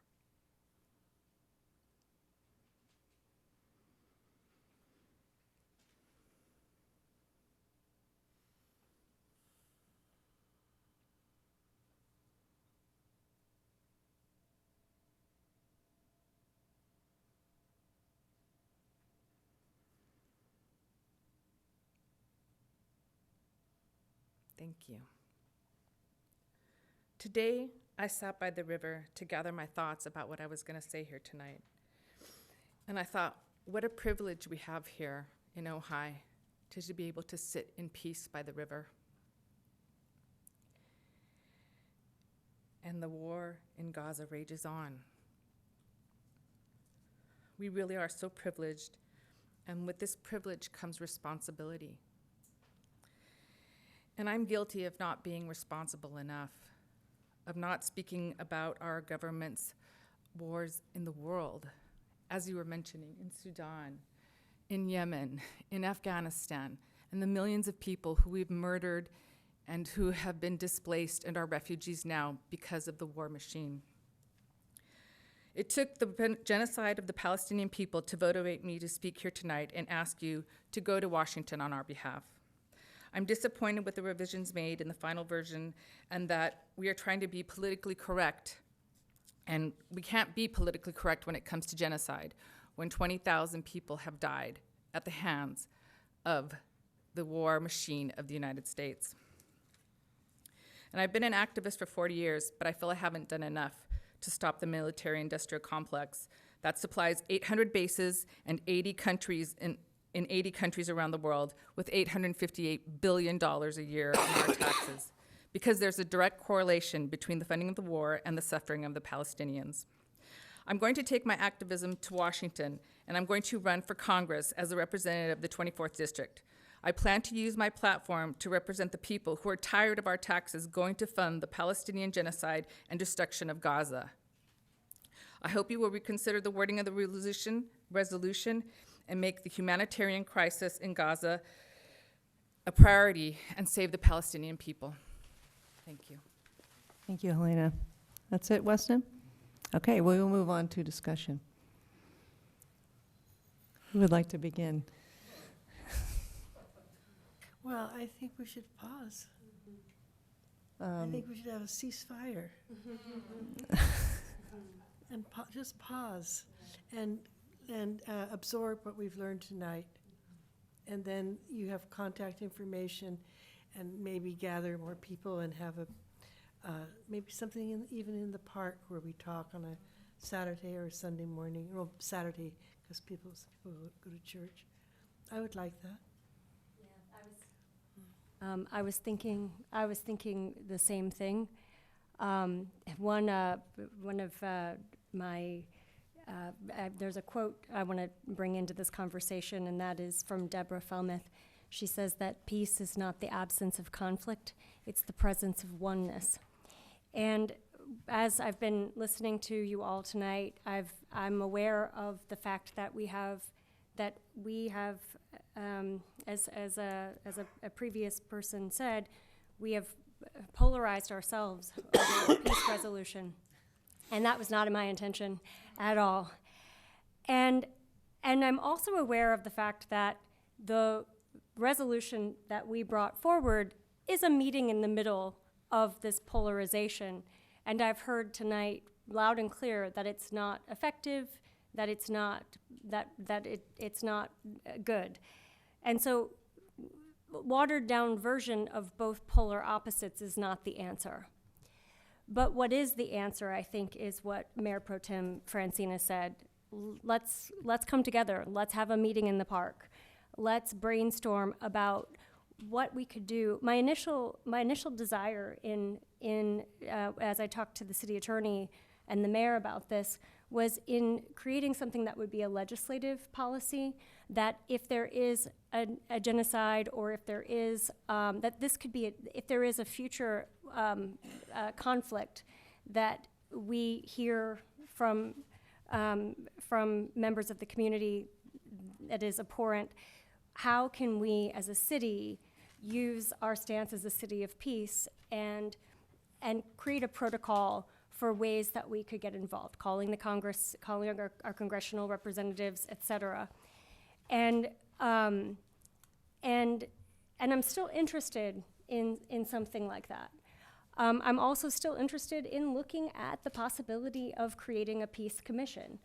That would be advisory committee or a commission that would talk about ethics and protocol that would address conflict and how the city should take a stance, that could do some research that would support that would help us to understand what the core issues are. I know that the ceasefire group really wants a resolution now. I know that time is of the essence. I know anyone who has ever lost a loved one is watching what's happening, and day after day our hearts are breaking with the Israelis who have witnessed things that none of us should ever have to live through. The same is happening in Ukraine, in Sudan, in Somalia, all of these places where people are dying unnecessarily. And so I really want to do something that in a timely manner. And at the same time, it's really clear from what we've heard tonight that we're not ready, that we need more community coming together. We need more unity. That if we're going to do a peace policy, we really need to model peace and how we come together. Councilmember Whitman? Yeah. So I kind of naively, after our last meeting, went on the internet and started reading about what other cities were doing to see, oh, maybe somebody did this the right way, and we could copy what they did. And it doesn't exist. I've spent hours and hours reading what other cities have done. And anybody who has taken a position, any city that has taken a position, has received a lot of criticism from their citizens. And so one of the things that occurs to me is that we're kind of, structurally, the federal government is in charge of this issue, and although we speak to them as a city body, we don't really speak to the federal government as a city body typically. And what each of us can do that feel like they want to have their voices heard is speak to our legislative representatives, because they are your connection. That's Salud Carbajal, Alex Padilla, and somebody's going to have to help me. We have a new senator. LaFonza Butler. Those are the people that we should be writing to and talking to. And what I don't think, I appreciate what Sousa and Rachel have said tonight, because we're in this position where if we speak, we're speaking for the city. And I think what we've heard loud and clear tonight is that we don't have one voice on this issue. And so I welcome the opportunity to try to explore how we come up with one voice, but I think it's a really difficult position, and I will say that I might be naive, but I trust that our diplomats are doing their best job of trying to end violence or to, resolve whatever conflicts are going on in a way that saves the most human life. And I think that's what we should all be, But what I've heard tonight is passing a resolution that says we should pursue that isn't really what was being asked for, and so I'm left kind of. Okay. I'm going to speak. Well, I just want to thank everyone for coming out and expressing your opinions. And Helena, you are right. We are so blessed and lucky to be living here in a place where we can express our various viewpoints. And Thich Nhat Hanh said that peace is a practice. So I think it's also, this is an example of peace in practice, and it's messy. And I agree with my council members that we don't have one voice at this point, and we do need to get together. And I also want to thank Councilmember Lang for really taking the lead here and doing your best in a situation that's, no, you did a great job. Yes, and thank you. I You know, actually and, meant to say that also, and I forgot. But and just clearly, you know, and back to Nora's question, you know, what is our intention? You know, our intention is pure to support our community and to promote peace. It's challenging, clearly. I found a quote by historian Howard Zinn: "The future is an infinite succession of presents, and to live now as we think human beings should live, in defiance of all that is bad around us, is itself a marvelous victory." So going back to getting together and meeting and discussing all the different viewpoints, I think that is in itself a marvelous victory that we need to do. So anyone have any, Yeah, and- Councilmember Lang? Yeah. Oh, go ahead, you Can were I- first. Is that okay? Okay. I also think that we should all do a reality check to see really what is happening, like the whole issue of who's providing. We are living in a military industrial complex. That is the horrible, horrible reality. And we should just, we may not be able to change it, but we should not be naive and really look at where our tax dollars are going. And you know, let's make that our homework. And that, I'm sorry, we should also see, you know, we have to look at who's investing in what, and just really understand the financial reality of the evil that actually drives the world. I mean, I call it evil. It's evil. It's pure evil. Mm-hmm. And that is one thing. Somebody's making a lot of money off the wars. Yes. And that is one thing that we could do if we were to come back with another peace policy, is talk about divesting all of the cities. Yeah, we've done that. Okay, We've done yep, that. yep. Let's look at the Ojai Valley Inn, the Crown family. Do some research. So, Yeah, and also I am having, I have quarterly get-togethers at Daly Park, and I'm having one on the 10th, on December 10th, Sunday. So if anyone wants to come and share your ideas and share your suggestions, I would be happy to. I'll be there. We'll be talking about city things. It's not a city event, but it is something that I'm doing. So I would open that up to anyone here who wants to talk, and let's see what we can do. It's at 10 a.m., 10 to 11:30, and it's at Daly Park over on White Oak Circle. So in terms of this evening, we are agreeing to, Consensus to study further. okay, all right, well, so no vote. Thank you all for being here. We really are grateful for your participation and It was very viewpoints. good. I learned so much. Yeah, it's really good to bring, you know, this is on everybody's mind. It's not normally part of city business, but it's really important. On some level, we're all constantly traumatized.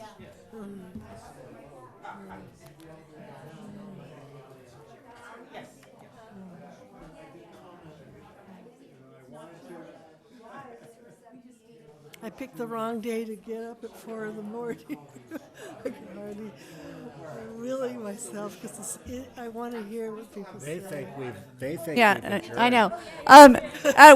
We are not adjourned. Our meeting is continuing. So if you could please leave quietly, we are going to move Or on. between Thank you. 5 and 10 minutes. I thought it was Yeah, adjourned. it's pro forma items that are left. But Okay, let me. sure, absolutely. Okay, all right, council, we will move on to council members' reports. If we could have quiet, please, in the chambers, that would be wonderful. Okay, any council member reports? Well, I will just, can I start? Yeah. Okay. Some of you probably know I moderate the Ojai Valley Animal Kingdom, and I'm the city liaison to Ventura County Animal Services, and I've been the liaison for 7 years, but I've never really given a report on what all I'm involved in, and it's too late to go into it tonight. Excuse me, if we could just have quiet, we're still having our meeting. Yeah. So thank you all for being here, much appreciated. But I will say that I'm in touch with probably every rescue group in Ventura County, the volunteers. I've become kind of a point person, because all the commissioners are elected officials. But because I have the Ojai Valley Animal Kingdom, they identify me. And so almost every single week, we are involved with trying to keep, we're trying to keep the Ventura County shelter a no-kill shelter. And because it's an impossible situation, there are way, way too many dogs, and it's all connected to the homeless situation, that lack of housing, because if people don't have housing, they often, I've seen it, I've sat in the lobby, and it's a terrible thing when you see people who already almost have nothing forced to give up their pet because that's the only way they can get housing. So anyway, I just want to assure you, I'm doing what I can to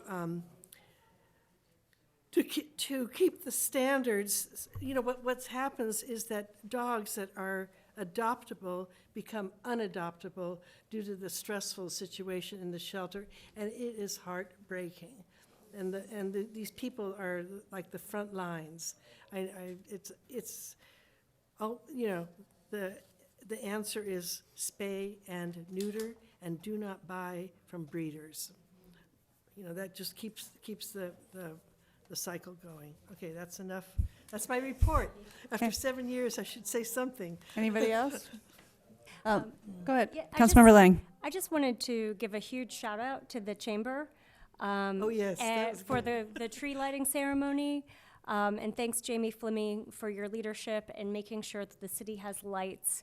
And the event was spectacular. It was Yeah. so much. We have so much musical talent in this valley. It's incredible. good. So thank you. It's very good. Well, the Mayor's Youth Council met for the first time, and we had 21 students from 5 different schools. It was really wonderful, really bright, inquisitive, thoughtful, motivated kids. And big thank you to the co-chairs Kathy Hotchkiss, Peggy Grunert, and Chris Engel for communicating with the schools and planning. Thanks to Terry Karabatas for opening up Air Pizza and hosting us. It was really wonderful. And just in a nutshell, the students all expressed interest in the climate change. Many expressed interest in mental health, social equity, and peace. So they worked in small groups. And then next meeting, we're going to have couple speakers, Michelle Ellison from Ojai's Emergency Climate Committee, Abra Stewart from Seafrog, and Ray Powers from International City of Peace. So thank you all to them for sharing their expertise. And it was really a sweet and exciting event, and I'm really grateful for the council's support. Really wonderful kids. So that's it. Anybody else? Nope. Okay, city manager's report. All right, thank you. Just want to give a couple updates on the personnel front. We recently had a vacancy in our finance department, and we advertised the position of accountant 1. We received a number of applications. We received probably just over 40. Of those, we interviewed about 10 of the applicants, and I'm happy to report that our own internal applicant, Scott Avila, who's been with the city for about 3 years and has really been the go-to in finance, was rewarded with being the go-to with having some really tangible experience that he separated himself from the rest of the applicant pool. So I'm always happy to see when you have an internal applicant succeed in a competitive recruitment. So Scott accepted the position and officially started in his new role yesterday on the 27th. And then in the same recruitment, we had a temp that's been with us for a number of months, Tim Jeffress, who competed in the recruitment, and we backfilled Scott's position with Tim. So 2 internal Ojai employees taking 2 full-time positions. I really like that. And that's really going to help both the continuity of the finance department, and it's a team that works well together from interpersonal standpoint as well. Tonight, as the council may have seen, the salary resolution was before you. One of the key components of that was the addition of the classification of homeless services coordinator. As you know, we have had Rick Raines operating in that capacity, but since it was a quick response the council wanted, Mark was somewhat limited in how he could fill it. So Rick has been in a part-time position, but now with this position being official and full-time, we can fill that classification in a more appropriate full-time manner because it's an issue that needs full-time focus. So that will be in place now that the council has adopted that. Also on the encampment issue, Rick, over the past couple weeks, has done a pilot project on one of the tents that we intend to use. It worked quite well, so we're going to be starting to purchase those. The one difference is that they will be fire retardant per request of the fire marshal. So we'll be getting those and plotting those out and starting to move the encampment out of the area that's currently in, and we're starting on the asphalt area over adjacent to the finance building, the Oak Tree House. So that work is underway. We've made progress on the encampment resolution funding grant. Ruth Miller, who I'm sure you all know of, has done phenomenal work on it. Some surrounding cities, both Oxnard and Thousand Oaks, have been successful in securing funding. So we'll have our grant application in shortly. The deadline is the 31st of January. So hopefully have more news on that front. Also, the issue of trash in the encampment. One thing that we've recently noticed is a lot of folks are trying to do the right thing, but our trash service here on the City Hall campus has always been intended for the use of City Hall and the surrounding buildings. So we've increased the level of service that the dumpster is dumped because it's continually overflowing, and I'm seeing stuff stacked around the trash enclosure, and with the winds it's getting blown away. So we've increased the service levels, so I think that in part will address the problem, and then we're also going to be putting some collection points out there as well that trash can be disposed of. And with that, I just wanted to also let the council know we're going to have a need to do a few special meetings in December to handle a few issues. So either Matt or I, or both Matt and I, will be polling you all on potential dates. So. Are we doing the December 18, is that? Yeah, that one is set. That's a Monday night. Yeah. Yes, yeah. Monday night, December 18th will be a public meeting on the Becker projects. Correct. 2 of them. Thank you for that update, Carl. Much Look forward to appreciated. working with the council. We're grateful to you. Thank you for being here. Any future agenda items? I think I had one. So last week, Susan Williamson brought up the issue about the Taormina rooftops and how that relates to the ability to build affordable housing. So I just wanted to mention that as a request that came in. And Carl and I spoke about it, and we're talking to the. Great. That's all I'm going to say, because Matt's looking at me like, "Don't say anything." So I have some items possibly for January. Should I save them? Yours is, well, I mean, even yours is for next year, right? Yes. We're already pretty full for the last meeting. We have a jam-packed December 12th. Yeah, so anything is for next year. Yes. Okay, so I just want to do a reminder, and it's appropriate, I think, at the beginning of the year. This was on our list of priorities, a cost of living increase for the city council stipend. I think that speaks to equity. And then, Mr. Summers, are we going to ever see the amendment that the council majority agreed to? How do I pull this out of my brain at this late hour? Back in May, when we discussed when a renter on the city council loses their housing, as it stands now, I won't be the first, I'm the first, but I probably won't be the last until we get rid of districts.